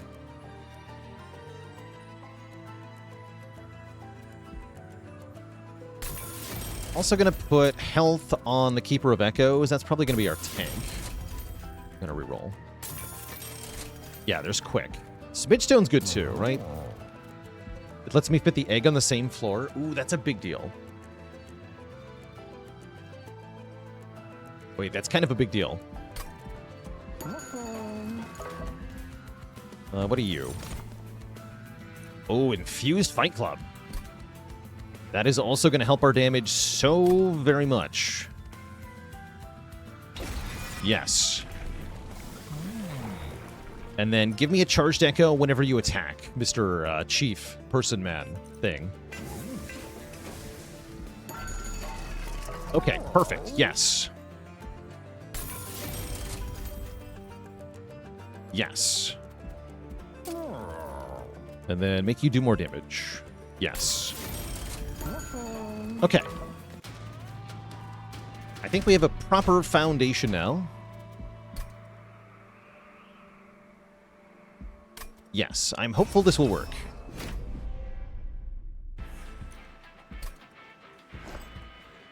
I'm not sure about the egg. Looks like I can't deploy the egg anyway, right? Yeah.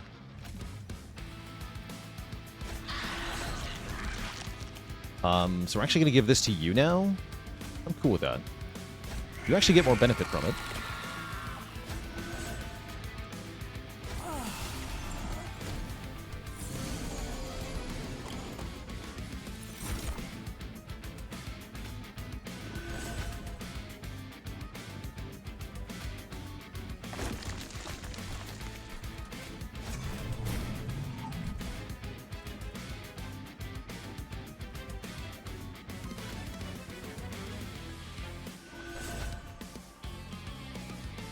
good.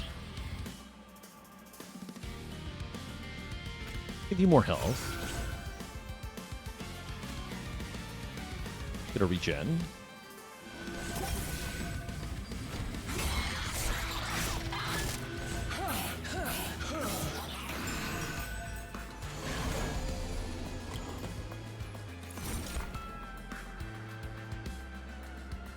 Okay, gotta be careful about the shield bearer.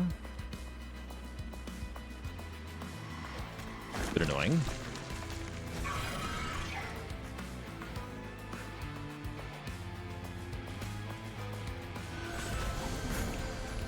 Okay, there's the fight club. Huge.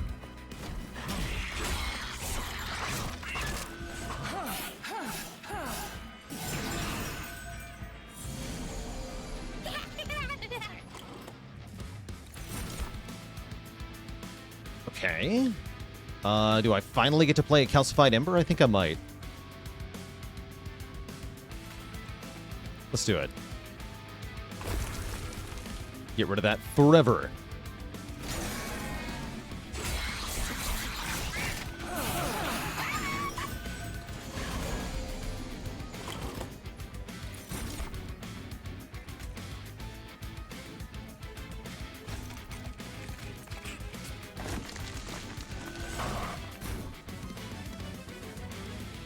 Take all the health. Although this will be a lot better if I hatch the egg right away. Yeah, we're fine.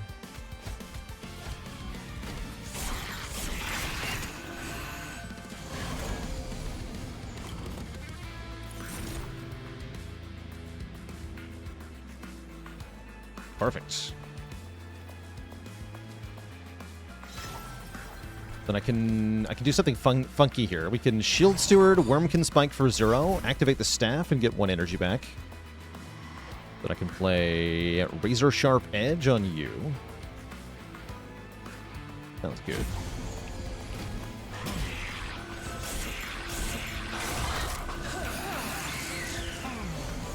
Now we have 2 flies that do 65 damage. Seems good. GG. Nice.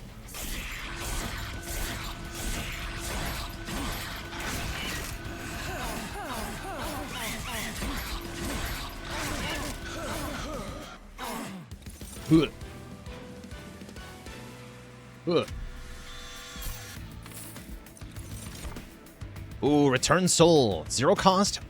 Has a charged echo on it. Put a spell from the discard pile to your hand, make it infused and consume.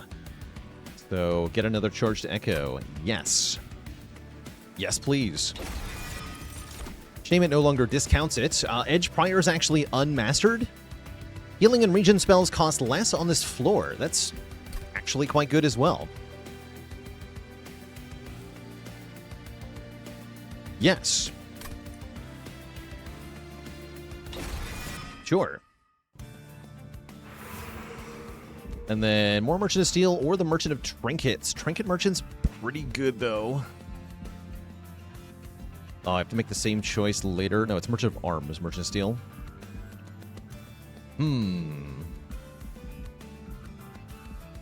Trinkets are so good for Wurmkin is the thing. If we get either Bog Slime or Carving Koriska, we just kind of win on the spots. So I'm going to go to the Merchant of Trinkets. Again, looking for Carving Koriska specifically is such a huge thing. I'll take another Infused Keeper of Echoes. That sounds nice. Maybe I'll even use them both. Probably not, though. It's actually kind of useful to keep some of the stewards around because we have the staff. Okay, there's Bog Slime. When a card with Consume is played, gain a charged echo. Perfect. We already have a couple of those. We have Return Soul. Like, yeah, that's very good.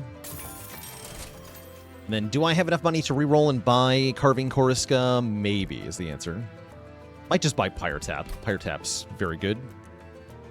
Yeah, Pyre Tap's very good. Why don't we just buy Pyre Tap? Then we have good stuff.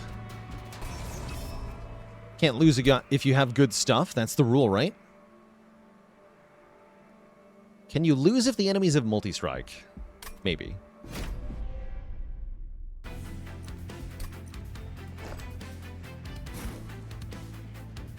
think I'm going to go floor 2 this time.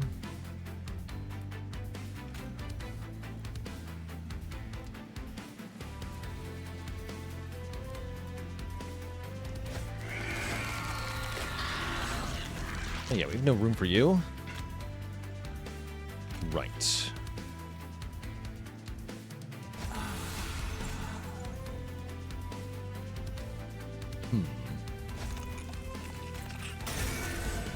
Okay.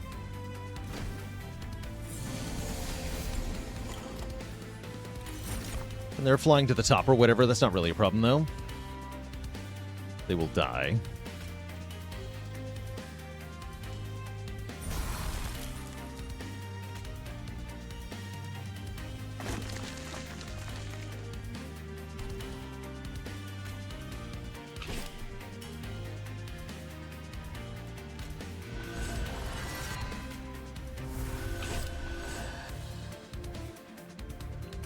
Brilliant.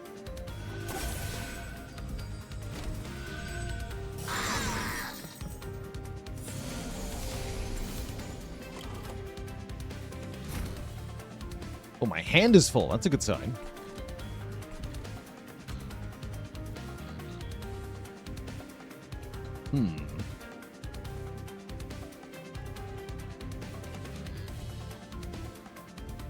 They're all going to the top, though, huh?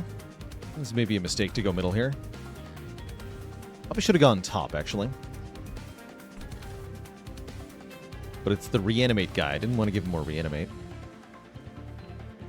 Tough. Very tough.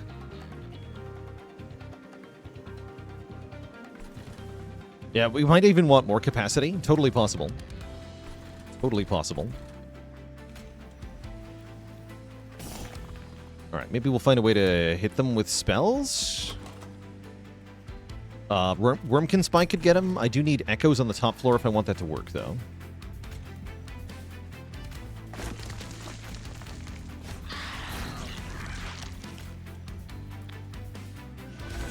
Let's get some echoes up top here. Okay. Taking 3. I can also play Sharpen here. Am I scared? That would help a lot, actually. To have 2 thorns on the front. Thorns on the front guy for the reanimate boss, or even actually better on the spine chief. We'll take 5. Ow.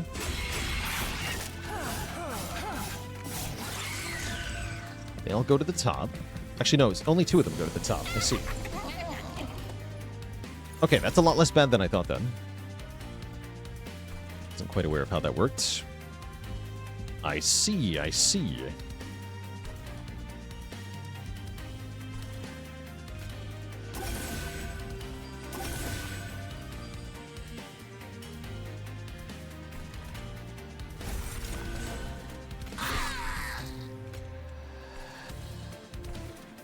Okay.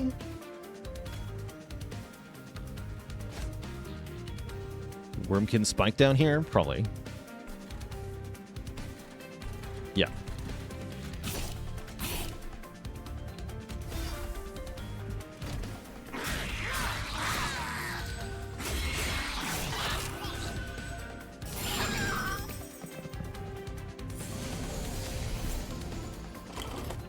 That's right, we can also use our bug flies if we need to.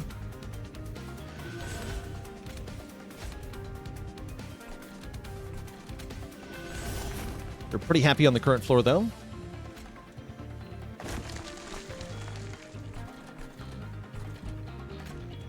Just trying to minimize the damage I take now.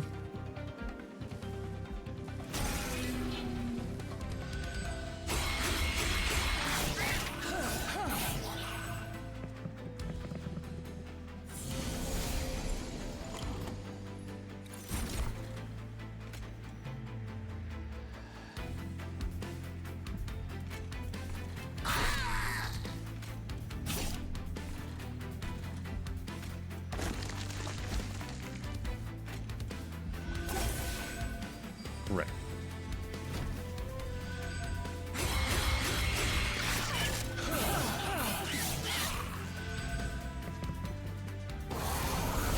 He's here. Got the jerk in the back. No Titan skin for you.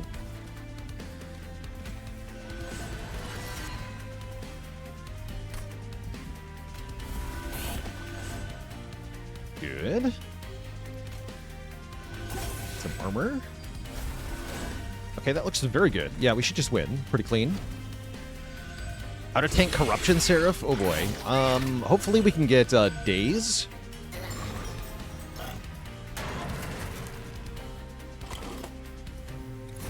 Daze would be good. And yeah, we are winning. Okay, winning is good.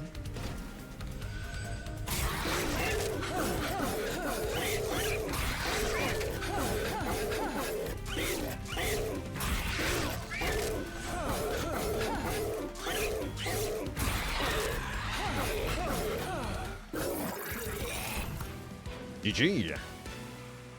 Nice. Okay, we get the trial, we get the money. Infused Ambient Resonance is kind of nice, doing AoE damage per charged echo. Ambient Charge can be card draw with charged echoes. That's not bad either. I'm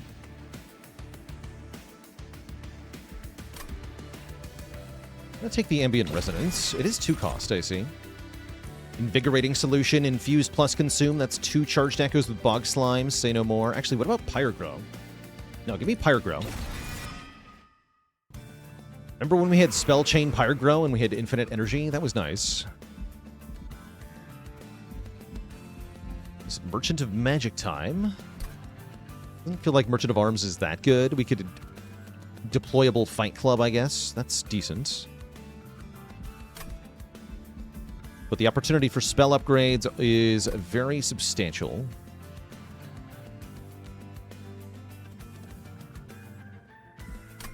Yeah, let's go Merchant of Magic here.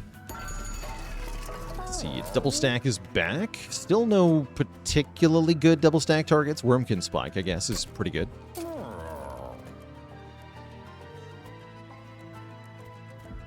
We could put Permafrost on Resonance. That I do like.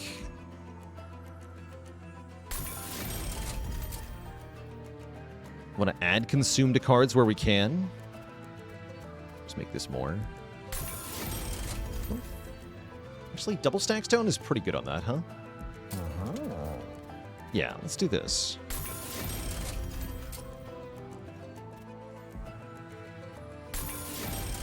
And I can still reroll and buy 1 significant upgrade. Okay, I'll do that. Sure. Holdover. Holdover Proclamation kind of slaps. Holdover Returns Soul. That's the actual good stuff. Please put Consume on one of these Sharpens. No holdover or anything, actually. Just put Consume on 2 things. Make them better. The distinct keyword means that you cannot use that card to target a card with the same name. So you can't return soul. You can Jimbo the Joker and get a banana. Banana's nice, but you know what's nicer is getting a calcified ember every combat that turns into an excavated ember, becoming a permanent spell in the deck that we can upgrade. That's pretty good. Bosses start with Mute 3 is also really nice against Seraph. Really nice against Seraph. And essentially everything else. Yeah, shut the bosses up.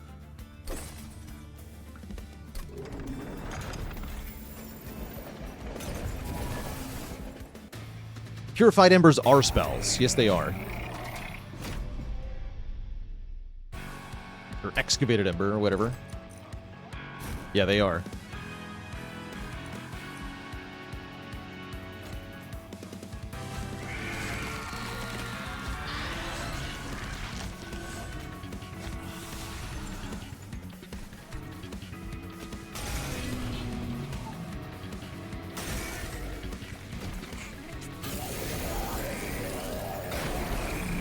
Damage output from these bosses kind of scary. We don't have to worry about the incant or the slay on either of them for 3 turns, though. That's nice.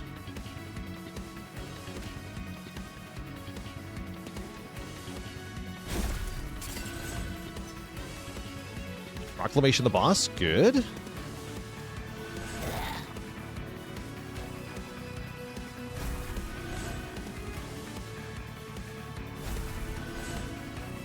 More Ember per turn for the whole battle is also very good. I'll take 2, I guess. I think 2's fine.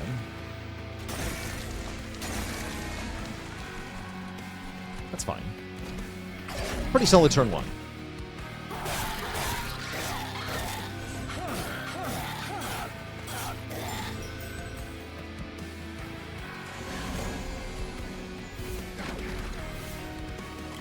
Oh, the sappening. Oh, no. Okay, I can return Proclamation. We're going to have to do that.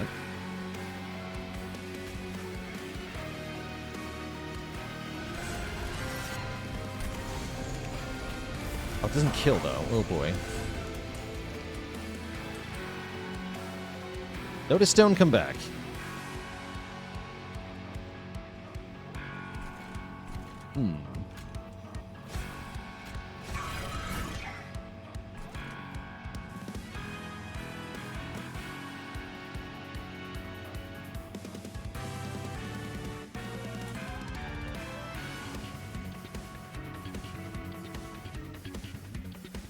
Quite unfortunate.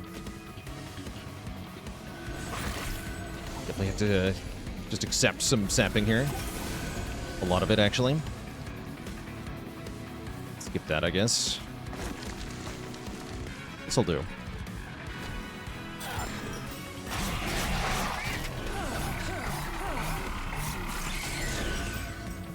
And the flies don't have sap. That's the good news.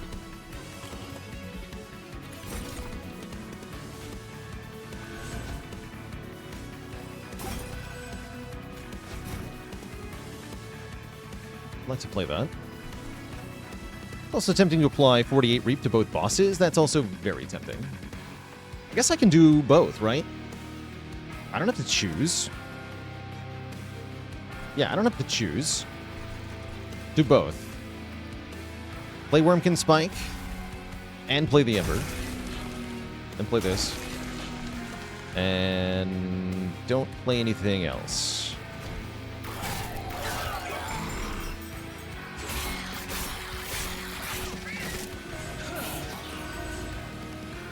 Okay. Now is the turn. Now we want to stack as many echoes on this floor as possible in one turn.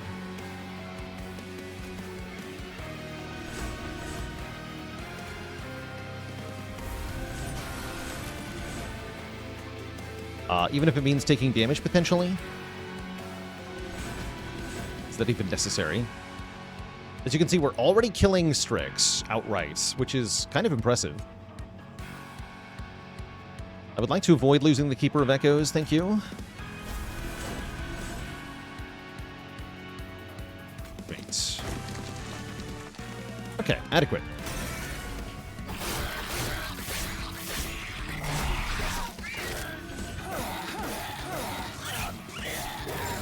$700 damage from Reap, 800 on the big boy.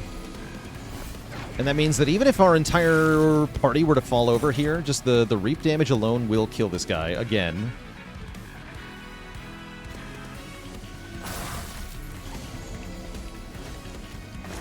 It is that easy.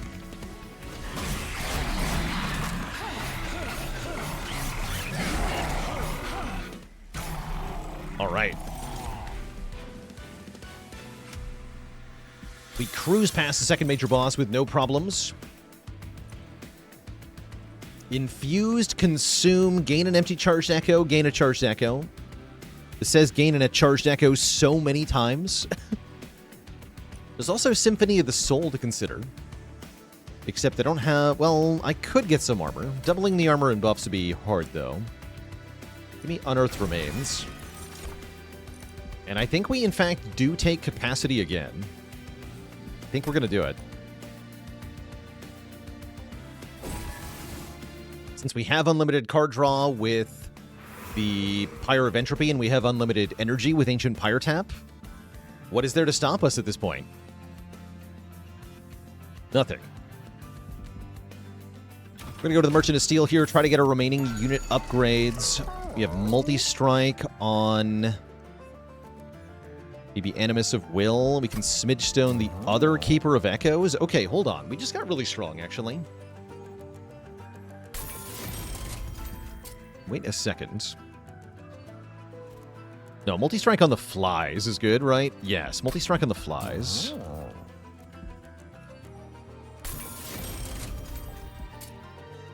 And maybe just more damage on Animus of Will. Again, Quick would go hard, though.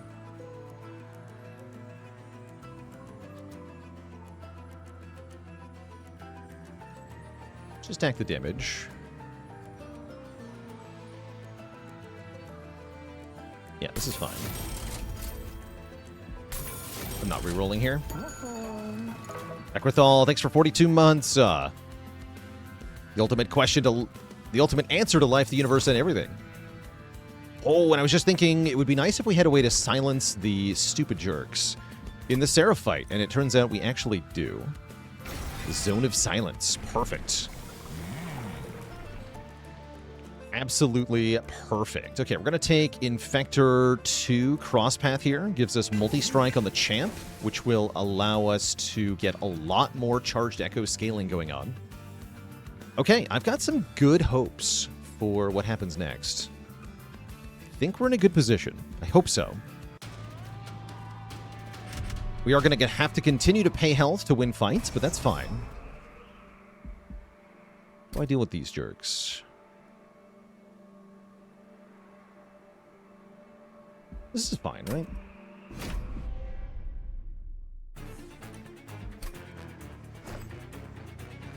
Just deploy on the top floor. That won't be that bad.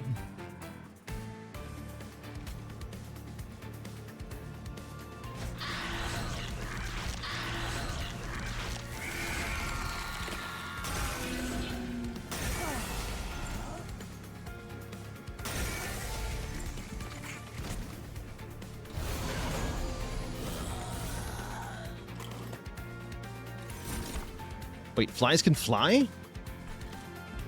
What?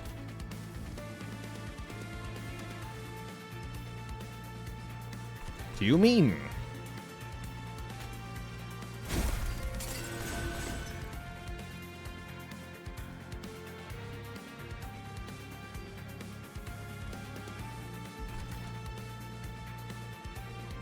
Okay, we're gonna kill this thing in the back line, right? Echo Snare down here, and then can Glimmer. Everything else up here.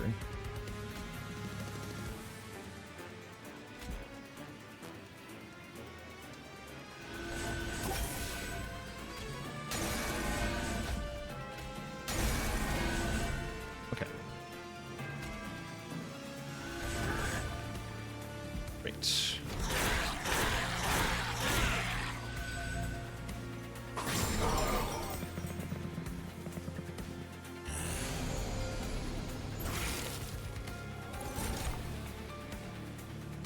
Fight Club. Remove 3 shell from eggs. Don't mind if I do.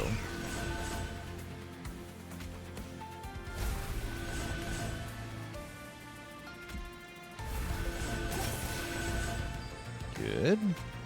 Oh, I should have placed the Edge Prior first. Hold on. Let's undo that. Definitely meant to place Edge Prior first. Here.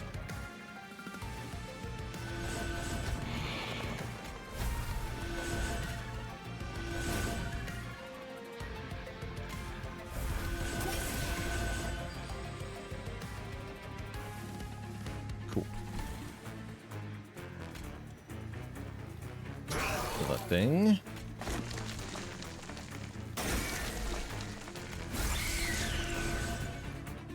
This.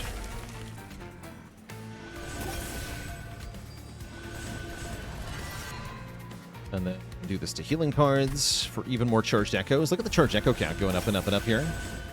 We get lots of stats per echo. The damage output is obscene now. Healing is a little bit shy, though.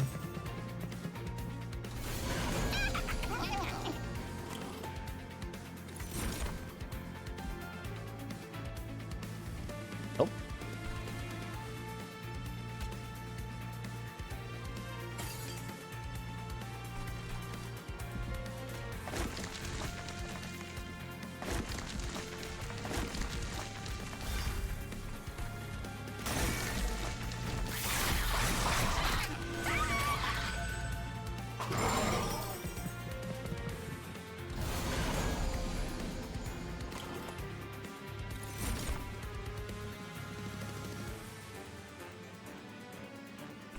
These healing spells up top for free.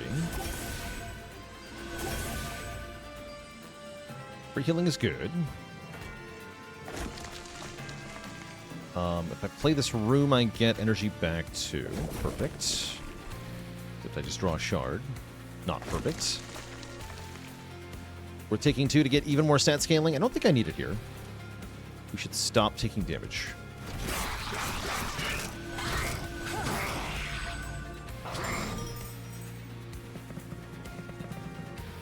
Can rooms be merged? No, just equipment. Rooms cannot be merged.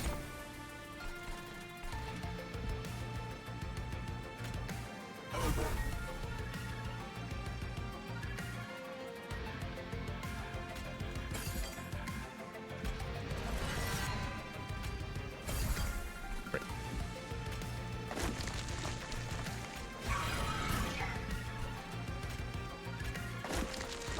Two. Ouch.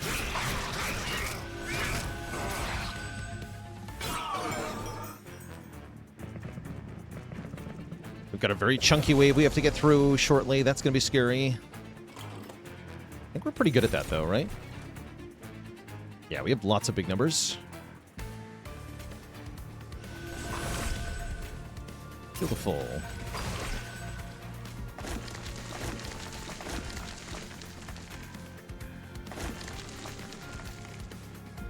Those numbers big enough? I'm not sure. Let's just lock it in. I'm also going to get a curse here. Spooky.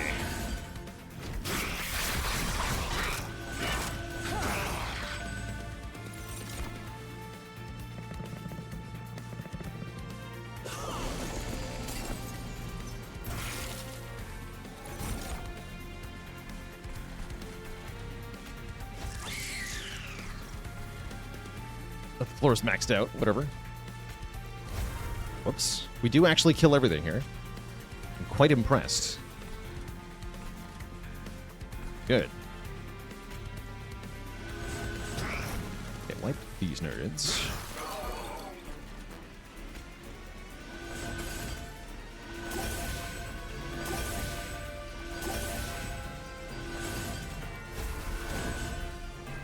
Nice.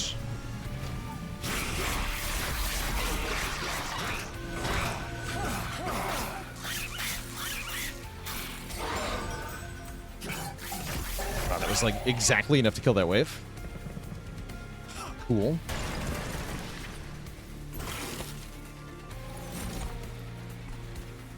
These dang shards, man. Let's kill these. Oh, the boss was muted, so it didn't spawn another statue? I didn't know it worked that way. Wait, this boss is super weak to mute. Cool. Correct.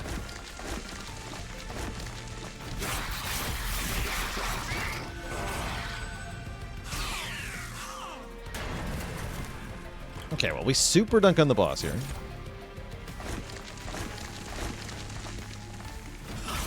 GG.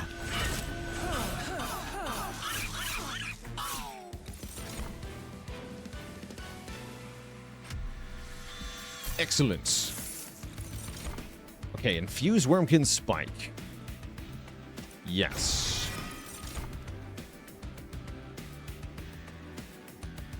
Restore 20 health twice. I don't think any of these are any good. Take $10. And I probably want this heal, so we're going Merchant of Magic, not Merchant of Arms, and Duplication. Don't have that many good dupes anyway. Yeah, Against the Storm was that city building game. I would like to go back to that. It'd be nice if there was any more content for it. I enjoyed that one quite a bit.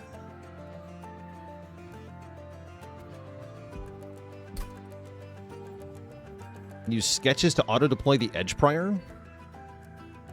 If I remove both remaining stewards. Oh, and I'd have to remove the one stupid fly. Or I can just get another fly. Wait, no, that fly was... That's not a real fly. Yeah, we can take sketches here. And then I reroll, I think. First Spines is no good here. Base charge is decent.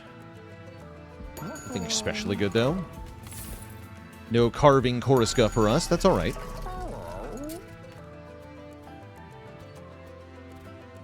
We can have another double-stacked Wurmkin Spike. That sounds pretty solid. We need 2 or 3 cost card. We can Holy Stone. Yeah, I can Holy Stone our Unearthed Remains. Or, oh, better yet, Holy Stone the Wurmkin Spike. It's better, right? Yeah, that's better. And then double stack it. Double stack Holy Stone. Yeah, I think double stack Holy Stone.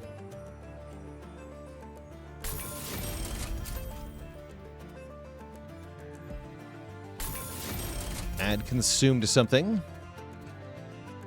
So they're Sharpen. We have to remove the Stewards. Let's do that now.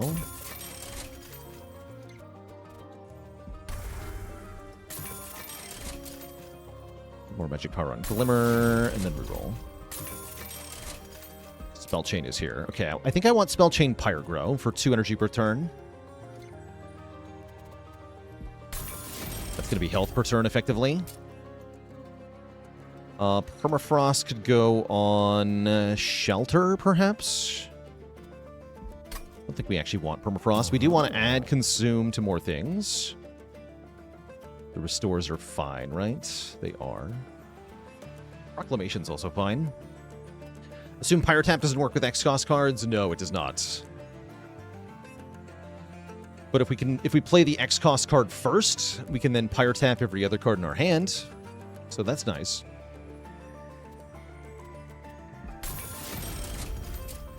That is very nice.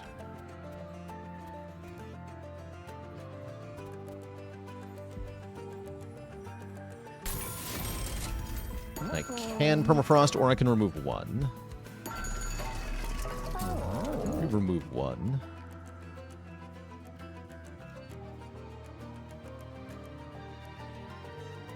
Remove 1 Fracture. Would have been the other Sharpen. Move 1 Fracture. Okay, we have exactly $0. That's a good sign of something. Can we actually beat Seraph? Is a question that I don't have a good answer to. I believe we want to go top floor setup here.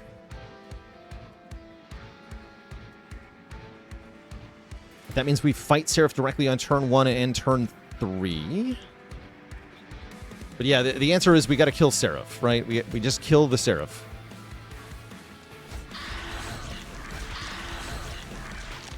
That's our best and only hope.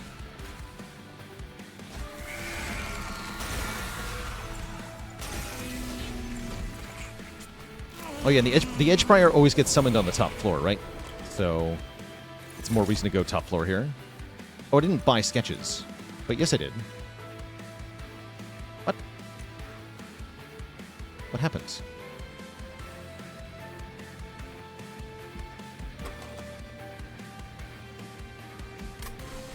Oh, they're on the bottom. Okay. Noted for the Titans fight. Okay, yeah, they go on the bottom. Got it. Understood. I'm okay with this. a little bit less than helpful, but it's actually fine. Also, I got a random Pyre grow. Did you notice? We got more Pyre grow. Which means next turn's going to be very little draw, which is actually fine. Kind of. I need to kill some of these things. This Discordant Heretic, especially.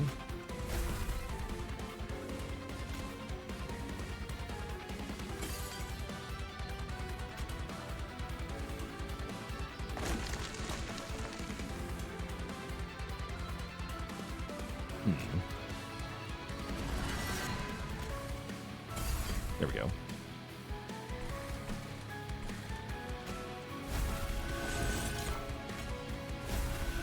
Oh, yeah, these are free down here. Okay. It's fine.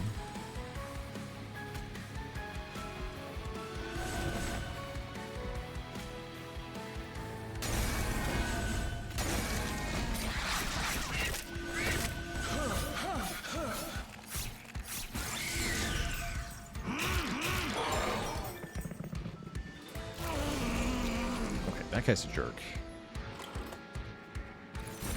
Fair enough.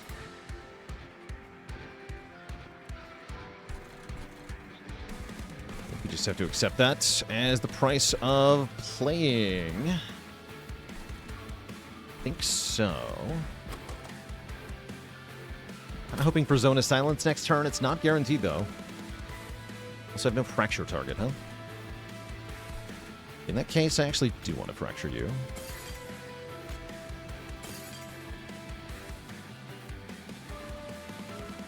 This actually will kill this guy. You know what? Screw it. Right. It's not scaling up here, though, which is a problematic choice.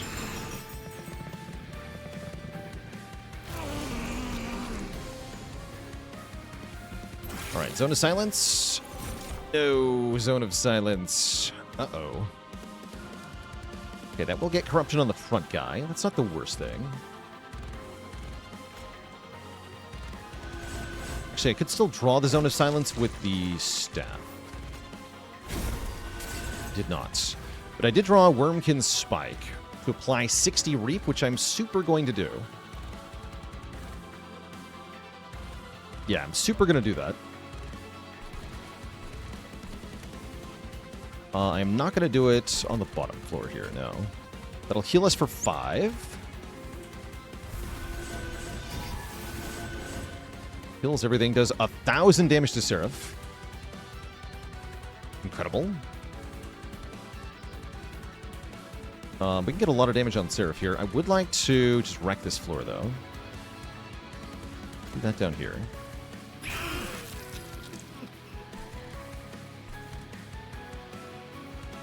And then I can Echo Snare this floor and prevent a lot of problems as well. Okay, I'll do that, too.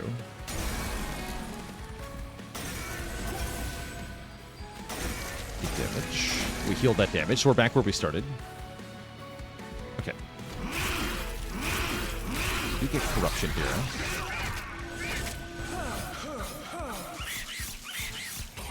Great start, though. Seraph will take massive damage per turn now to the Reap, so that should be all we need to do. Bonus points if I can do that again.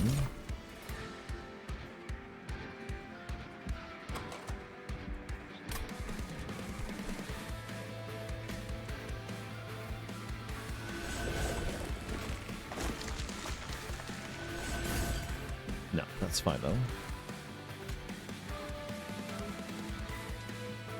Can't actually stop this thing. Fairly annoying.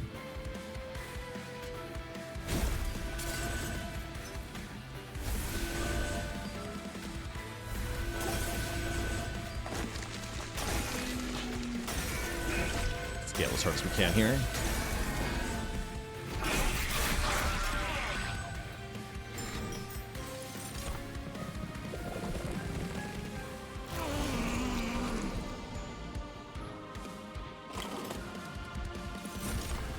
The perfect hand doesn't exist. Ow. And all that. Okay, definitely play these because they do 3, right? could just perhaps outright kill Seraph with a Reap here, which is very tempting.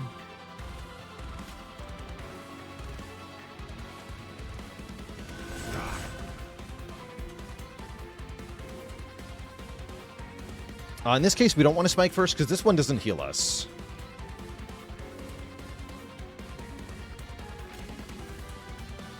I guess the tools are only one effective. Yeah, like we can still play them after. True.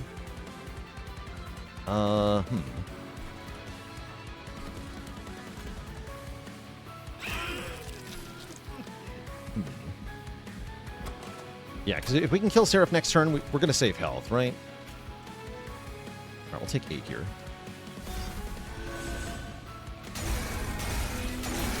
Ow, ow. Oh, I drew Ancient Resonance. How nice. That actually kills the bottom curse guy. That's good. I think. Ow. Right now, everybody's corrupted. That's not good, but Seraph is dying. That is good.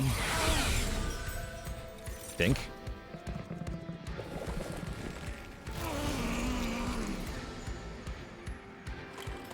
Okay, not many shards in this hand. Well, there's 3 of them. Still a lot, I guess. Sure is nice having 6 Ember per turn, though.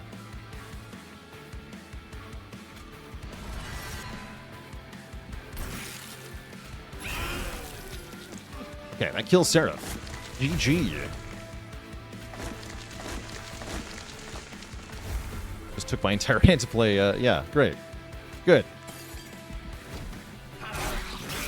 Okay, we're out of here. We're only down 15 health from this fight, so that's good. That leaves plenty for the Titans.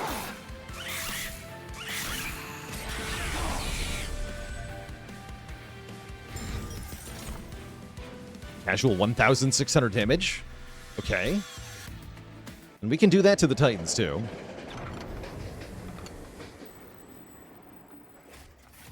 Fight the Titans.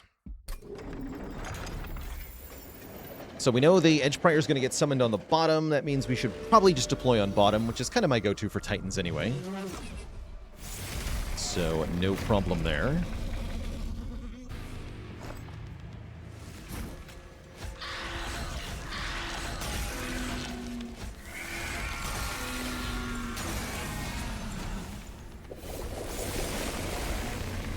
All 3 of them are muted for 3 turns. That's 3 turns of Savagery not dealing damage to empty floors, 3 turns without curses from Entropy, 3 turns without Dominion really doing much of anything either. That part's actually questionable. Not sure if we want Dominion slowed down by that much. We could use Reap to solve that problem, actually.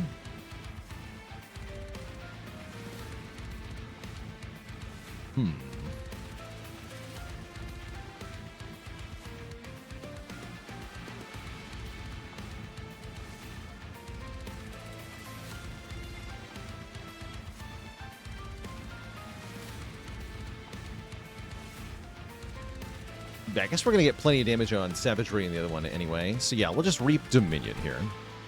Turn 1. We're just going to put a lot of Reap up top.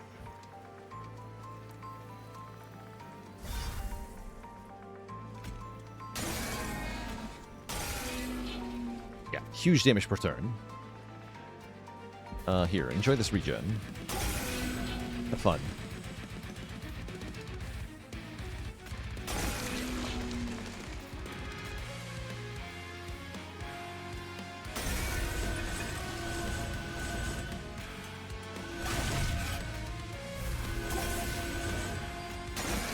Back for you.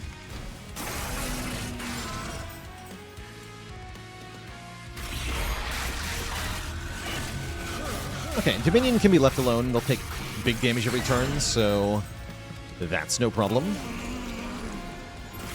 Where's the mute room? It's not here.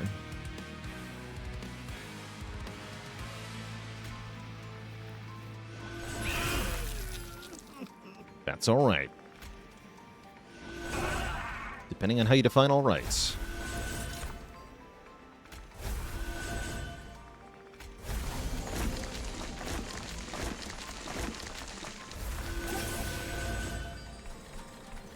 You're good.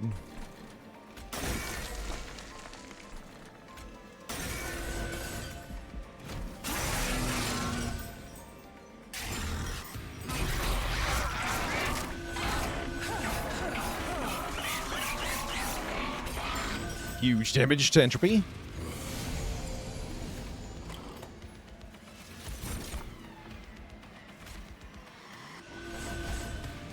Yeah, Entropy's going down first here. Oh, the sweeper, though. Yikes. Wait, we can fix this. Give me resonance. There's the mute, too.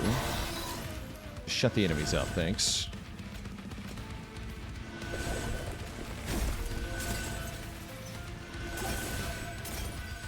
And then I'll give everybody 24 armor. Yeah, easy, easy. Okay, Savagery should take a similar amount of damage next turn.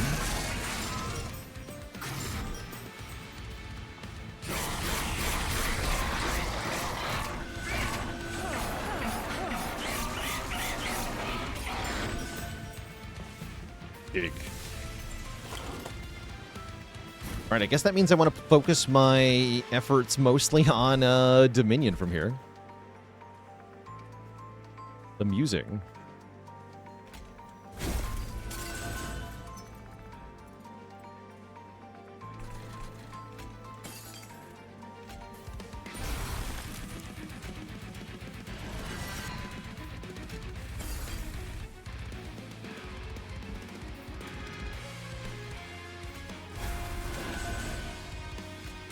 And then I healed Dominion for fun.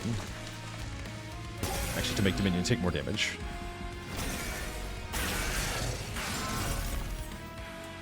Looks like we win next turn. It's turn 5 win. That's pretty dang fast.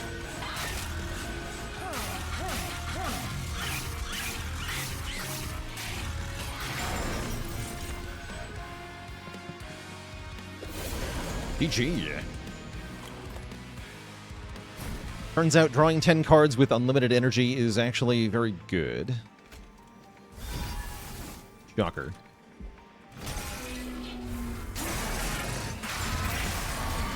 Wow. GG. Heck yeah. G freaking G. Yeah, no Pyre Lights played either. Just the power of charged echoes. That was definitely a highlight as to why I like Wurmkin so much. One of my favorite clans. I think one of the strongest clans, too. We got 2 cards mastered. Ancient Resonance and Edge Prior. Hell yeah. Bringing us substantially closer to full card mastery. Very good.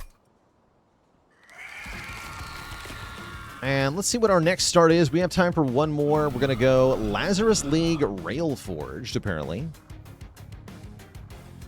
Here's what our starting situation looks like.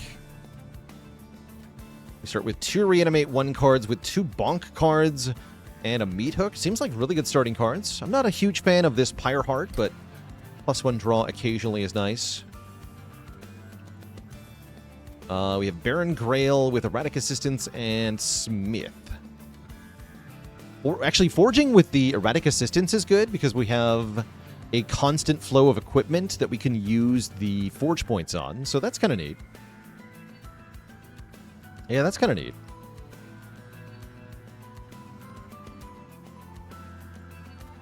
Okay. Yeah, and we can go equipment path on Baron Grael, potentially. I'll let you all posticulate about what that might look like while I take a short break here. I'll be back in a bit, everybody. Don't go nowhere.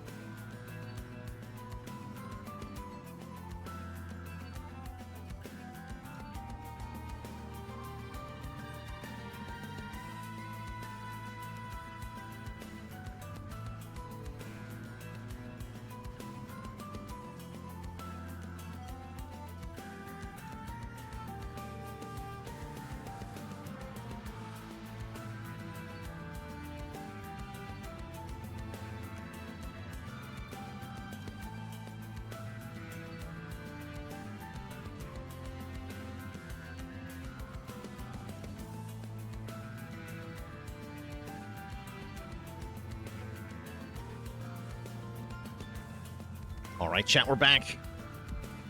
Let's start out here with our Forevermore Serum and our bonking. Let's see what kind of Baron Grael we have. We can Devour, sacrifice specifically an assistant, gain their attack power. Okay, or when the equipment is attached to this unit specifically, give +8 to everybody on the floor.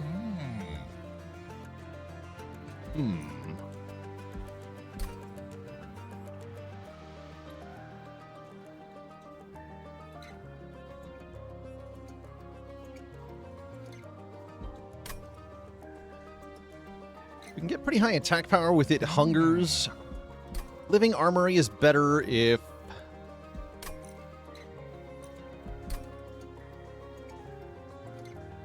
we have something else we want to boost the damage of. The DLC for this game worth it. If you want more clans, then definitely. Both new clans are very good and very fun, in my opinion.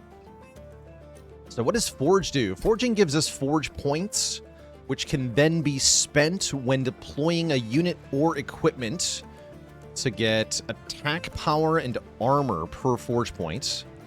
I forget what the exchange ratio is. Yeah, 1 Forge point's like 3 attack, 2 armor, something like that. Something like that. Tough call here. Devouring makes it easier to get rid of assistance, which I like. Go Devour. First time you mix twice. Don't have any mixing, though. Let's try the Odie's Totem. 1 Ember per turn, but we lose out on some deployment Ember. This is a fun artifact, especially with bonus draw from our Pyre. I think that could be kind of nice. Okay, in this fight against this boss, I think we want to run just Baron Grael and the Meat Hook.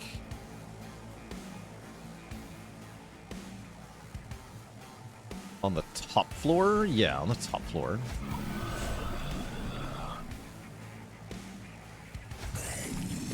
No other units.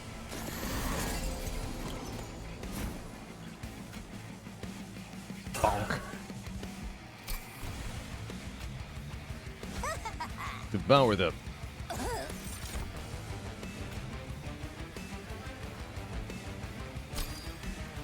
But yeah, +3 attack and armor 3 for each Forge point spent. Okay, yeah, so it's 3 and 3.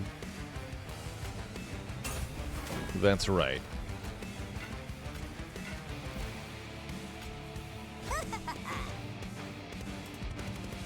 And it adds it to the equipment. Yes. Okay.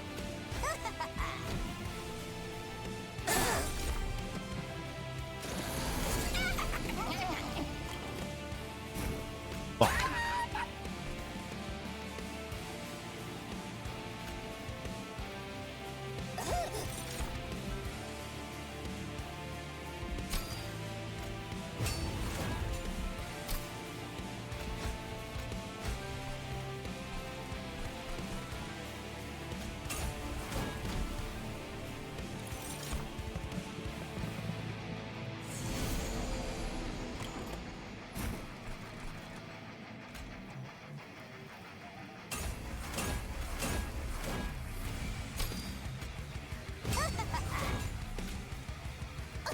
So yeah, don't get their armor, and if I replace the equipment, I lose the armor from the current equipment. See? But I'd lose my armor for overriding this. Noted. In that case, no need to do much of anything.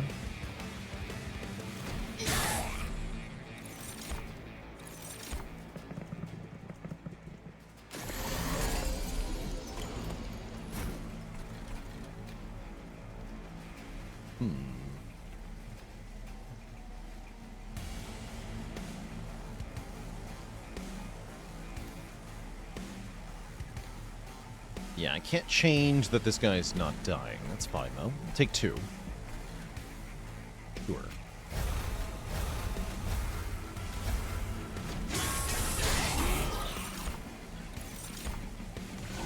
Seems fine. Yeah, it seems fine.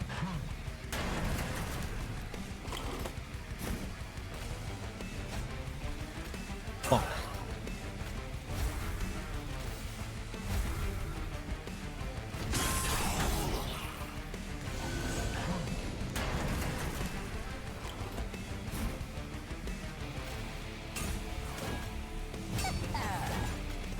Delicious.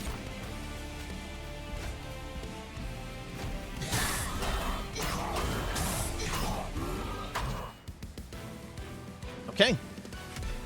Definitely a good start. Here we could make some brewing. Explosive reaction can target backline enemies. That's kind of valuable. We don't have much of that at the moment.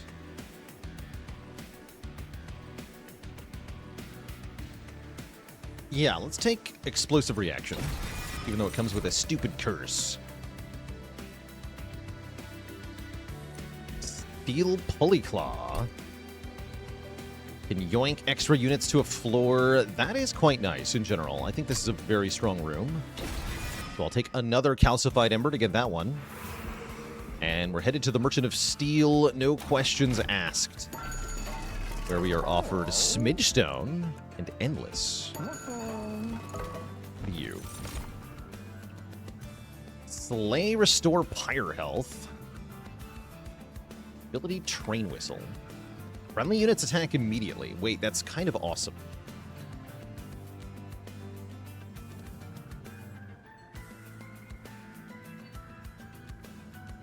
I'm down for Conductor Steward as part of our battle line. Welcome.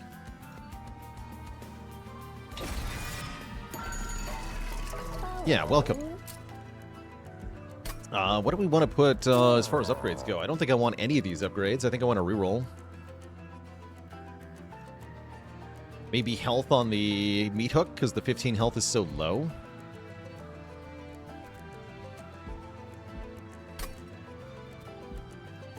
What am I looking for exactly?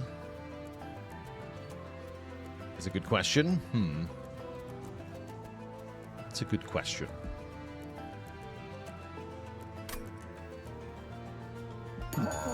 What is it that I want?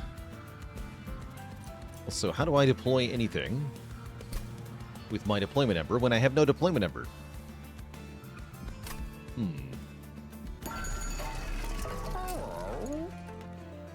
Yeah, dualism on meat hook is quite nice. Gives you days 2. We do like that usually. Good against flying bosses especially. Prevent them from doing stuff. Multi-strike doesn't seem like it would be very good.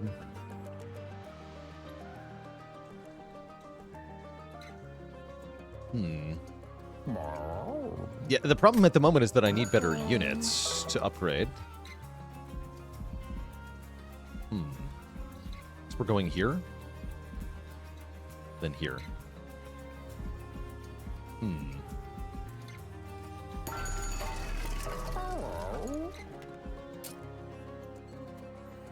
Oh yeah, could put attack on an assistant to feed to Grael. Actually, good call. And we could actually make that endless. That's an idea. And then just keep feeding the assistant to Grael over and over again. Every turn.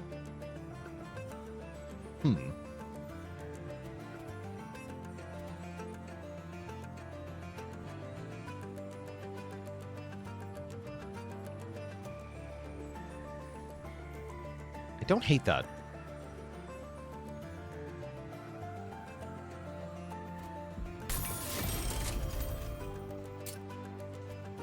That makes forging it a lot better, too? True. Oh, good call. Actually, that might be insane.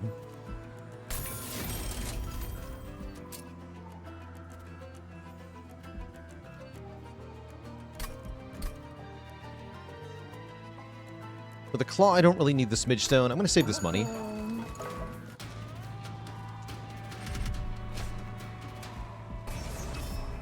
Yeah, we'll deal with the Forsaken. They're not that much of a problem.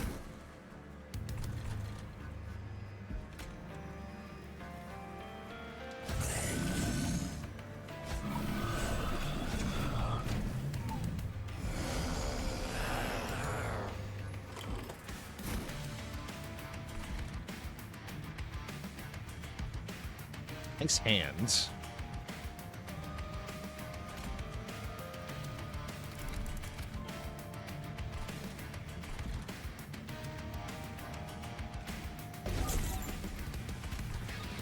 Grab you.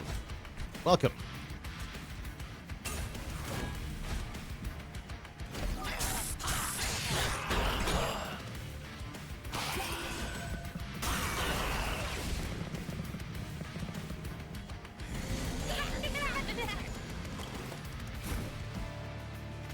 Bonk.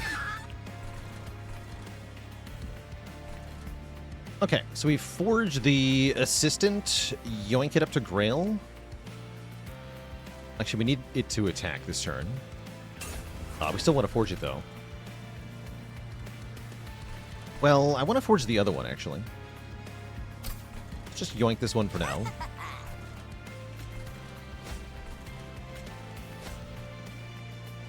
If you reanimate...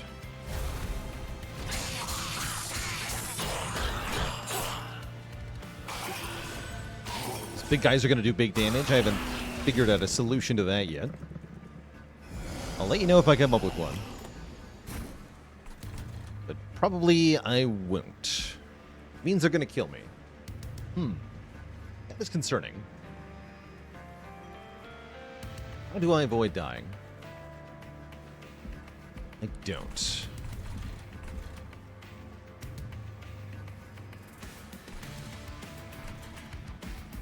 Now, realistically, I don't.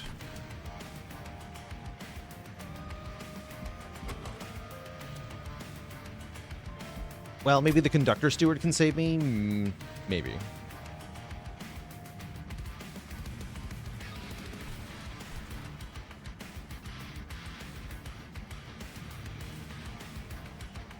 Actually, I can give him really good equipment.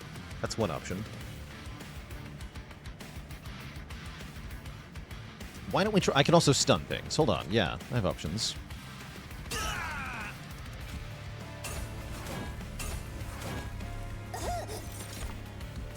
Here, have this.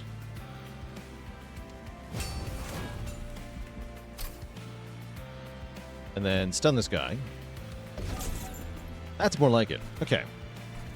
And have more reanimate.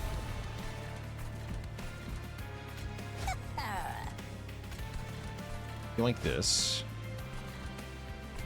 Might as well play this one and get another thing. Sure. Okay. Might have panicked there for no reason. Seems like we're fine. The boss will arrive extra spiky. This thing can't grab a boss, right? Yeah. Non-boss unit.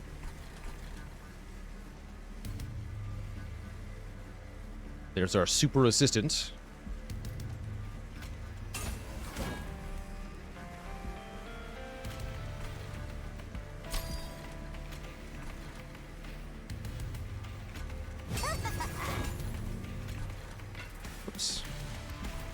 Yoink 'em, then devour 'em.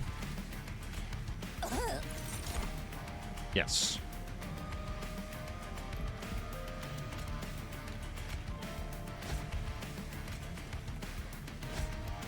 Okay, we're doing fine here. We take a bit of damage, but that's not a problem. You go boom.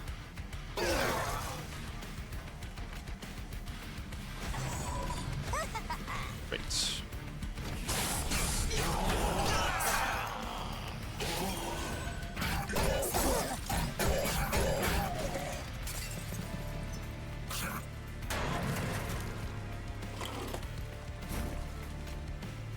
Okay, Steward showed up almost too late here.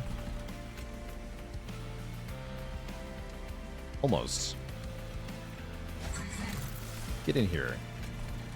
That means we don't get to re-eat the erratic assistant. Slightly annoying, but not that bad.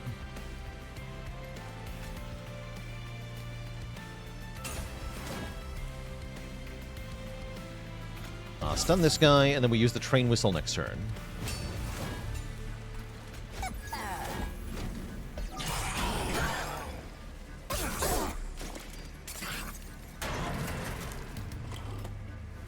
Nice. We get rid of a calcified ember, too.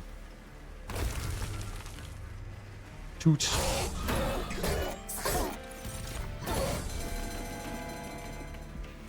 GG. Okay, that worked out fairly well. We do have a way to survive with our units. Pseudoscience could also help with that, giving us either lifesteal or reanimate. It's Alive can give us lifesteal, although we don't have a lot of life to steal. There's also Sanguine Assistant, which can give us the Vampire Tooth for more life steal. I'm gonna go with Pseudoscience. Ooh, smelt a card in hand and apply armor to friendly units. I do like that. Smelting a card is consuming it. So you delete a card, like True Grit. And then get forge points based on what that card costs. So Calcified Embers smelt for a lot. You can also smelt your units, your Vengeful Shards. Curses made by bosses. Spike Driver Spider can do some fun stuff too with forge points.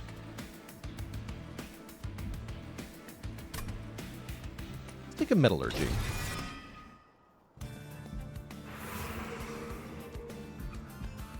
Yeah, imagine if True Grit gave you energy back when you played it. Pretty good.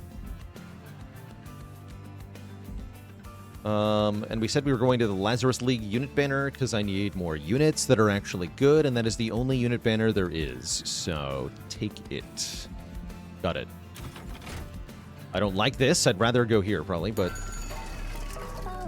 that's all right. We can double stack. Pseudoscience is funny.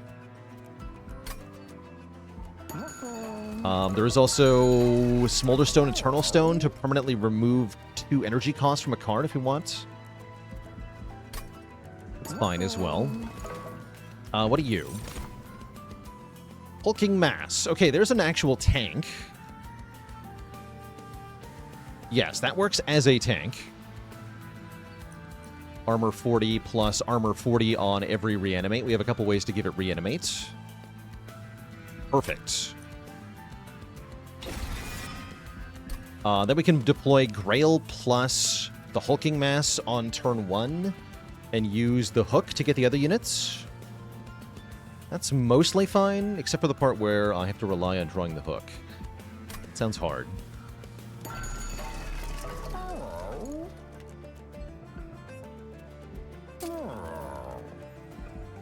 I think I will make Explosive Reaction free. That sounds nice.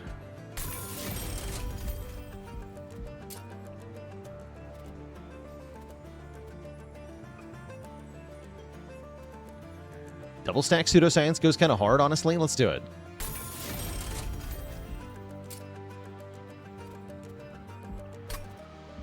And I'll put 10 magic power on one bonk.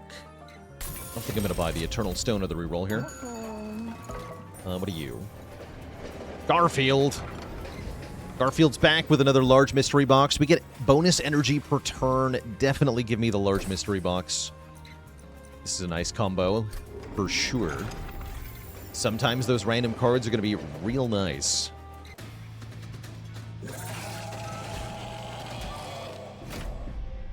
Sometimes.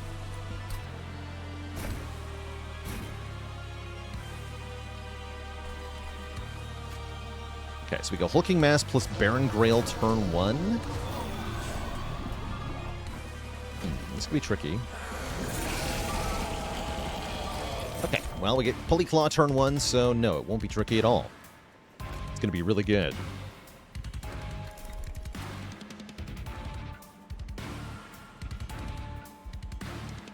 Good. What's the cooldown on Train Missile 3? Okay. Oh, let's just use that now and strip some mass off the Flesh Weaver here. Perfect.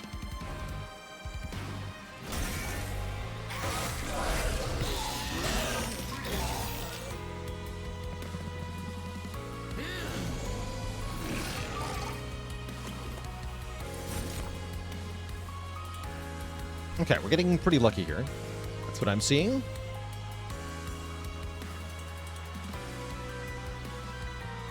Yeah, that's what I'm seeing.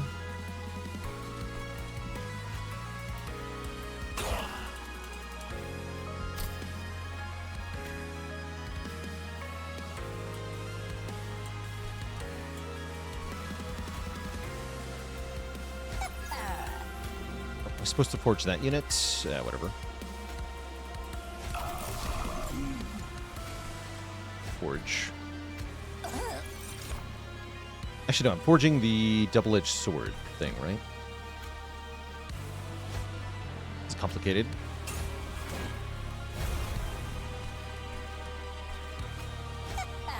Correct.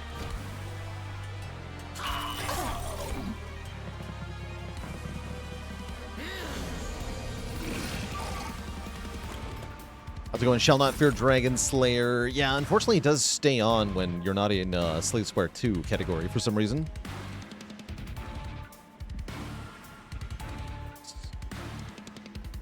Super annoying. Alright, let's apply some pseudoscience. Get 2 more reanimate. Good. We're gonna... what here? We want double-edged arms on Baron Grael with forge points, I think? Yes. We should bonk first, then.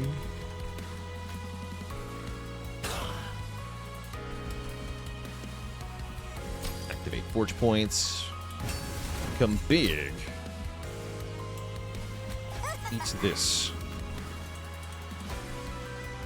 Become bigger. Should have maybe grabbed the meat hook instead. Probably. Don't worry about it. Have these.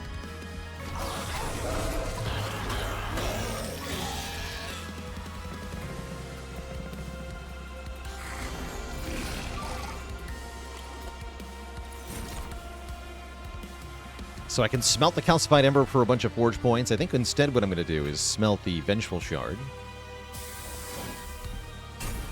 And then play the Calcified Ember. Get rid of it forever. Alright, some forge points on Erratic Assistant here. Doink Erratic Assistant. Devour Erratic Assistant. You'd love to see it. Shield Steward, die.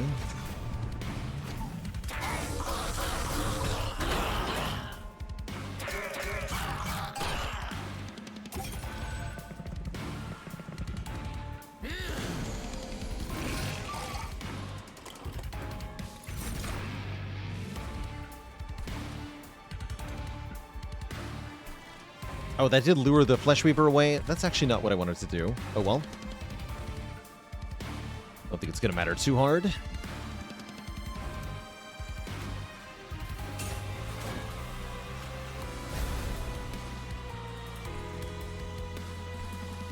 Don't think I need that thing either. Let's keep yoinking, devouring. Becoming more powerful. That means no Calcified Ember, huh? I see. Sure.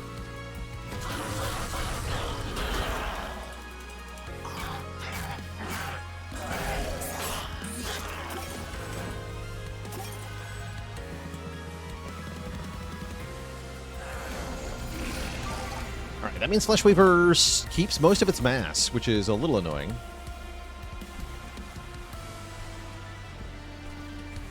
However, ultimately, not really a problem. Because I can just kill it very easily. Yeah, not a problem.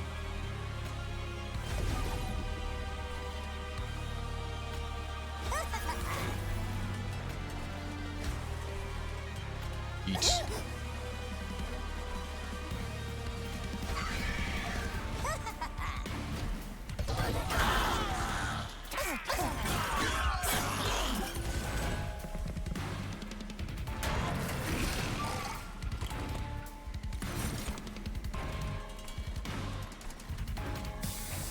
Destroy him.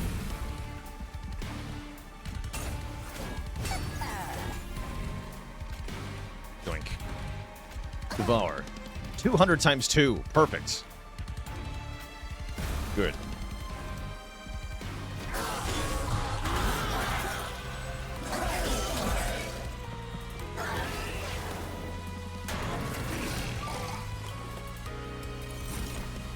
Fire!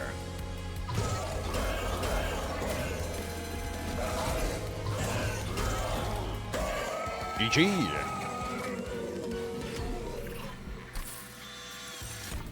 Okay, we can get a real double-edged bearer if we want. I think that's pretty good based on what I just saw. Anvil Breaker's kind of fun, but just having more multi-strike is definitely nice. Need a double-edged bearer. Scrap harvest. No, I need somebody who can smelt. I want the smelt guy. Don't think I want any of these units. That's true. I think that is true.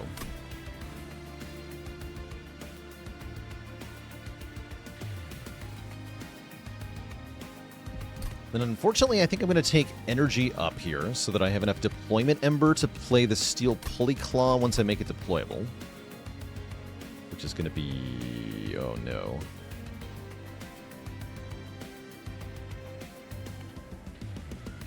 Heck. Next Merchant of Arms is here.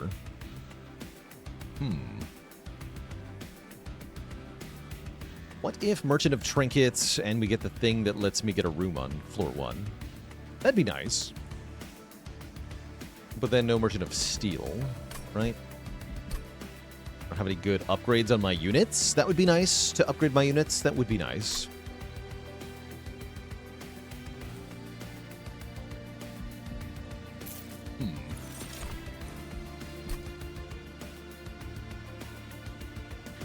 So can I get away with card draw? Card draw would help a lot.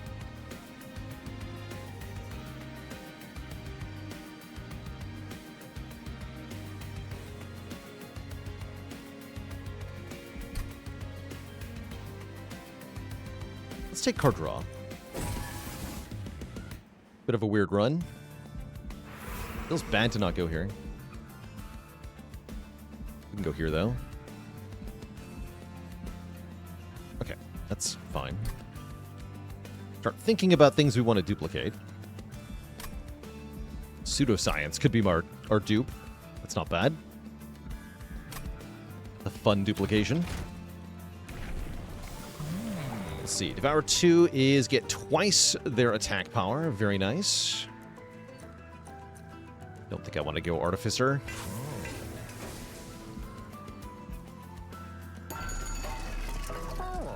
Smidgestone, Large Stone?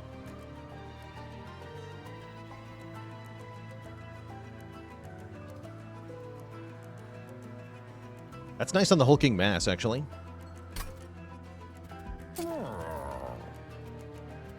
I don't actually hate that.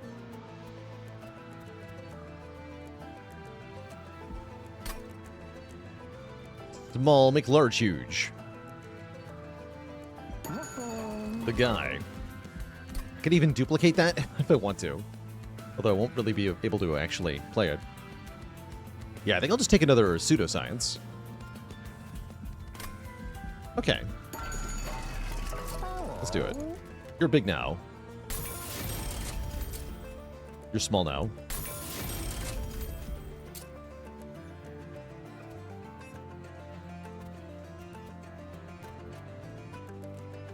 Is Burst actually doing much? It's quality of life on Meat Hook, means no dualism, though. Just give more health to the Conductor. I don't think Burst is actually helping me much. And then duplicate this. Duplicate Metallurgy is tempting, too, actually. Even unupgraded. We'll dupe the upgraded Pseudoscience. And see how this goes. Not completely sure. Cheapen Fiends, huh? I'll try to kill those with spells. Deploy myself on the bottom here.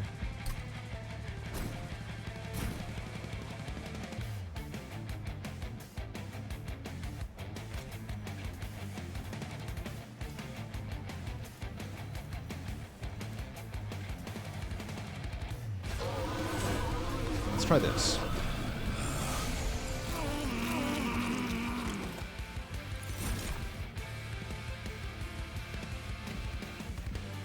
Mix twice.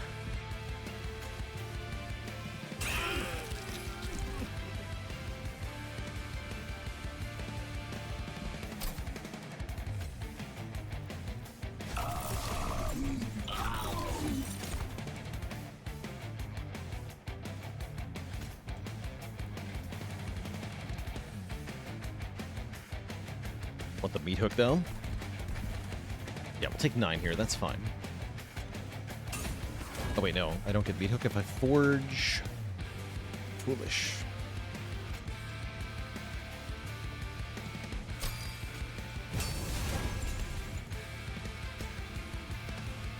Almost a kill. Not quite, though. Be a kill if I had meat hook. Yeah, I'm going to undo that, actually. That's not quite what I meant to do. Turn this off. Eat you. Forge points this. Play the meat hook here.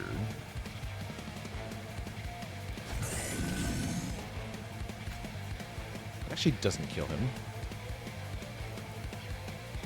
Okay, that's fine.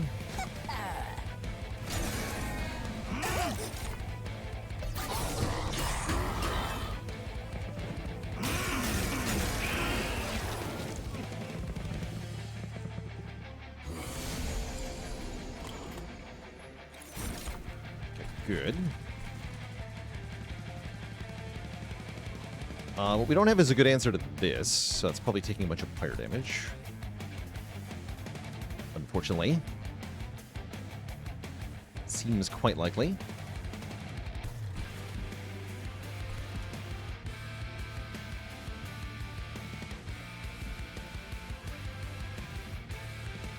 Although we can put Shield Steward and Conductor Steward here, right? That actually lets me bonk one. That's not too bad. We also have to play this Erratic Assistant.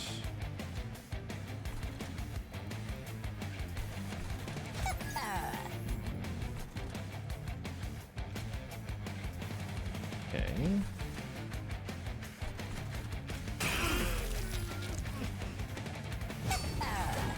Oops.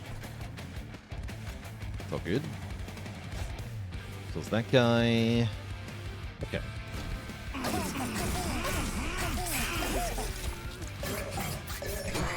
Take 9. We take 18 health for the challenge, essentially. Worth it for some money when we are at full health. Oh, let me get the collector. Good. Hey, you. Kill the collector. Where's my thing? It's my room. Get a room.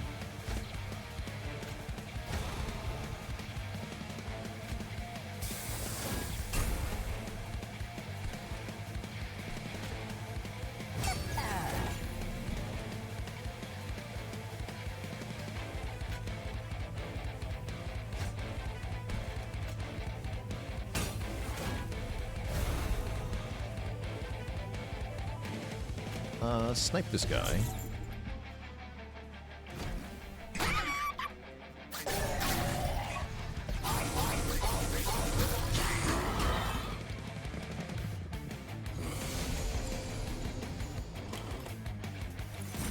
Perfect.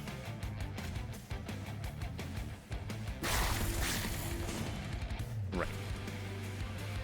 Ooh, armament drive? Normally kind of good. Not that good here.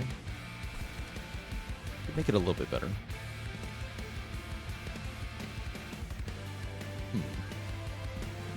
Bottom decked the Polyclaw, which kind of has ruined our scaling strategy. That's a little concerning. Fortunately, I think our hulking mass is tanky enough. This won't matter too much. Still kind of scary.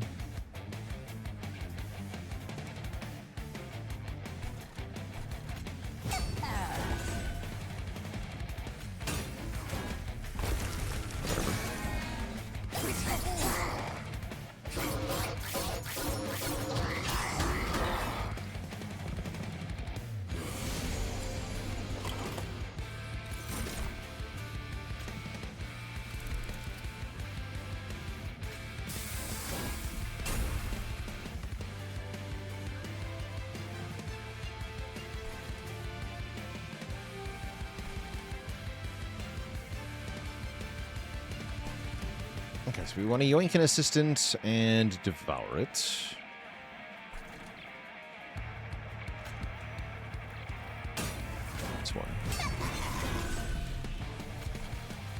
Gain twice your attack power. There we go. Even one turn of this is substantial. And then we can pseudoscience our silly friends. Giving him lifesteal. Perfect.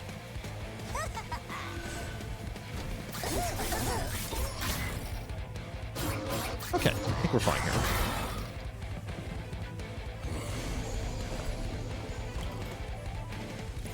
Yeah, we actually win without even having to do anything fancy here.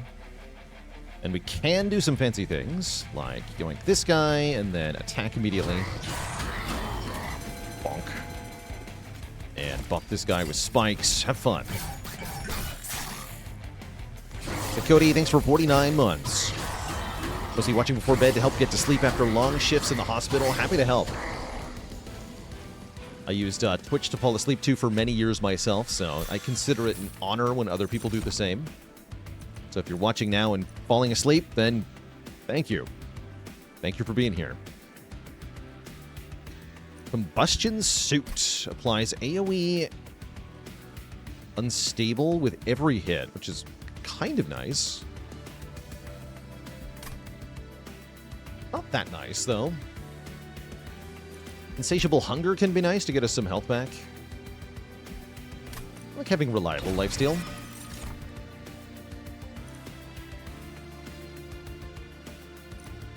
Oh, I like Car Collapse. Deal damage to enemy units equal to 30 times the capacity on this floor, then reduce the capacity to 1. Yes, I'll take that. Gives us a huge AoE once or twice per fight. Now we can go to the Merchant of Trinkets, I think, and the card dupe. If we want. I do want. Unless it's Merchant of Magic. Could be, but I don't think it is. Show me the free room on turn 1. Okay, that's nice. More money. Money would be good here. Then I can afford to reroll and buy a relic, potentially. Yeah, I can. Unless I think Nefarious Overflow is worth it, but I don't think that it is. No, I don't think that it is. Monstrosities have spikes.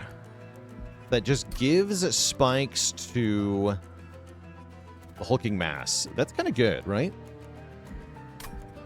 That's kind of good. Is it not worth it to remove cards? So in this game, you can remove a card as many times as you want at a shop. And so in practice, what that means is that we want to wait to remove cards until later on in the run. Because we can just do it all at once then.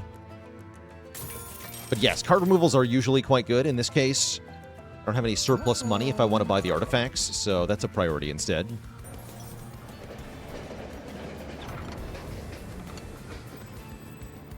Freaking Dante showed up? Dante the Dependable, huh? Why are you here, Dante?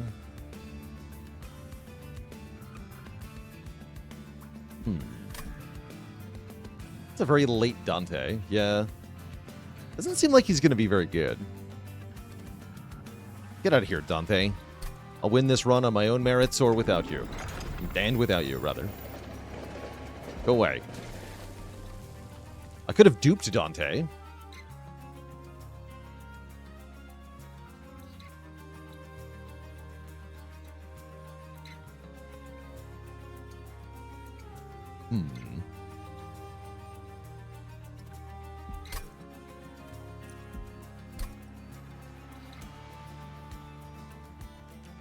We go Merchant of Arms next floor, give the Pulley Claw what we need, and then take energy after the Strix and Hollow fight.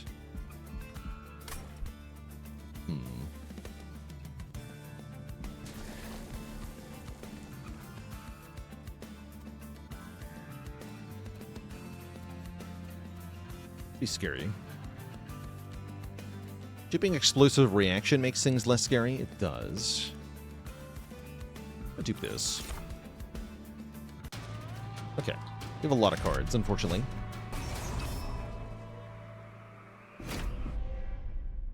Hopefully it's not too bad.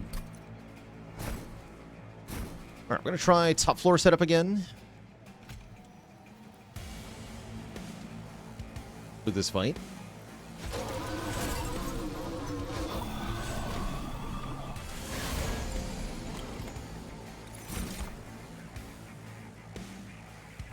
Replicator Ray. I could dupe Baron Grael here. To what end, though? Doesn't sound like that'd be very helpful, actually.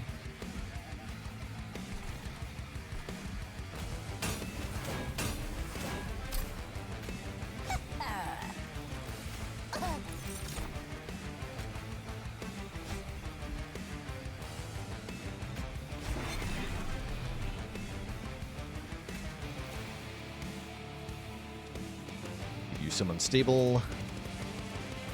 This guy has harvest, so I don't want to put the spear steward down here. Don't. Okay, that's fine.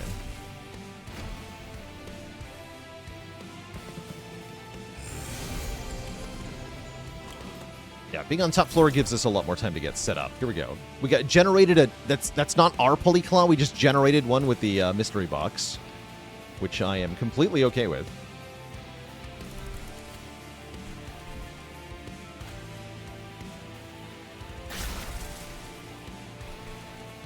Yep, I'm completely okay with that. So let's get the meat hook in here, and then I can place the double-edged mirror down and yoink it.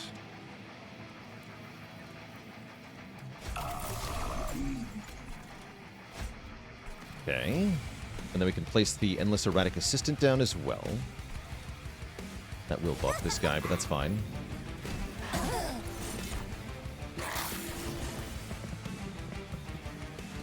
Claw.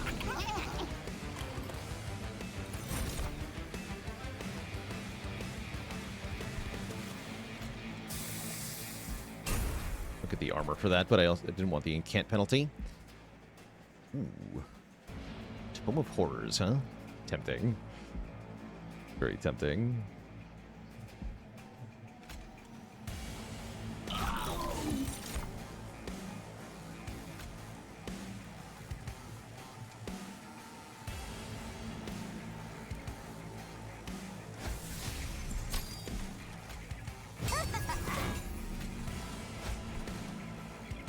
So you are dying. To what exactly is not clear.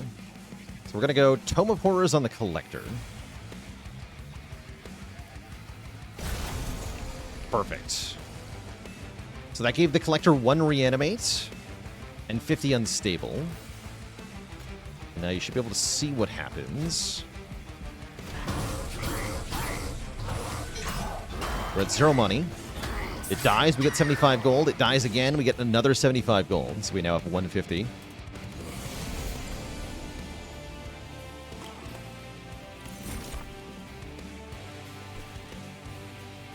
going to drop my train on the heads of these nerds.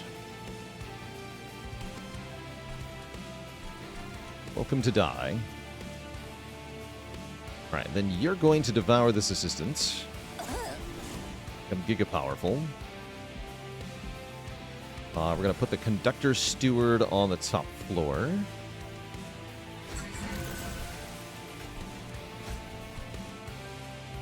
I want to attack immediately here.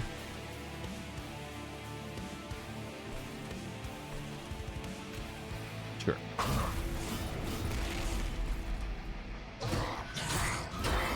Fuck.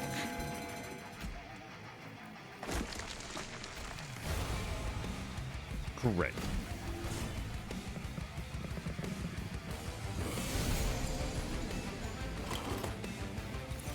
Is the real steel Polyclaw? I guess I can smelt that. For stuff.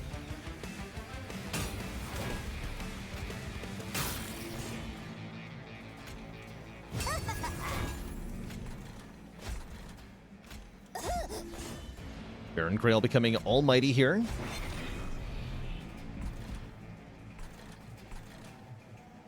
Good.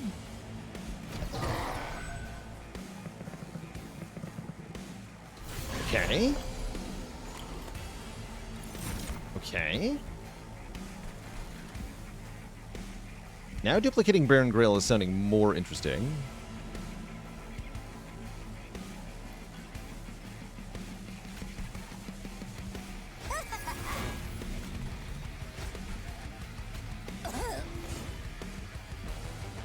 Yes, please make a copy of Burn Grael.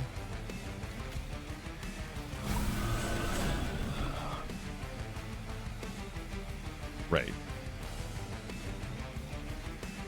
And then you have more reanimate, sure.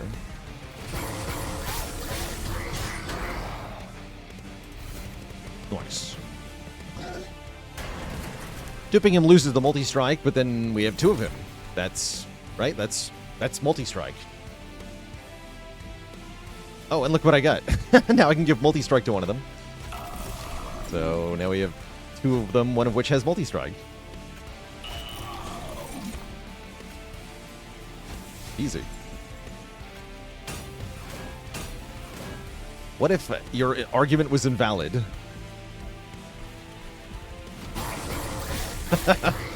No prob.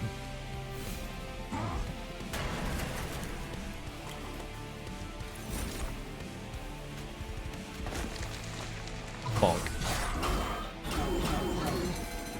Poor guy. You almost feel bad for him.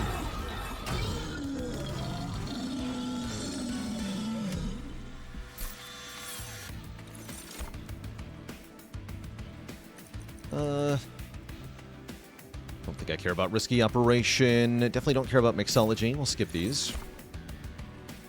Return a unit and its attached equipment to your hand can be interesting. Can't work on champs because we broke the game. Masterwork is unmastered. So I'm going to grab Masterwork. We actually do appreciate the Forge. And it's time to go to the Merchant of Arms. Yes.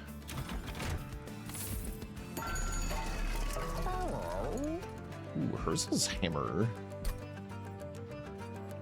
Not bad. Maybe not that good, actually. Trap Shoot. Goes on the top floor. Descend enemy units to the bottom floor and give them dazed 2. That's fun.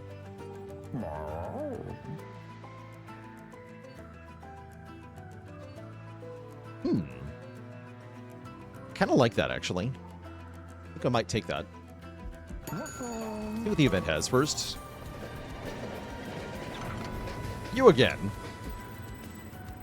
Calcified Embers. +3 health to everybody, or Banana for everyone. Banana is really strong. Oh man, Banana is so good. Because Banana increases the base attack power of the assistants that Baron Grael is eating, therefore magnifying the amount of damage that Baron Grael scales by. Yes, give me the Banana. And if the Banana goes extinct, even better. But surely nothing bad would ever happen to my Banana.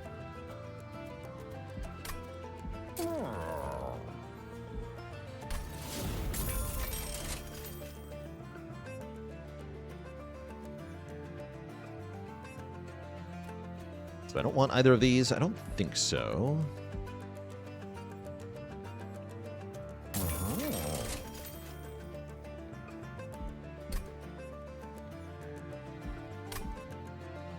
Void Armament. Also don't think so. Okay. Let's get some removes, finally. It's about time. We don't need these stupid stewards. They are taking up space in the deck.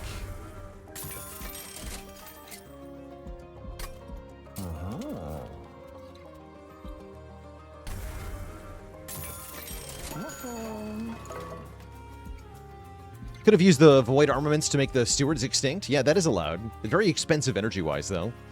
Kind of hard to get away with. Not impossible, but hard to get away with. Okay, this is the Slay and Incant variants. I think we're going top floor again. Buy us some time here.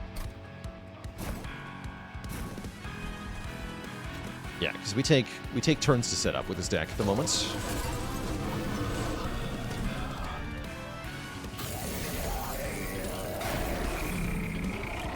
Hello.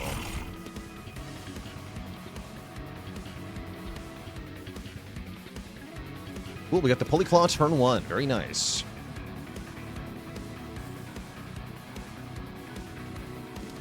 Very lucky here. So this fight's 2 separate bosses. Hallow here is going to fly around from floor to floor. Strix acts like a unit and cycles from the bottom floor to the top floor, then goes back down to the bottom again. That's the live to fight property.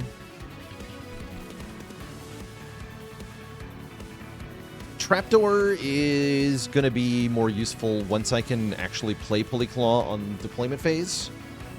Then we can go middle floor setup with a Trapdoor on top. I think that'll be the way to go. For now, though, we're going to do this.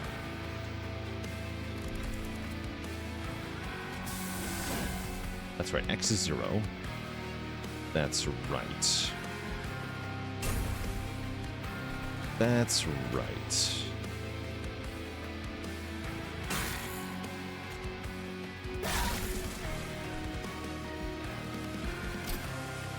Forge this one.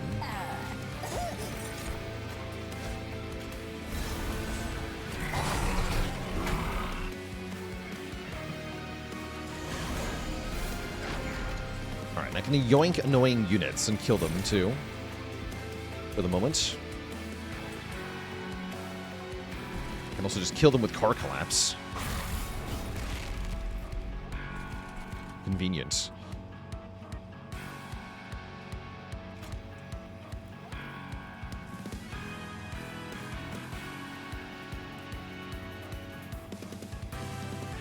Forge 8 will make this fight super easy.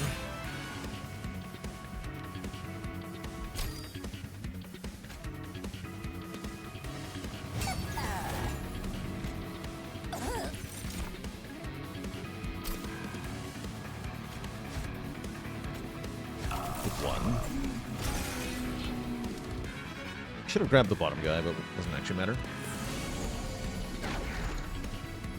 Hello.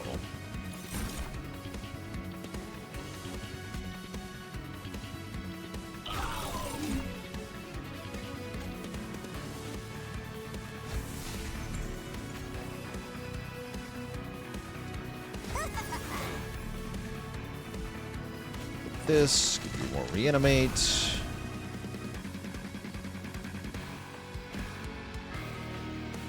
Just give you a combustion suit? Sure. Knock yourself out. You get lots of damage on Strix here. Take a bunch of damage too, but who cares? And Grail's damage is only going up from here.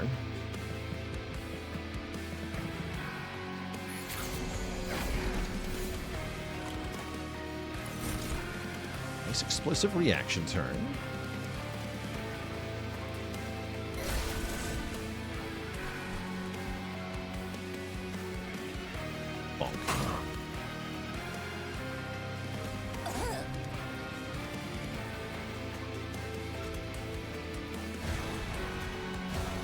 Lots of reanimate. Okay, good. Yoink something to kill. Wipe out this thing. Get rid of this assistance. Although I probably just gave Slay to, yeah, should not have done that. Wrong floor there. Would have. Doesn't actually matter. Railgun. Oh, Railgun's fun. Got more important stuff going down, though, right? Actually, no. Let's get the Railgun down.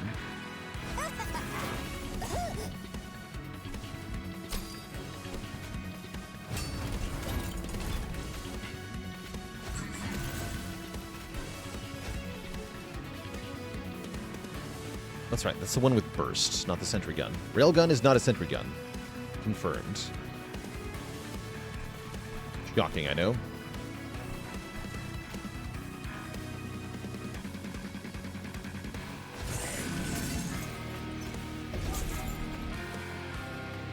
Hook, get in here. Okay, good.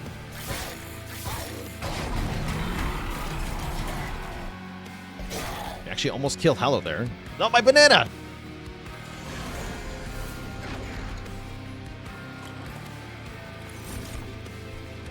My banana.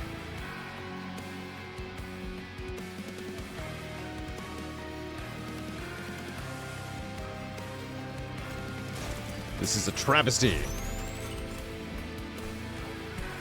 of the highest order. You want this guy.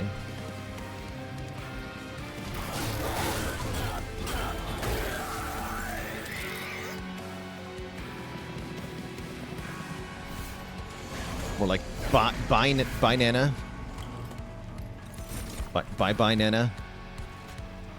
Or like, it sucks.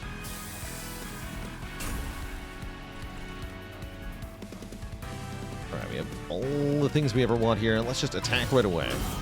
Bonk him. Who cares? No assistance to devour, and I don't think I'm going to mind that.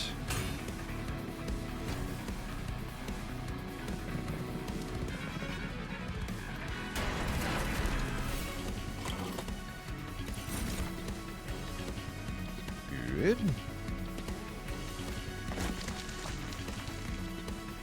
Okay, we can do stuff, but we don't really need to, so whatever.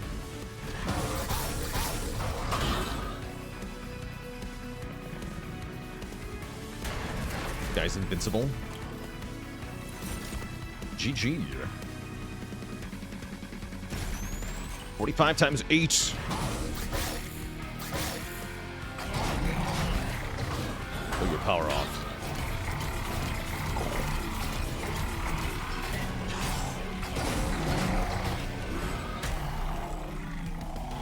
And get smacked by Baron Grael. GG. Okay, that went well.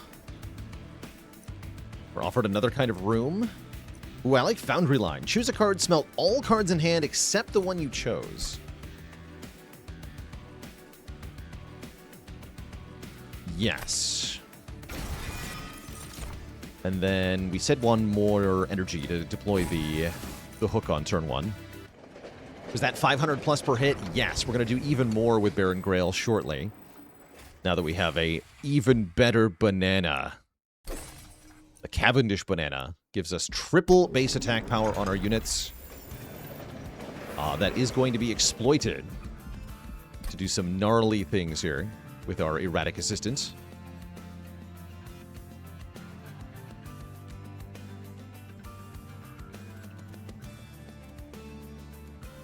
Although I guess that doesn't actually apply to the assistant. So our assistant scaling went down. Our meat hook does big damage now, though. This is only base damage, huh?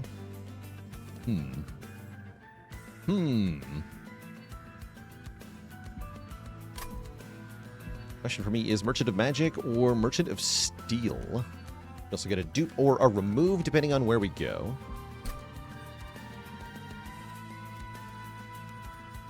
Merchant of Magic lets me get better spells. We love that. Also do appreciate that heal. I'm going to go Merchant of Magic here. Devour 3 is triple their attack. Gets added to Baron Grael. So Baron Grael can scale damage really hard. Permafrost Foundry Line's fun. Permafrost Masterwork is maybe better. Make Masterwork easier to play.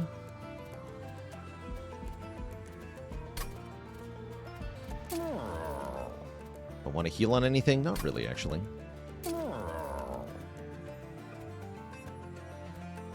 We can really scale our damage very well with the Masterwork if I dupe the Masterwork. Is that what I need, though?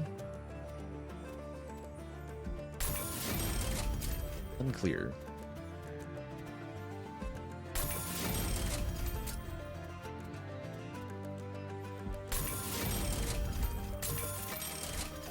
Okay, double stack and spell chain. I don't think double stack goes really well on anything here. Spell chain, however. Spell chain Foundry Line is extremely funny and stupid. Spell chain Metallurgy is tempting. Spell chain Pseudoscience is interesting. Spell chain Explosive Reaction I like a lot.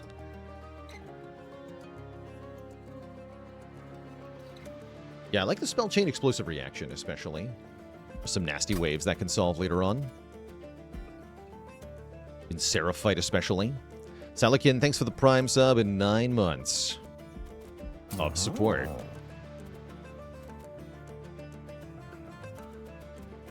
Make this consume.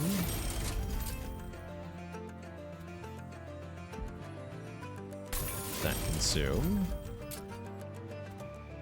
Let's mulch in one of these.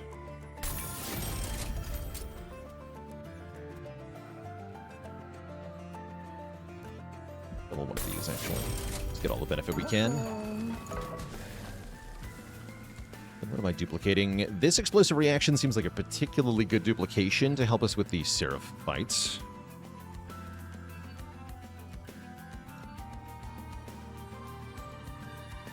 Am I even going to need the trap shoot is a good question.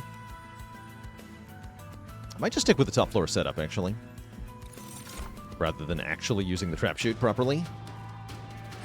We can try it on this fight, though. Looks like a better fight to be higher up on. And with the Heaven Seal challenge, it's a nice safety net, right?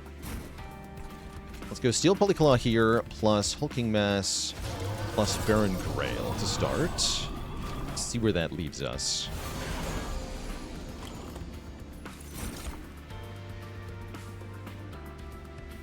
Ooh, Twisted Back. Oh, we can give Trample to Mr. Grael. Okay, we're going to do that. No multi-strike today. Nice. Okay, so just play the Twisted Back. Devour this guy. Get 45 attack power. Whip the back. Some forge points.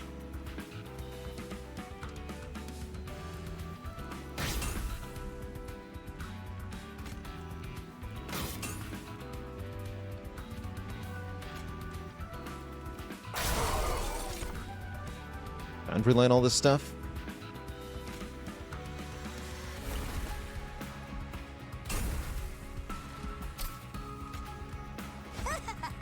Okay. I probably should have yoinked that guy. Yeah, I should have. I got another foundry line. Fun. How fun.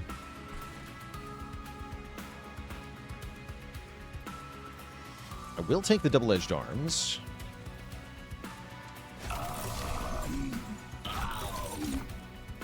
I've given to you, though.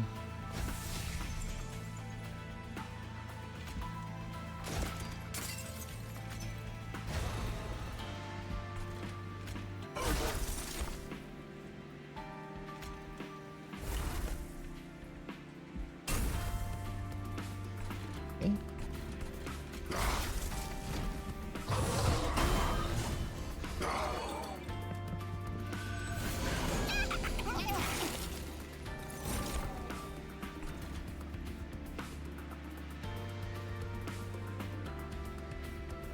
There's our super assistant. We're going to forge that one. We can card collapse down here. Kill all this, including the collector. Although, did I want to double stack reanimate the collector? Hold on. Doesn't look like it. We have more immediate concerns here. Yeah, we do. Sure do.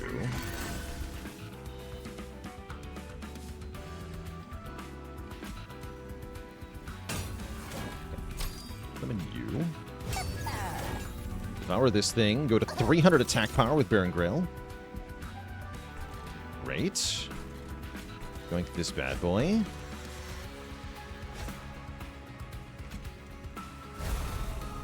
Perfect. Oh yeah, and I should have forged, actually. Oh well. Do that next turn.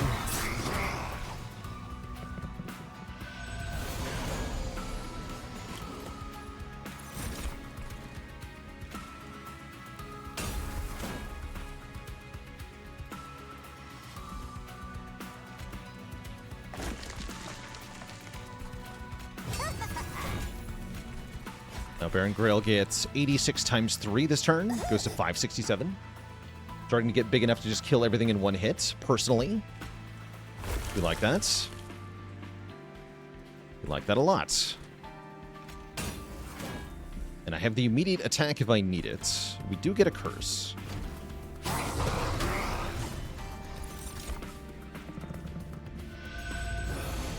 Okay, here's this really scary wave. We'll save the immediate attack for that, I think. We are wiping this wave out. Railgun. This is fine.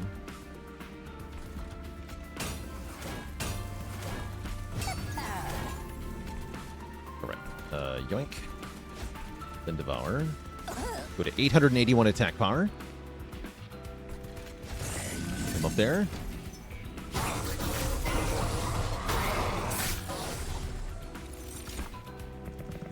Alright, the ultimate wave. This double 500, double reanimate wave is essentially the chunkiest wave in the game, and if you can kill it, it means you're in very good shape overall. Oh. Glorious.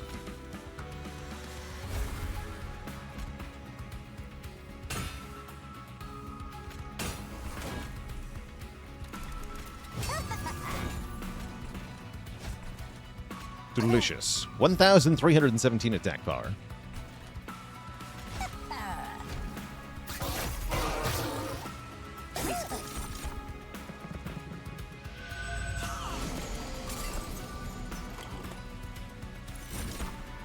Yeah, we have to stop these.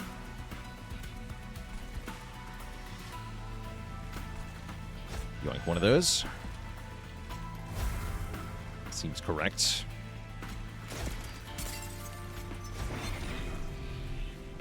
Nice.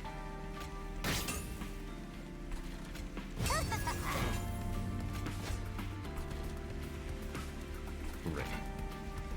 That's right, there's no room on that floor. That's right.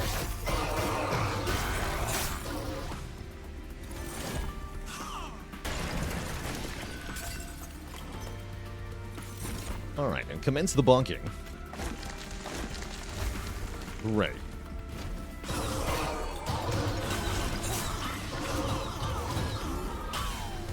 Bonk.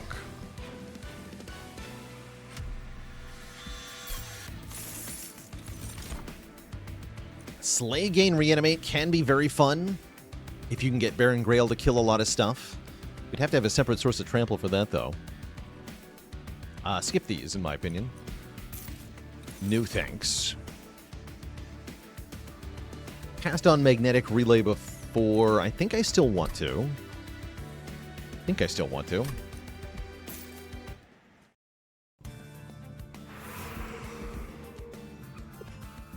Alright, and our last choice, another Merchant of Magic or a Merchant of Arms. What is the Arms Merchant going to do for me exactly? Probably not much. Merchant of Magic, however, sounds good. We waste the heal, but we get another duplication. And I guess we get removes, mainly, if I go the other way. Removes are decent, definitely. I definitely do without these other erratic assistants in the deck. They're not really helping me. So we have a lot of good removes. And I'll get more money for more removing. So yeah, lots of removes. Let's go with lots of removes. That does sound like it's going to make me more consistent. Now that I think about it, we might even find a room or something that I want. Quick. I do anything fun with quick? Not really. No, not really. When your Pyre defeats an enemy, it permanently scales. When you forge an equipment, give it even more of a bonus. Or X cost cards get +2. Don't have any X cost cards, right? No, I don't. So Hef's blueprints are okay. I was mostly forging a unit, but we could definitely benefit from forging equipment. Sure. Keep that option open. Okay, there's the Dante's Footstool. That helps. When you equip a unit, restore them to full HP. Sure, why not? And then, like I said, we're mostly here for purging. Purging all of these assistants. And other irrelevant cards. We're going to buy a whole bunch of removes at the end here. I think that's our play. Get rid of the Stinky Shield Steward. Get rid of you. Get rid of you. Perfect. And then I'll reroll and just look. Oh, Stasis Crystal would have been nice. 25 more gold would have been solid. Oh well. Let's see how we do against Seraph and his minions. Seraph's definitely tricky. Although one big way to solve this is to... Oh, I see. Gives us trap shoot, huh?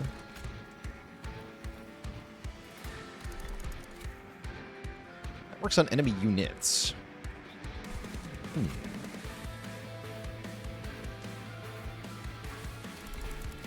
Does Grael gain attack from a unit with glass cannon? Yes, actually. That would have also been a thing, potentially.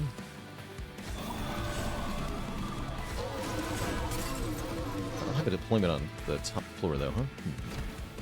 Interesting.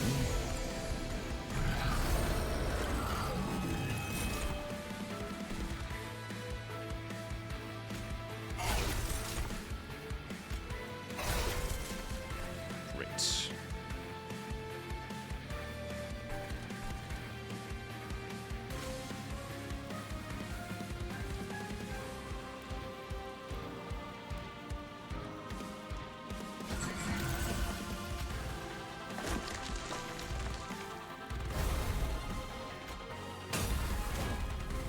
I think I'd grab this guy and do some damage to him, and then bring him back next turn. He's a problem.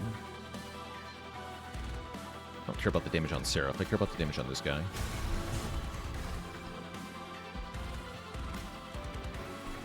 Using your forge points. Then attack immediately.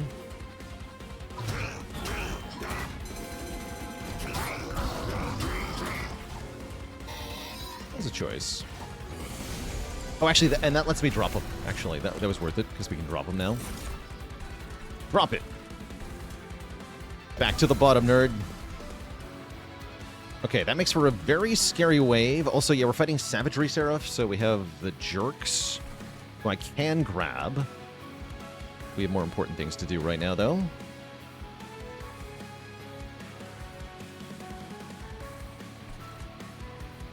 A copy of a non-champ unit equipment or room card in hand.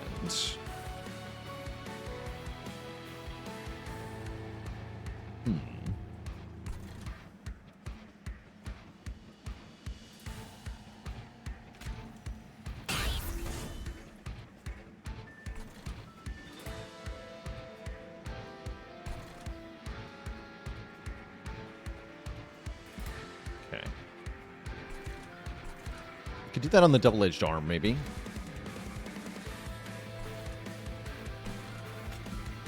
Also, next turn, Seraph's gonna freaking murder me. It's also fun. How do I solve getting murdered next turn? I don't.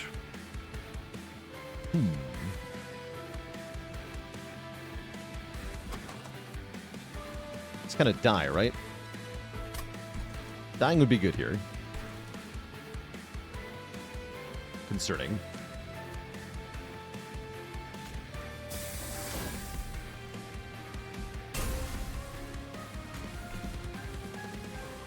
Don't forge point this guy. You yoink him, and then eat him. And then... mass production, the double-edged arms? Wish I could forge them before I did that.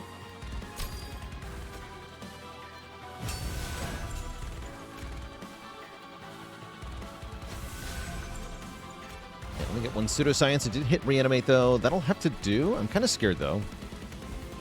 This turn seems bad.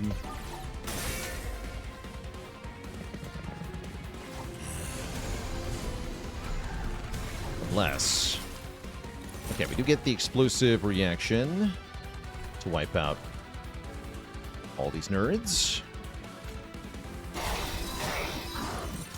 Great. Okay.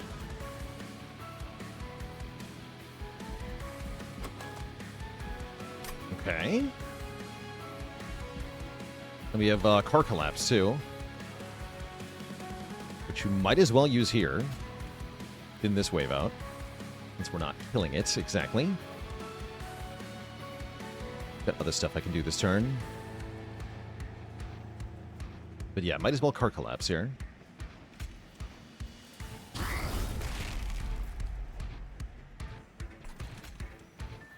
Forge you. Yoink you. Devour you. There we go. Now we're starting to get somewhere.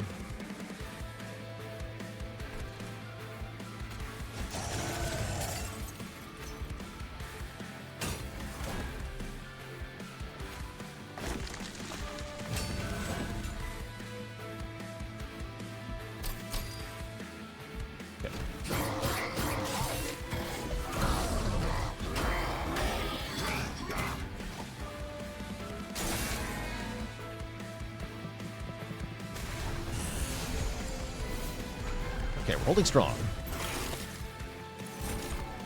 But explosive reaction will actually be enough.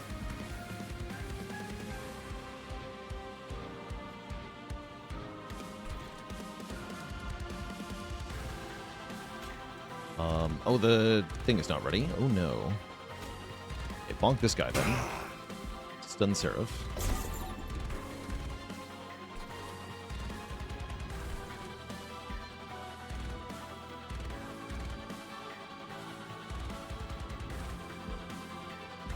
Yeah, we have some good stuff going on.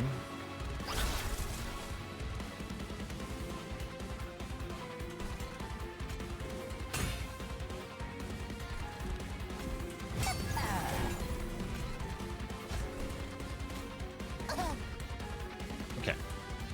Yes, this is now going well.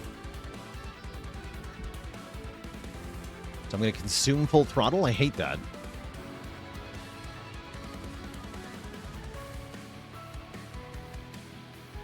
Yeah, I think I am.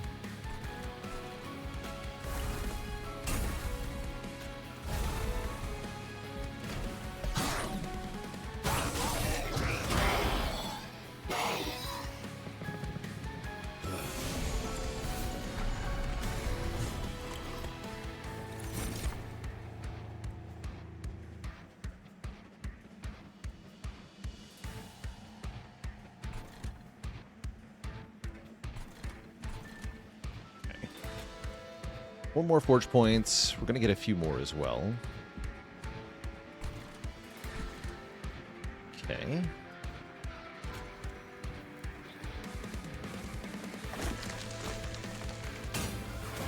Getting played.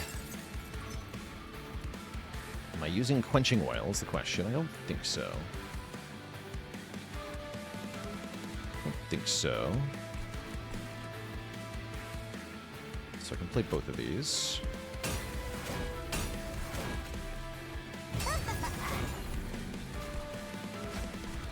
How are you? Oh, attack. Bonk. Perfect.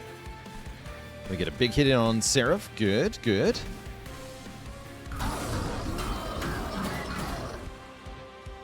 Now the damage per hit doesn't really matter that much beyond 500 because I kill everything in one hit except for the boss. I guess it could matter about the boss. Speaking of the boss, let's make the boss dazed and then probably more dazed. We bonk. Bonk, bonk. Bonk you. Bonk you. We're sweeping. Okay, this is going quite well, actually. Help this. And I can masterwork again? Although, like I said, the forging does not actually necessarily matter that much. Do I have any other equipment I can forge? No. But I could generate new equipment randomly through the mystery box. Kind of a faint hope, though. But I think we just keep forging Baron Grael over and over again. Seems fine.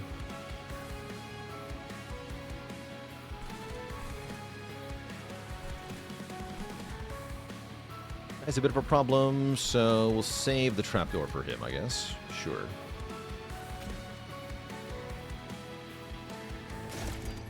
More spikes.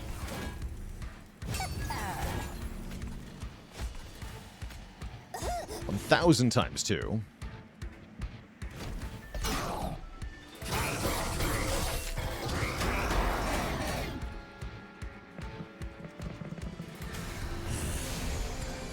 there's another very nasty sweeper wave, but I have a solution to that wave coming up. Hopefully. Any day now.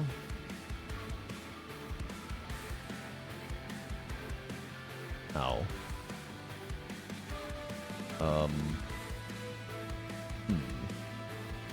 Well, that is not good.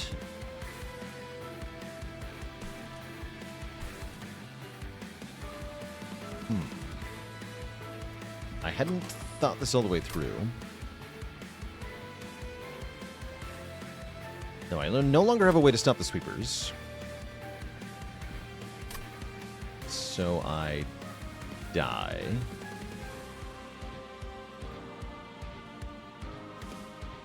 Oh, this guy exactly dies? If I can give him 1 hit point somehow. If Pseudoscience gives him Reanimate, that would work. Is that my only hope?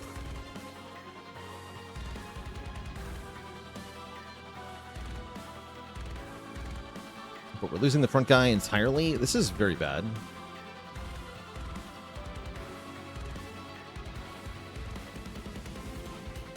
Huh. Yeah, this turn came 1 turn too early. I needed my whistle now, huh? Looks like we're getting seraphed here.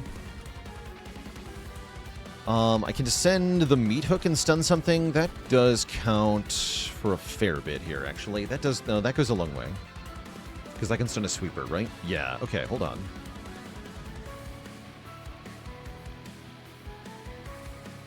Okay, then we put Pseudoscience on the front guy.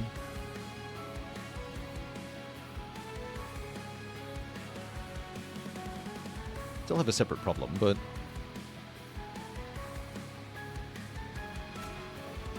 Okay, we do get Reanimate. Okay, that's good. Then, yeah, we're going to grab you. We're going to drop you. Oh, your ability's not ready. Ah, crap. I'm stupid. Nope, I forgot. Okay, let's undo that. Since we know we're getting Reanimate, we can put it on... Backline guy? Then our frontliner is dead, right? Seems like we're dead no matter how you slice it.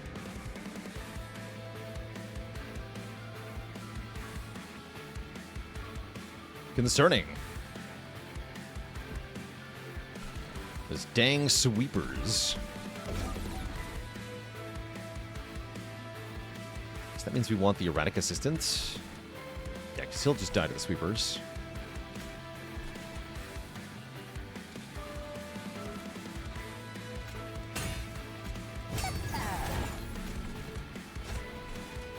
You spikes galore.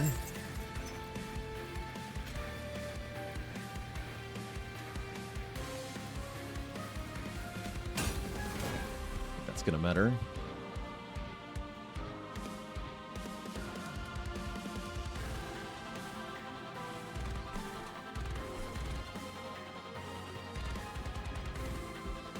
Okay, that could work.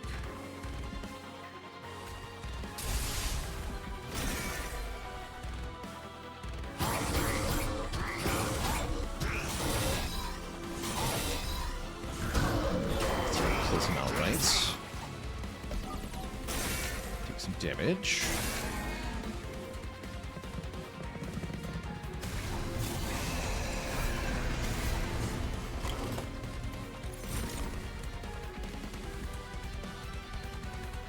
And then I can use the train whistle. It's actually not going to save me, though, I just realized.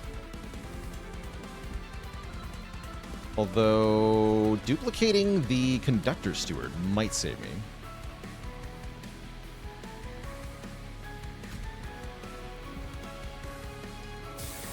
Then we can initially attack. Then we can immediately attack twice, which is huge. I'm also going to yoink this guy. Yeah, Replicator Ray on this guy.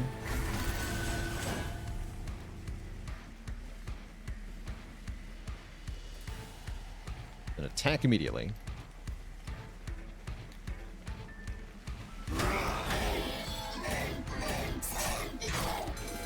We have to do that again. Which is still not going to be good enough, right? We still have this Chosen Assassin. I can't bonk them? Yeah, I'm just cooked. They kill me before I move? Actually, no, I can stun them. Hold on. Wait.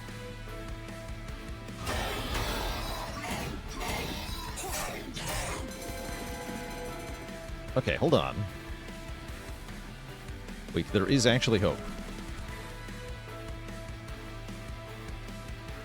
Now I can eat the erratic assistant? That might be helpful. The problem is still that Baron Grael dies before he can do anything. That is not good.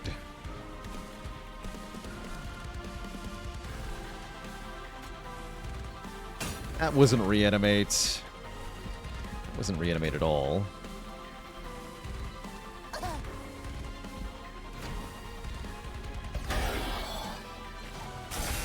I think we're dead, but let's see. There might be some strange way out of this.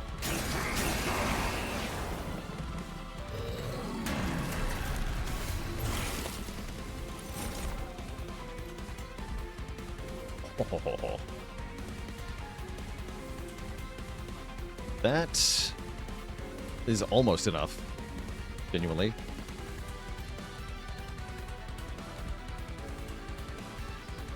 Hold on.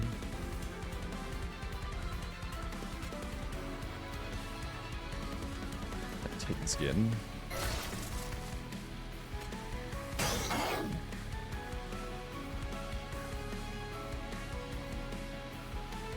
Not exactly.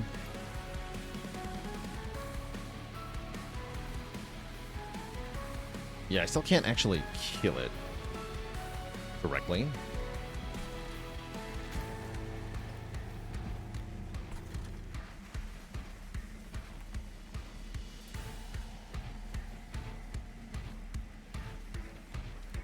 Yeah, I'm not allowed to put anybody in front here, unfortunately. Hope this is reanimate. It is. Okay, that... changes things, actually. That lets us get an attack off. Wait, is that enough? Then you. It's super not enough. No, that is not enough. You're here. That actually does significant damage to Seraph, suddenly. It's not enough, though. No, it's not enough. I needed to make sure my Sweeper solution didn't consume, but it did consume. So I went burn through these too quickly. And so we are losing here. GG, Seraph, you did well. But I will admit defeat here.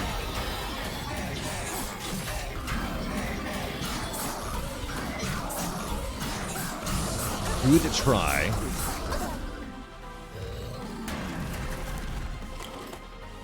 Maybe the Pyre can beat him? Actually, wait, this erratic assistant can do pretty well. Hold on. Hold on. Wait a second. What do you mean?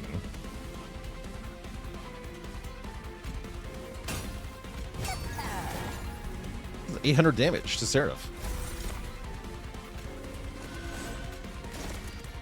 That's pretty good, actually. It's 1,000 just from that assistant. Man, we were really close, actually. If I could get Baron Grael to survive for one more round of combat, we actually had it.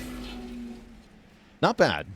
I think Titans would have been pretty hard, too, honestly. So I'm not too upset by this loss. GG.